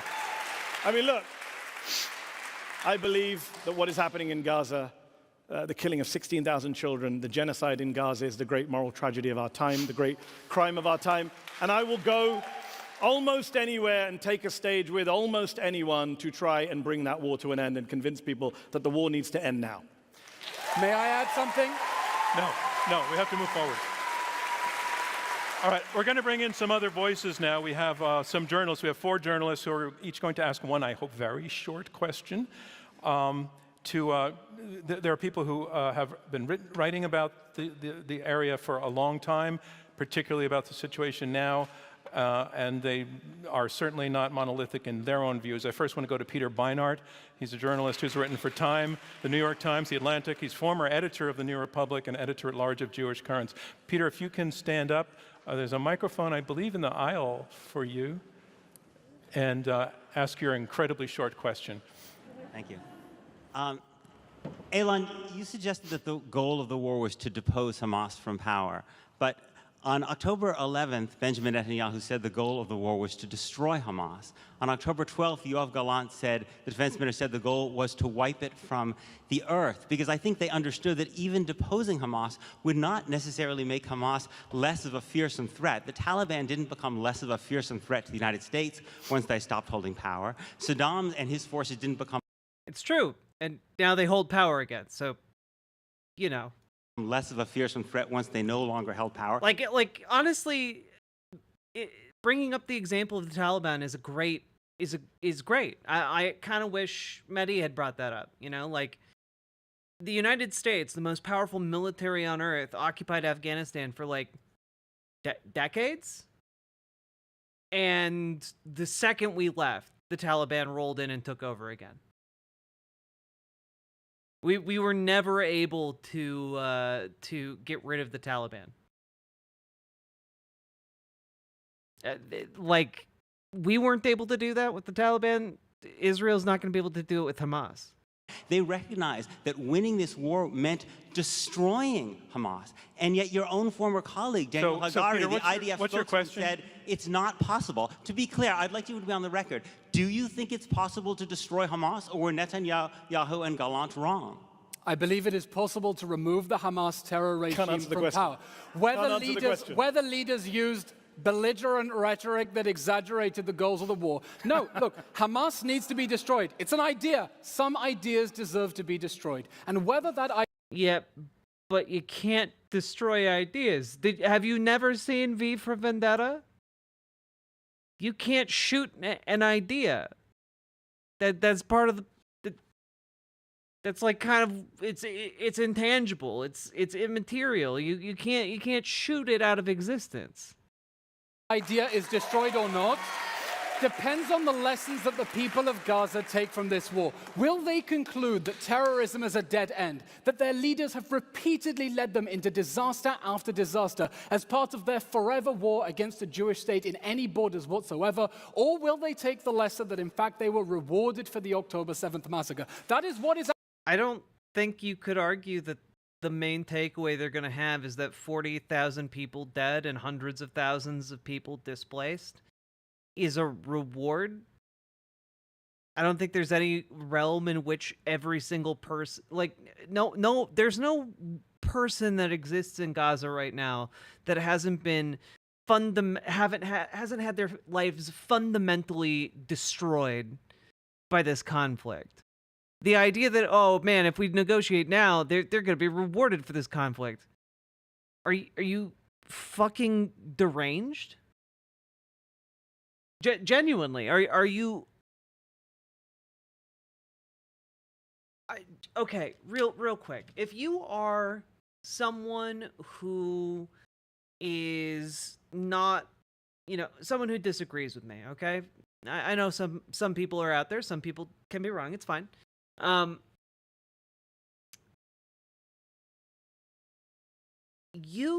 You really have to reckon with the idea you're putting forward here, which is that you're trying to say that you think if someone came and murdered your entire family and then like gave your community, and almost everyone else in your community also got killed, and then gave your community, I don't know, $1 billion, that you would be like, you'd just be chill about it?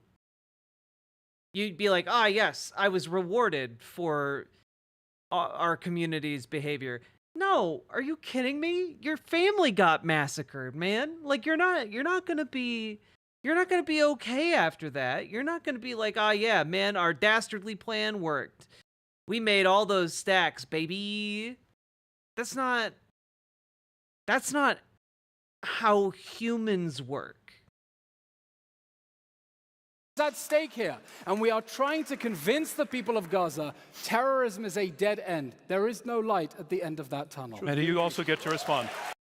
3 weeks later, the state of Israel sends out a bunch of bombs across an entire country and detonates them in public. You can respond. You answer? I think Peter made the point very eloquently. It's a nonsensical war aims. The real war aims, of course, are what the Israeli ministers say. When Smotrich says the aim of the war is to annihilate Gaza, that is the aim. I take him at his face value. When he literally said that. And when they say this stuff, when they talk about resettling Gaza, when they talk about staying in Gaza, that is what they mean. This is not about, can I finish an answer, Elon, one time? Not government policy and goes against government. I would just say this. Yeah, let him finish, if you want to convince the people of Gaza that terrorism is a dead end, then stop inflicting terrorism on them. I mean, his argument does seemingly boil down to we need to terrorize them into submission. We need to kill all of Hamas's leadership, and then we also need to kill, any other potentially sympathetic Palestinians, and we'll rule them through fear, essentially. Every accusation is a confession, Hamidi.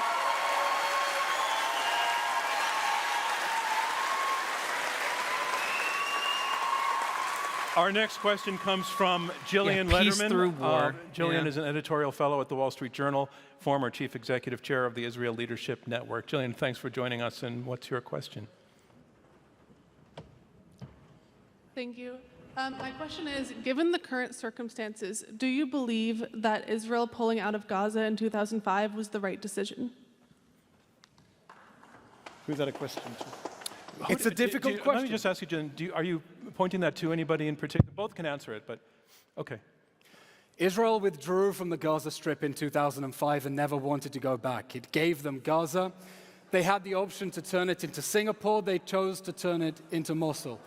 They could have had a thriving state in Gaza after Israel pulled out and Jewish organizations paid to donate the greenhouse. Yeah, they could have, except that Israel propped up a far-right fundamentalist religious group that was violent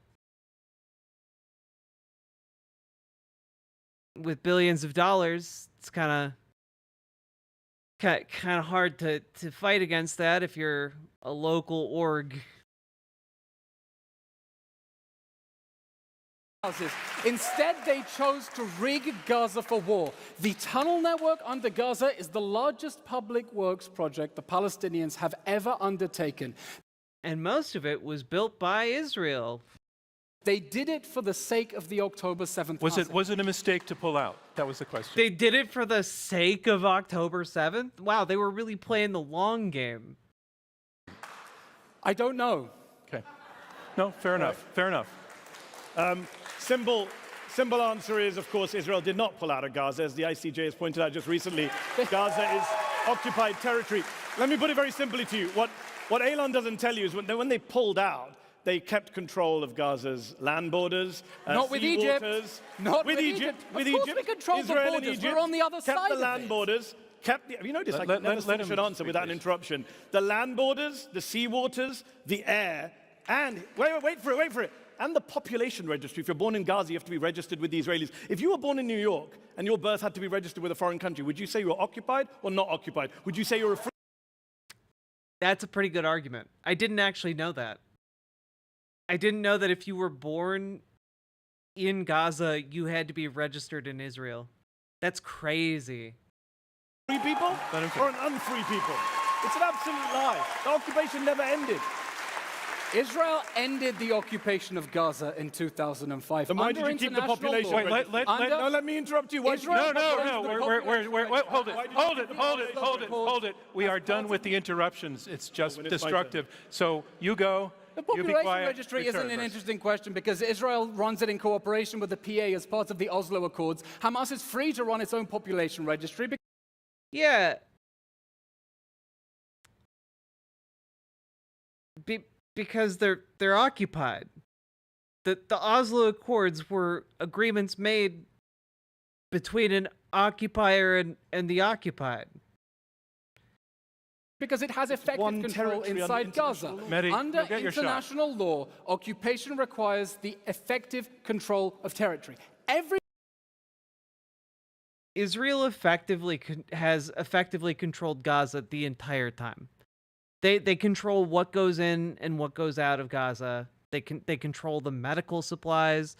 They control like basically like what could be bought and sold in Gaza. Like legitimately, this guy is just doing unhinged lies. Everywhere in the world, it is understood to mean boots on the ground. And the only reason... No, it doesn't just incorporate boots on the ground. It also incorporates controlling all... Look, if you don't control your, land or sea borders, you are occupied, okay? Like, if you are, like, the subject of military violence and there is a military occupation of your borders... and like snipers have free reign to just snipe people coming arbitrarily close to your border, you're occupied.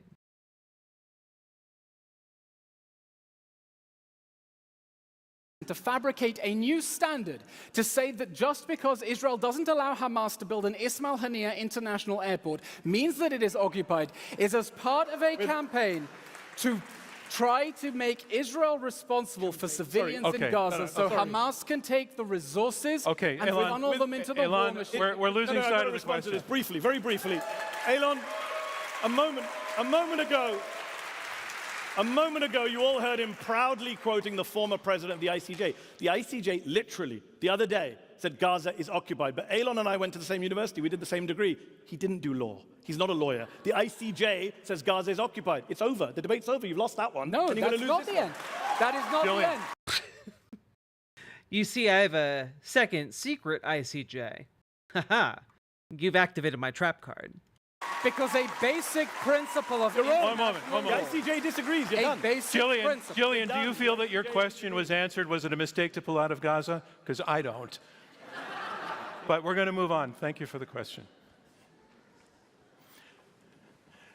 It would be helpful... Yours woke I realize you're both very passionate and have a lot to say about this, but it would be helpful, at least at the beginning of your answers, to stick to the questions. I did. I said they didn't pull out because they never pulled out. I mean, okay. I don't accept the premise of the question. All right, fair enough. You question... No, next up.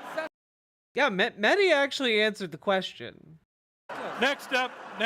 It ripped people out of their I know. I was there. I witnessed it. He witnessed it, Mehdi. It happened. The part that you're talking about. Next up, we have Dean Obeidallah, a lawyer, a comedian, and a journalist who is. This guy's so weird. Look at him. Look at him be a little goober. We have Dean Obeidallah, a lawyer, a comedian, and a journalist who has hosted the Dean Obeidallah Show and a frequent commentator on CNN, MSNBC, and the Daily Beast. Yeah, he's Dean, a thanks weird for joining little guy. us. Thank you. I have a question for Elon. You've defended everything the Israeli military has done, everything. And Mehdi's gone through it. My family lives in the West Bank.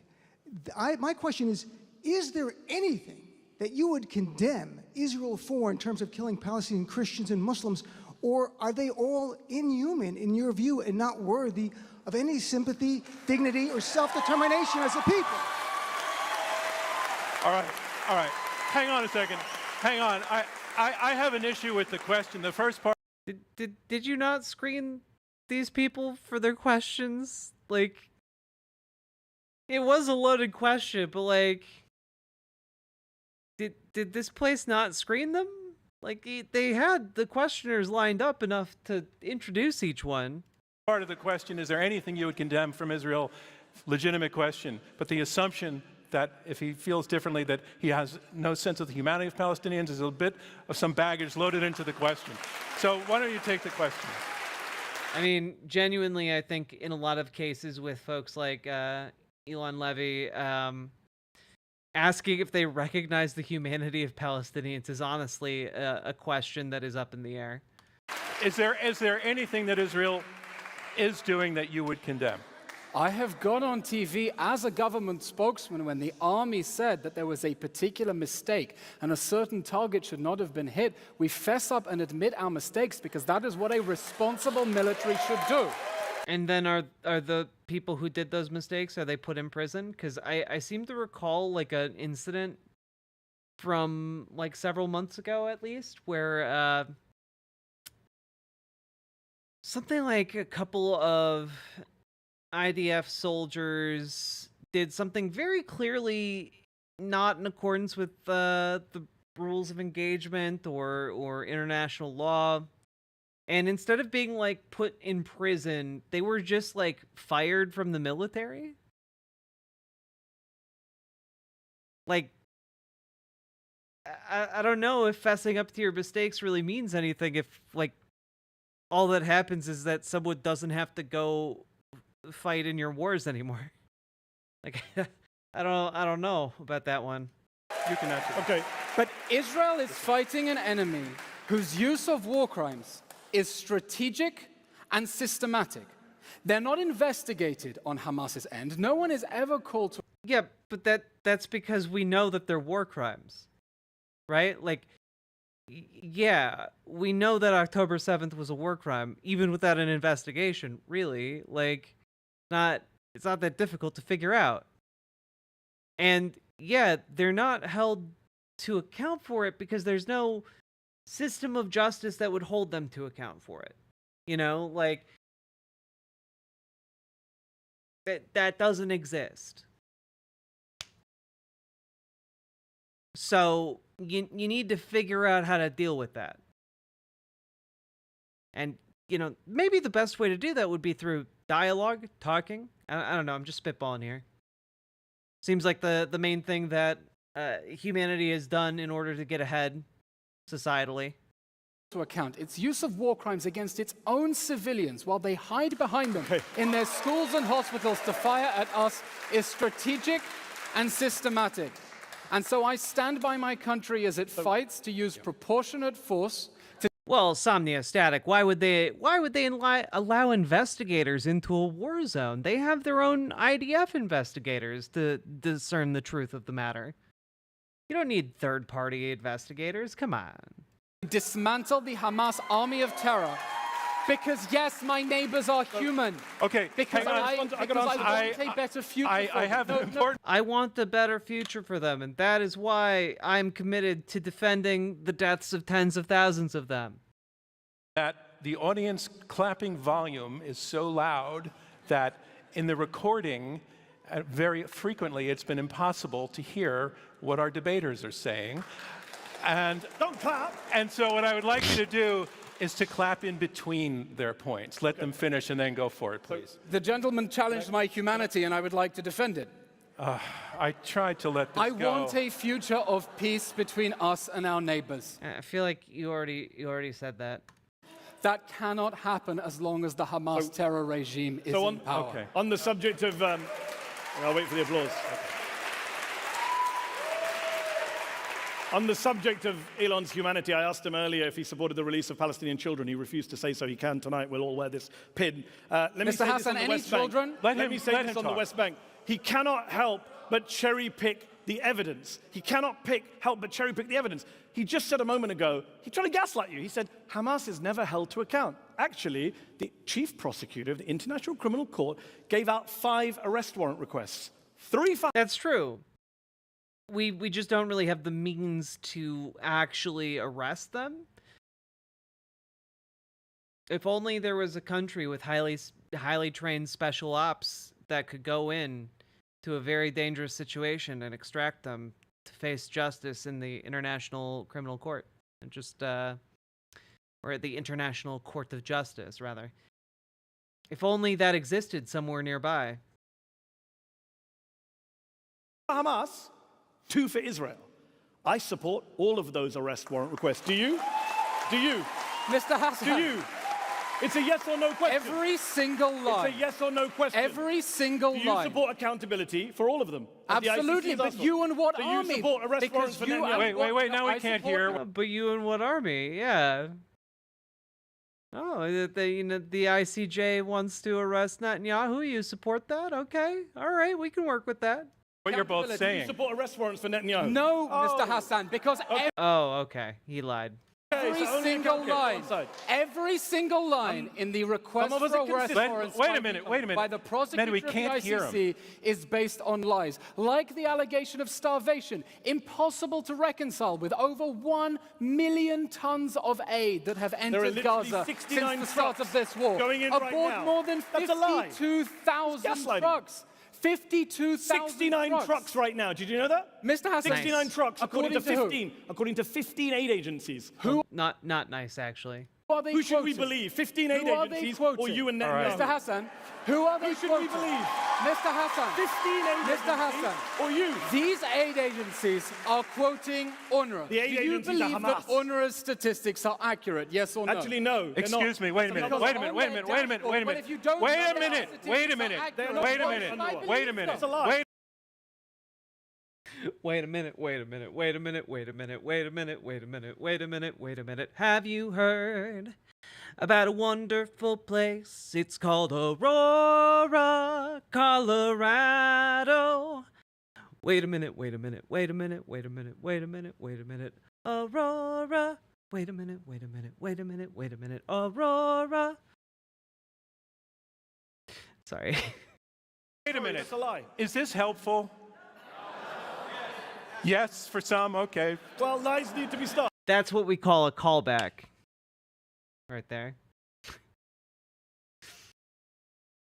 It's like the UN, but it's in a Costco.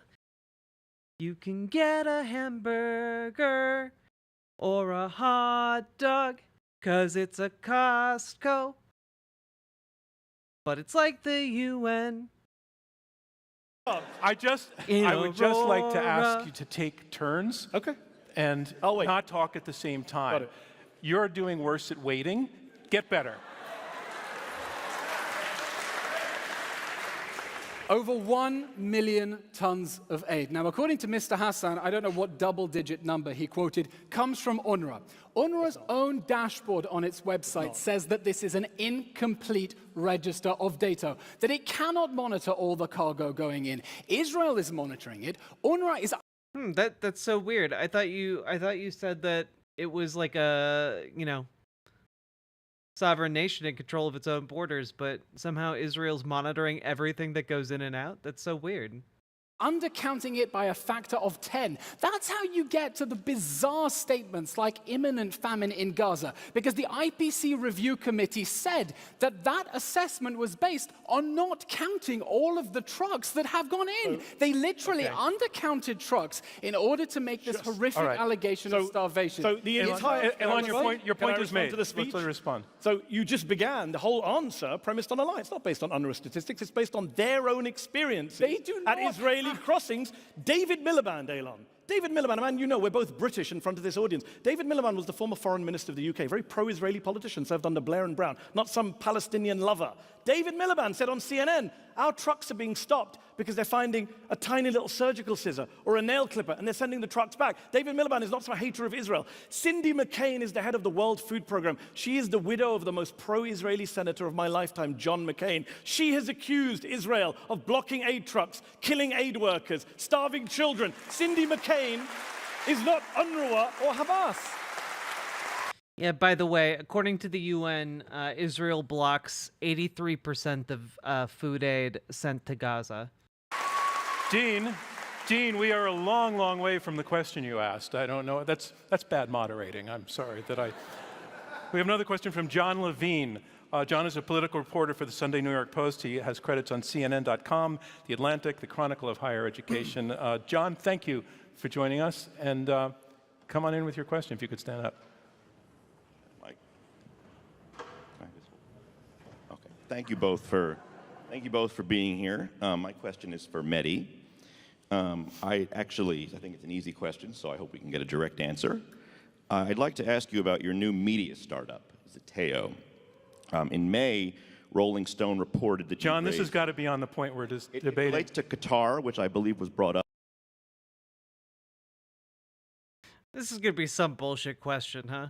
Up in the debate. We're debating whether Israel's actions were justified. That's not on point. I'm sorry, I got to pass on it. I'm happy to take the question. John, I'm happy to take the question. I'm happy to. We're not here to debate. We're not here to talk about your career. I'm happy to take the question. I know you are, and I'm not. So I'm sorry, John. If you want to come up with a. This moderator is such a silly little guy. I don't even know if I kind of hate him, but like in a way where he's just such a goofy guy. I can't muster that much energy for it, you know?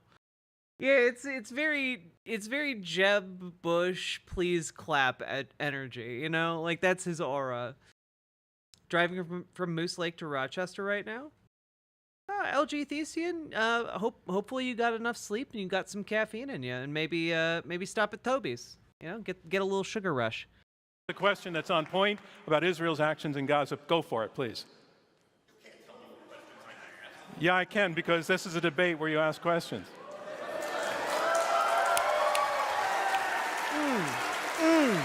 That's right. Now I really want to ask the question. That's right. That's right. You get him, girl. I'm just curious. I just want to answer the question. You can talk afterwards. All right. I mean, he's a Riz the dude works for the vacuum. New York Post. I prefer not to talk to him, but it's not my debate. Thank you. Thank you. All right. We are coming down to the end for our closing statements, and that's where each debater has the floor again exclusively to make their case one more time for you. Elon, you're up first in this. One more time to remind people, I think they know that you're arguing that Israel's actions in Gaza are justified. You can take the floor, and you have 2 minutes to tell us why. 2.5 minutes to tell us why. Please After don't the clap. sadistic massacre of October 7th, Hamas immediately told us, if you leave us on our feet, we will do this again and again. It wasn't enough to cremate little children. It wasn't enough to commit acts of gang rape, pedophilia, necrophilia. It wasn't enough to gag people, bind them, tie them to trees, and strip them. They told us, we're coming for you. If you leave us on our feet, we will do this again and again. This war has been horrible. We have paid a horrific price for it. We are trying to prevent the threat of a repeat October 7th massacre. And we are fighting a sadistic enemy that rigged the battlefield in a way that said, we've hidden our military assets under civilians. The only way that you can get to us is by going through civilians. And yeah, I mean, like the war in Gaza is like deliberately by design not a war that can be won. It is designed to be an indefinite war. That's why Israel has taken more actions than any military in the history of the world. And so every commander from Afghanistan and Iraq will agree, in order to keep the civilians safe from their own leaders' sick strategy of trying to sacrifice them. That is why it keeps telling them to evacuate. It never designated a safe zone where Hamas terrorists could abuse hostages with impunity. It told them to go where it is safer and where Hamas is not. And on every occasion, it has been stymied by UN agencies saying, no, keep them in Hamas strongholds. By Hamas trying to fight to keep them in the strongholds, while we try to keep them safe from their own psychopath leaders. I asked Mr. Hassan, removing Hamas from power, legitimate, yes or no? And he wriggled out of it. He said, well, defending Israel is legitimate, but not the point you go into Gaza. Okay, his response, end the occupation. Let Hamas have an Ismail Haniyeh International Airport. Let it have a Mohammed Dev naval base. There is nothing you can do with a terror regime that is sworn to your destruction, whose goals are legitimately genocidal. We need this war to end. But we need this war to end in a way that ensures that Hamas... By the way, this is all going to be fascinating to rewatch in like 20 years. You know? Like, I do not think history is going to look fondly upon men like this. Cannot restart it at a time of its choosing, feeling emboldened and empowered because of international pressure generated by people like Mehdi Hassan to keep saving it from the wars that it starts.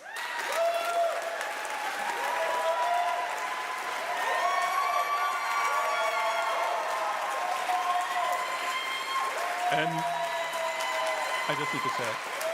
And Mehdi Hassan, you have the final word in this debate one more time. Your argument for why Israel's actions in the Gaza war were not justified. Ladies and gentlemen, were the actions of Israel in Gaza justified? Look, the argument is pretty simple tonight and pretty hypocritical from Elon. What we've heard tonight is that nothing justifies October the 7th, but October the 7th justifies everything. Well, I'm here tonight to tell you, no, October the 7th does not justify everything. It does not justify the suffering in Gaza. It does not justify the killing of kids in Gaza. It does not justify the starvation in Gaza. It does not... Dude, what a psychopath. It does not justify the killing of kids in Gaza. It does not... Like, what an actual psycho. Doesn't justify the killing of kids. Just eyes pop out of his head. It doesn't.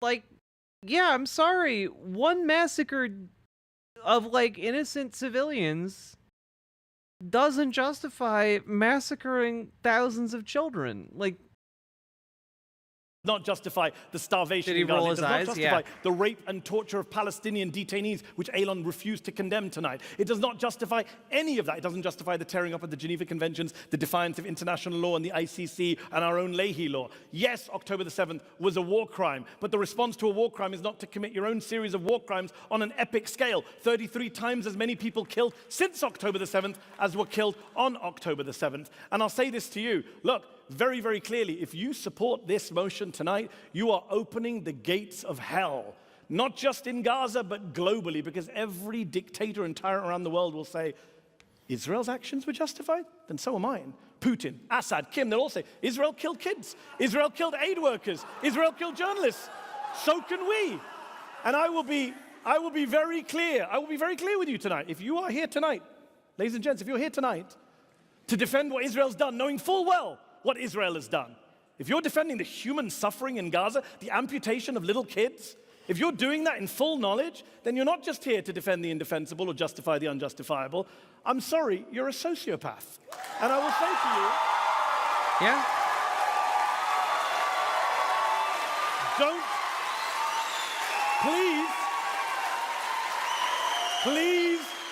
please, don't be a sociopath tonight. Don't support war crimes. Don't defend a genocide. Join me and every human rights organization in the world, every humanitarian aid agency on the planet, every American doctor and nurse who's been out to volunteer in Gaza. Join us in opposing this ridiculous and offensive and horrendous motion. And on behalf of the... Yeah, like, I would urge... not urge, but like, I think a really effective argument is that literally every single aid worker that has gone to volunteer in Gaza has come back like shaken and changed to the core over the horrors that they saw unfold there. Dos family, who Elon clearly doesn't give a damn about, I beg to oppose this motion.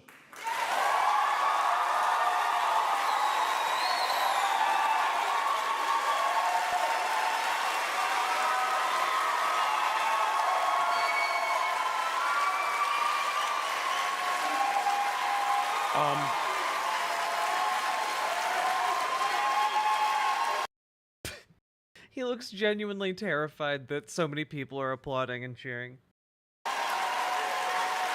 I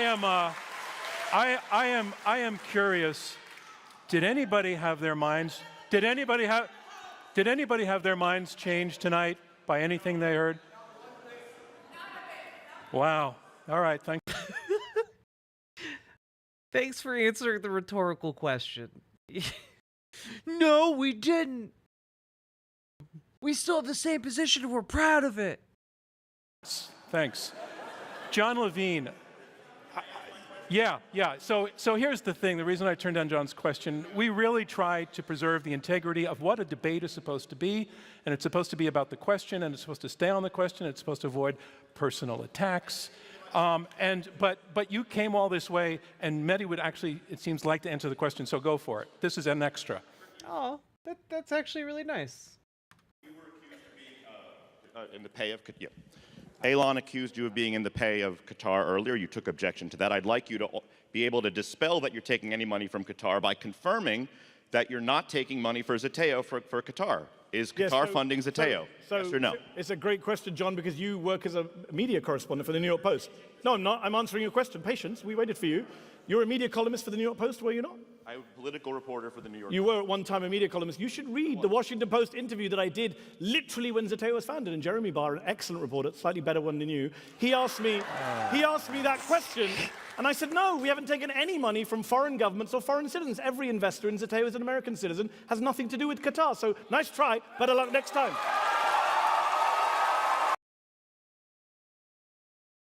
Dude, that's actually such a classy response. Like he was able to tell him to get fucked and go fuck himself, while also pointing out that he's really bad at his job because he's already answered that question publicly. And if he had done a quick Google search, he would have found that. Like if good stuff. Good stuff. Just fatality.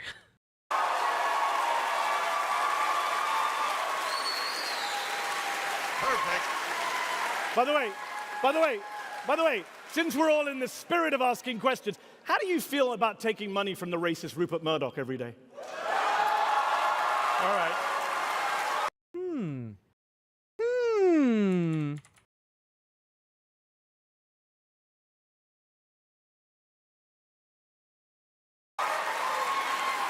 right. All right. Also, if memory serves me, Rupert Murdoch is an agent of Australia. All right. Not even American. I regret. That's not true. He does have American citizenship. Taking that question. I regret the times this debate failed to be high-minded by two people whom I otherwise respect. And I want to say that concludes our debate. I want to thank our debaters, Ilan Levy and Mehdi Hassan. We appreciate. Yeah, Rupert Murdoch is from Australia. Appreciate that you did show up, and that you at least talked, maybe not to one another, but at one another vigorously and vociferously. And in fact, you were listening to one another, if only to counter, but you were listening to one another. Wait, Salmon Moose, elaborate. How did Rupert Murdoch rip your family off for several $100,000? Did he steal your house?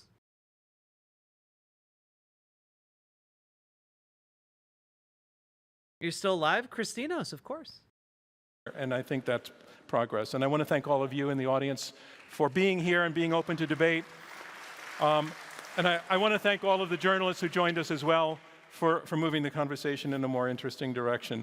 So that is a wrap on this debate. We're open to debate. I'm John Donvan. We'll see you next time. John Donvan is just so disappointed. He's just, guys, you were supposed to be civil and high-minded.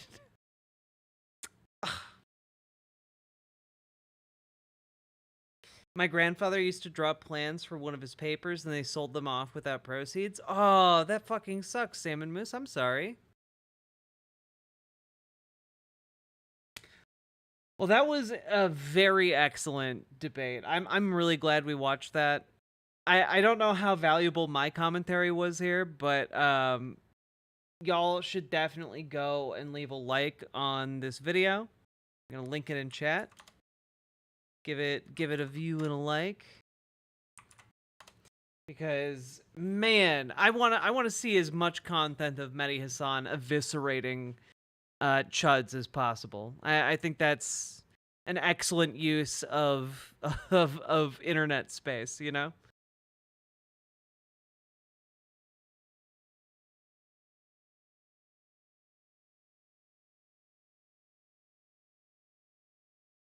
I don't think Turkey is gonna go to war with Greece. That would not be wise. Ah. Segment button. Hello. Hello, everybody. Oh, well, Jobertus Maximus, I'm glad I was critical in your viewing experience.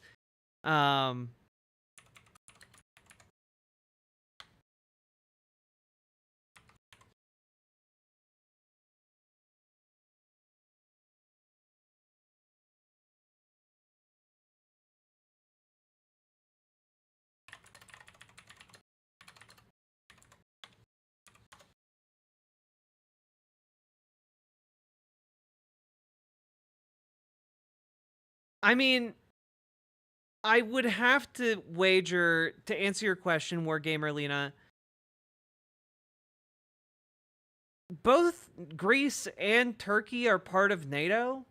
I would assume that if one NATO country aggresses on another, like, it would basically, like, the NATO would still kick in, and NATO countries would come to Greece's aid. That would be my assumption. I'm not an expert on the matter, but like, yeah, I don't think it would go well for Turkey either way. Basically, guarantee they're an instant international pariah.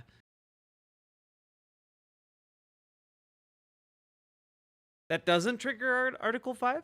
Does it really not?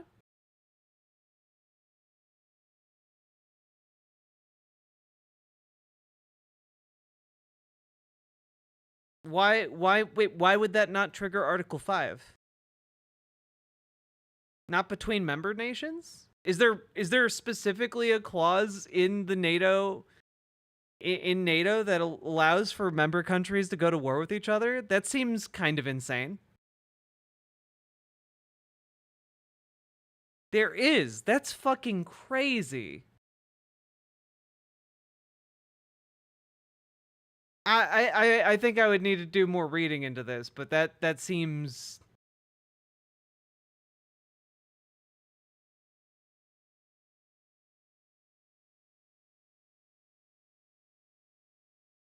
like, there has to be some section of the treaty that would preclude a NATO member from attacking another.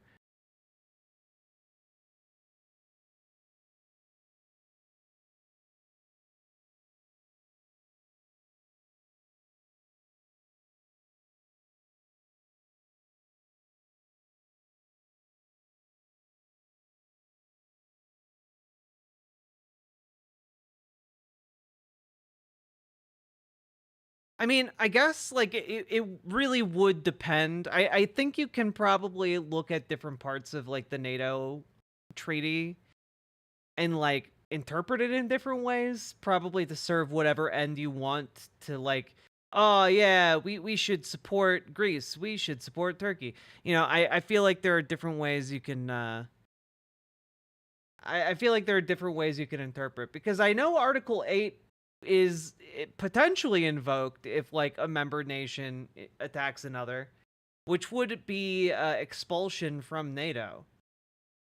So, like, that could be a thing, and if that were the case, then that nation that was expelled would then trigger Article 5, but it would be a whole process, you know?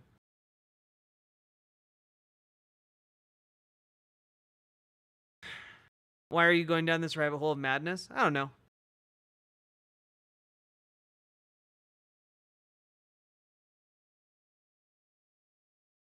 Wargamer Lena, I don't think that... I hate to break it to you, I think that Greek priest might be full of shit.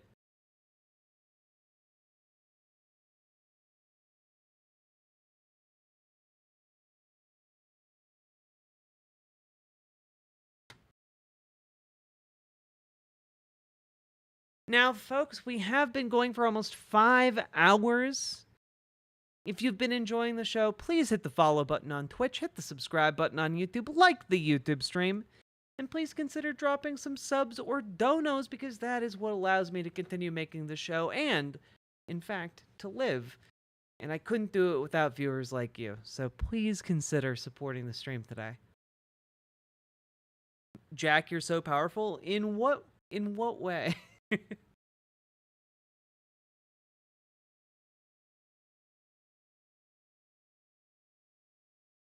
Too strong.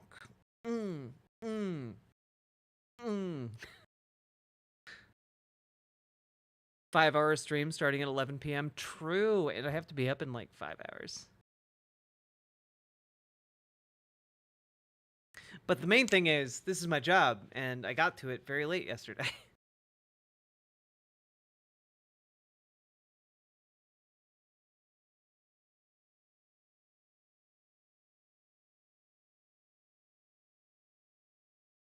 Wish Article 5 would be put on Russia. That's not how Article 5 works, though.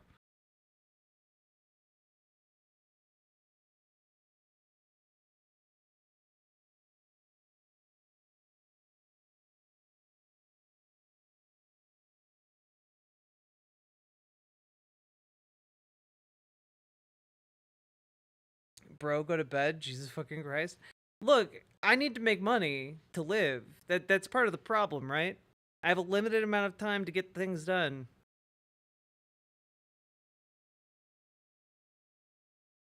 Poland, you can't enact Article 5 unless you've been attacked. It's a defensive treaty. You can't just be like, I invoke Article 5 on China because it looked at us funny. Like that's not how it works.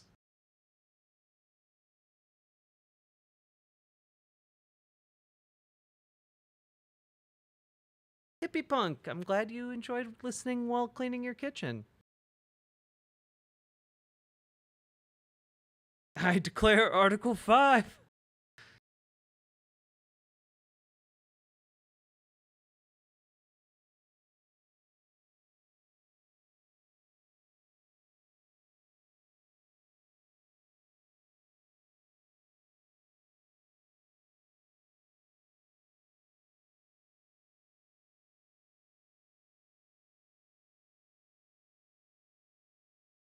I'm a Ukraine frog, that's why I know. Hell yeah.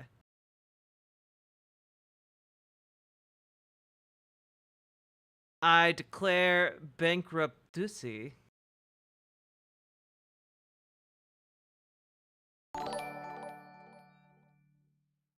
Cluck cluck cluck, the dono chicken lays another egg to feed the pretty streamer lady.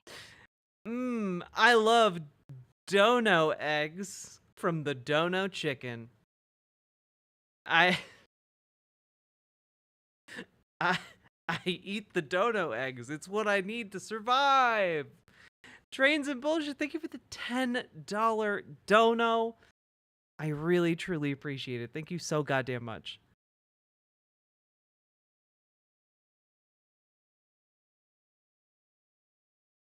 I mean, I Bleak WMD, generally Article 5, I mean, it's only been invoked once, right? For 9/11, but like generally it has to be a pretty direct and intentional attack.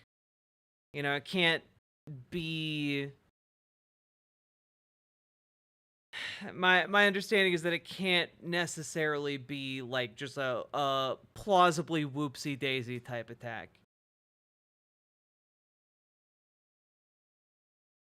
Bleak WMD, thank you for the sub. I appreciate it over on Twitch.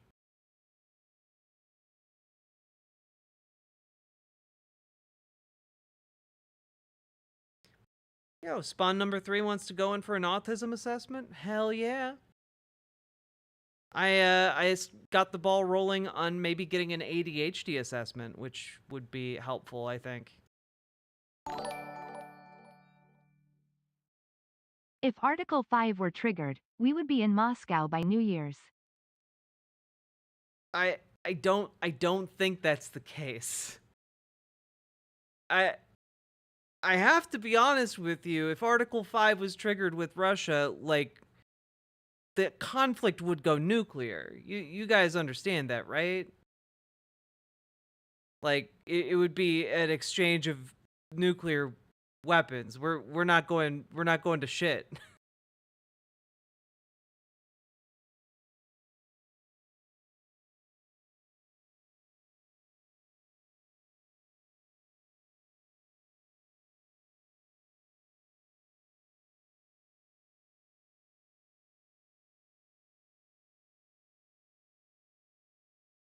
Yeah, if nukes were off the table, it's a completely different story. But unfortunately, yeah, if it's conventional only war, like, NATO wins hands down. And honestly, NATO probably still wins if it's a nuclear war, but like, I don't think it can really be considered anyone winning.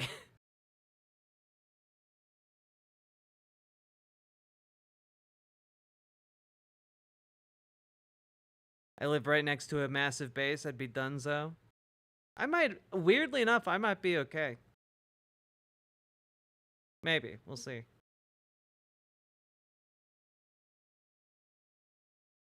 We would clap Russia's cheeks so fast they wouldn't have time to respond. They would have enough. They're on the other side of the planet. They'd have enough time to launch nukes.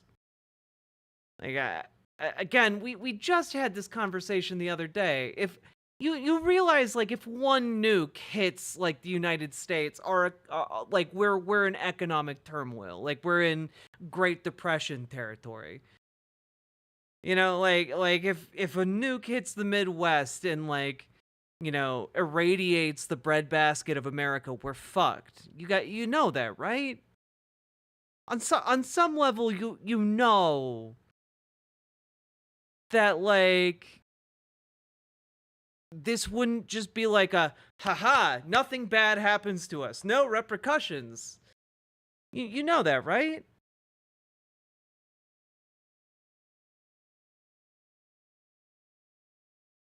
I would simply eat the irradiated bread. Skill issue. True.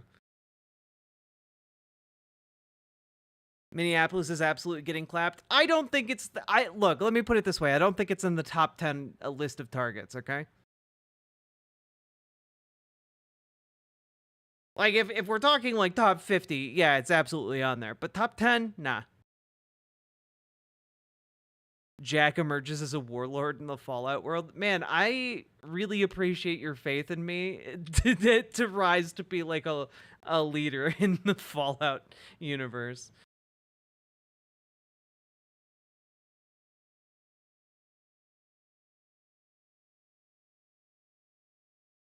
Russia does have more than 50 nukes. I am not at all convinced as to the operational nature of those nukes. But I'm guessing at least 10 would hit their intended targets and be effective.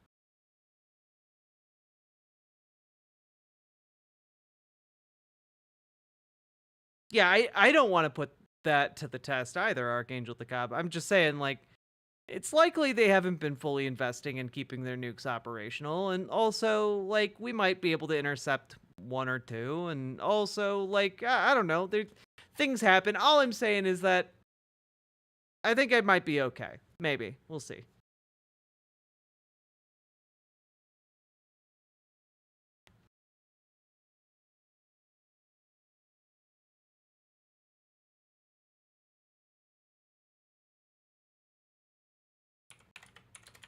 Size of Russia.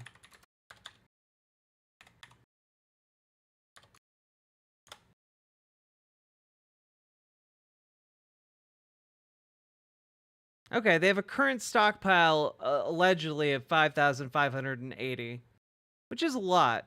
Don't get me wrong.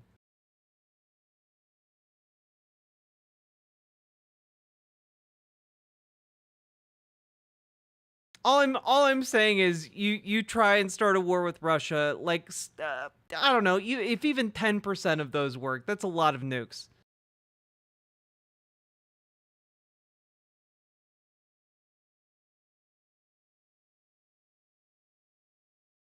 Let's nuke Russia to end this debate. Yes, we need to settle the internet argument.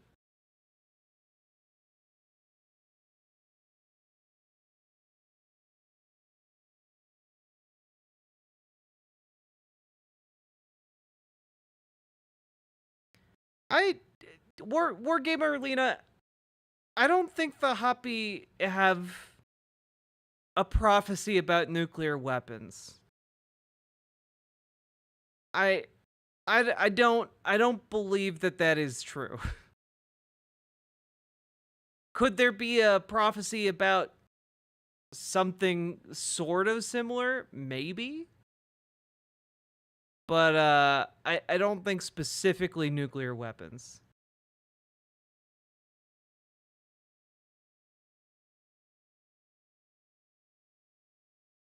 Maybe we shouldn't put stock in prophecies. Yeah, you know, I lean towards we shouldn't.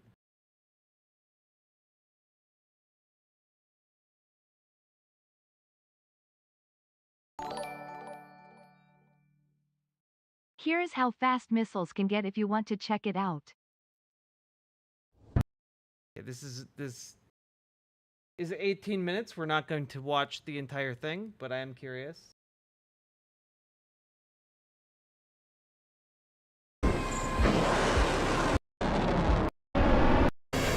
Man, I want a side-by-side comparison.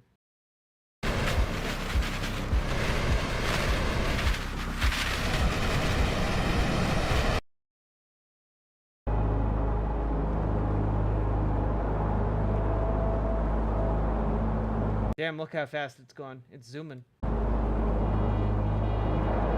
Man, these do go fast. My God. I know it's just an animation. It's not real. Olympians, thank you for the $5 dono.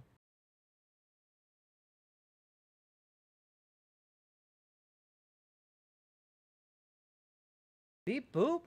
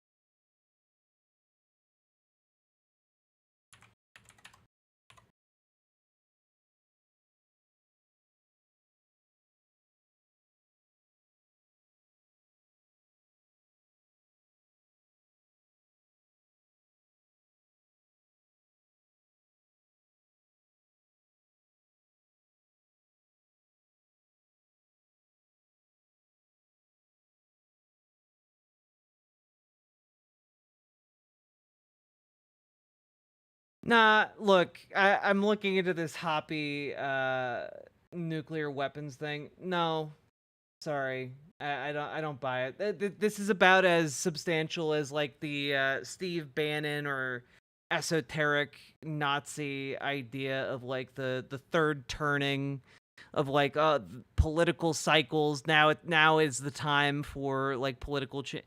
Nah, it's all nonsense. That's not how the world works.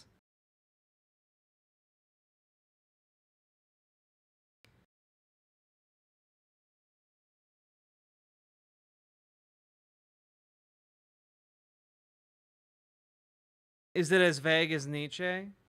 Yeah, I mean, like it's the same kind of prophecy of like, oh yeah, we were in the time of plenty, but now we're entering the time of chaos, the time of frugality, the time of, you know, want and suffering and destruction. You know, like nah.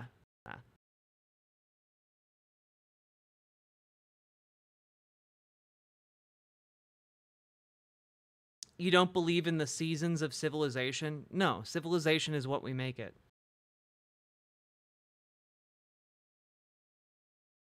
Hopi? My bad, Mike B.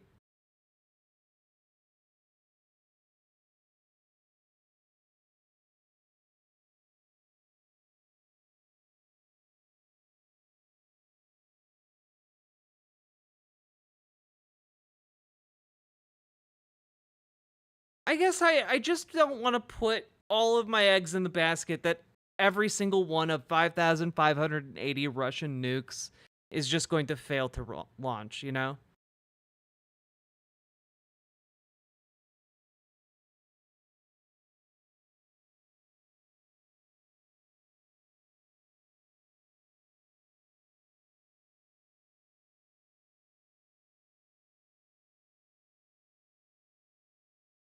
I'm sorry I don't know how to say a word I haven't seen before. My God.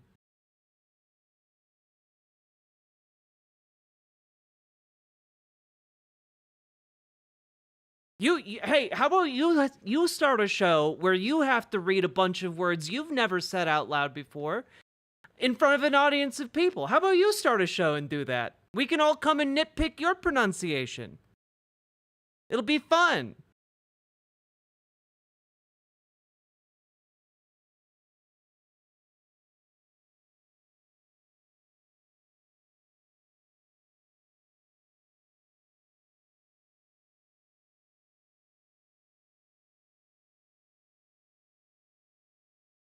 I just there's no pronunciation information in the actual letters. I'm sorry, English is a deficient language.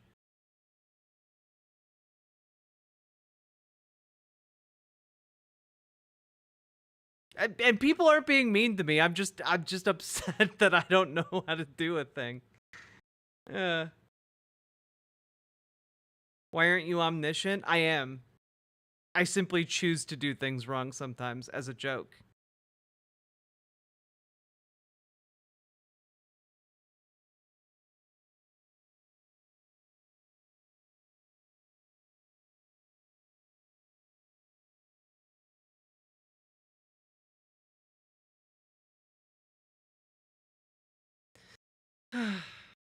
God. Ba-ba-da-ba-bum. All right, folks. I'm gonna go sleep. I'm gonna go roll under the covers with the love of my life, and I'm gonna pass out. And yeah, hit the follow button, hit the subscribe button, hit the like button, and consider dropping those subs and donos. With that, let's hit the old dusty trail. It's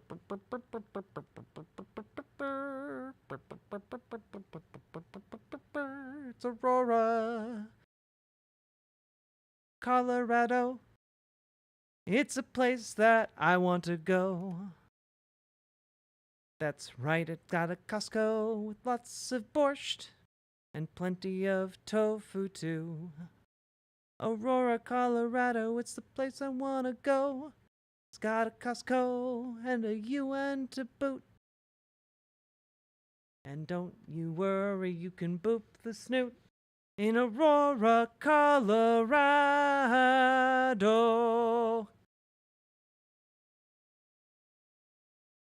Diddle-dum-bum.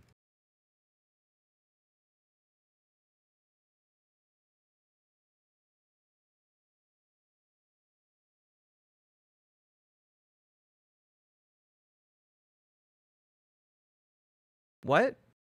What did you missed the opening segment of stream today, Tungsten Waste Roll. I was talking about Aurora, Colorado. We were going over an opinion piece, and the opinion piece was in a local newspaper, and it just kept talking about how wonderful Aurora, Colorado was. And I made a joke about how, like, if you read this out loud in a Broadway musical, it would be the start of a song. And then I throughout the rest of stream, I kept making little musical interludes based on the concept of Aurora, Colorado. Anyway, good night.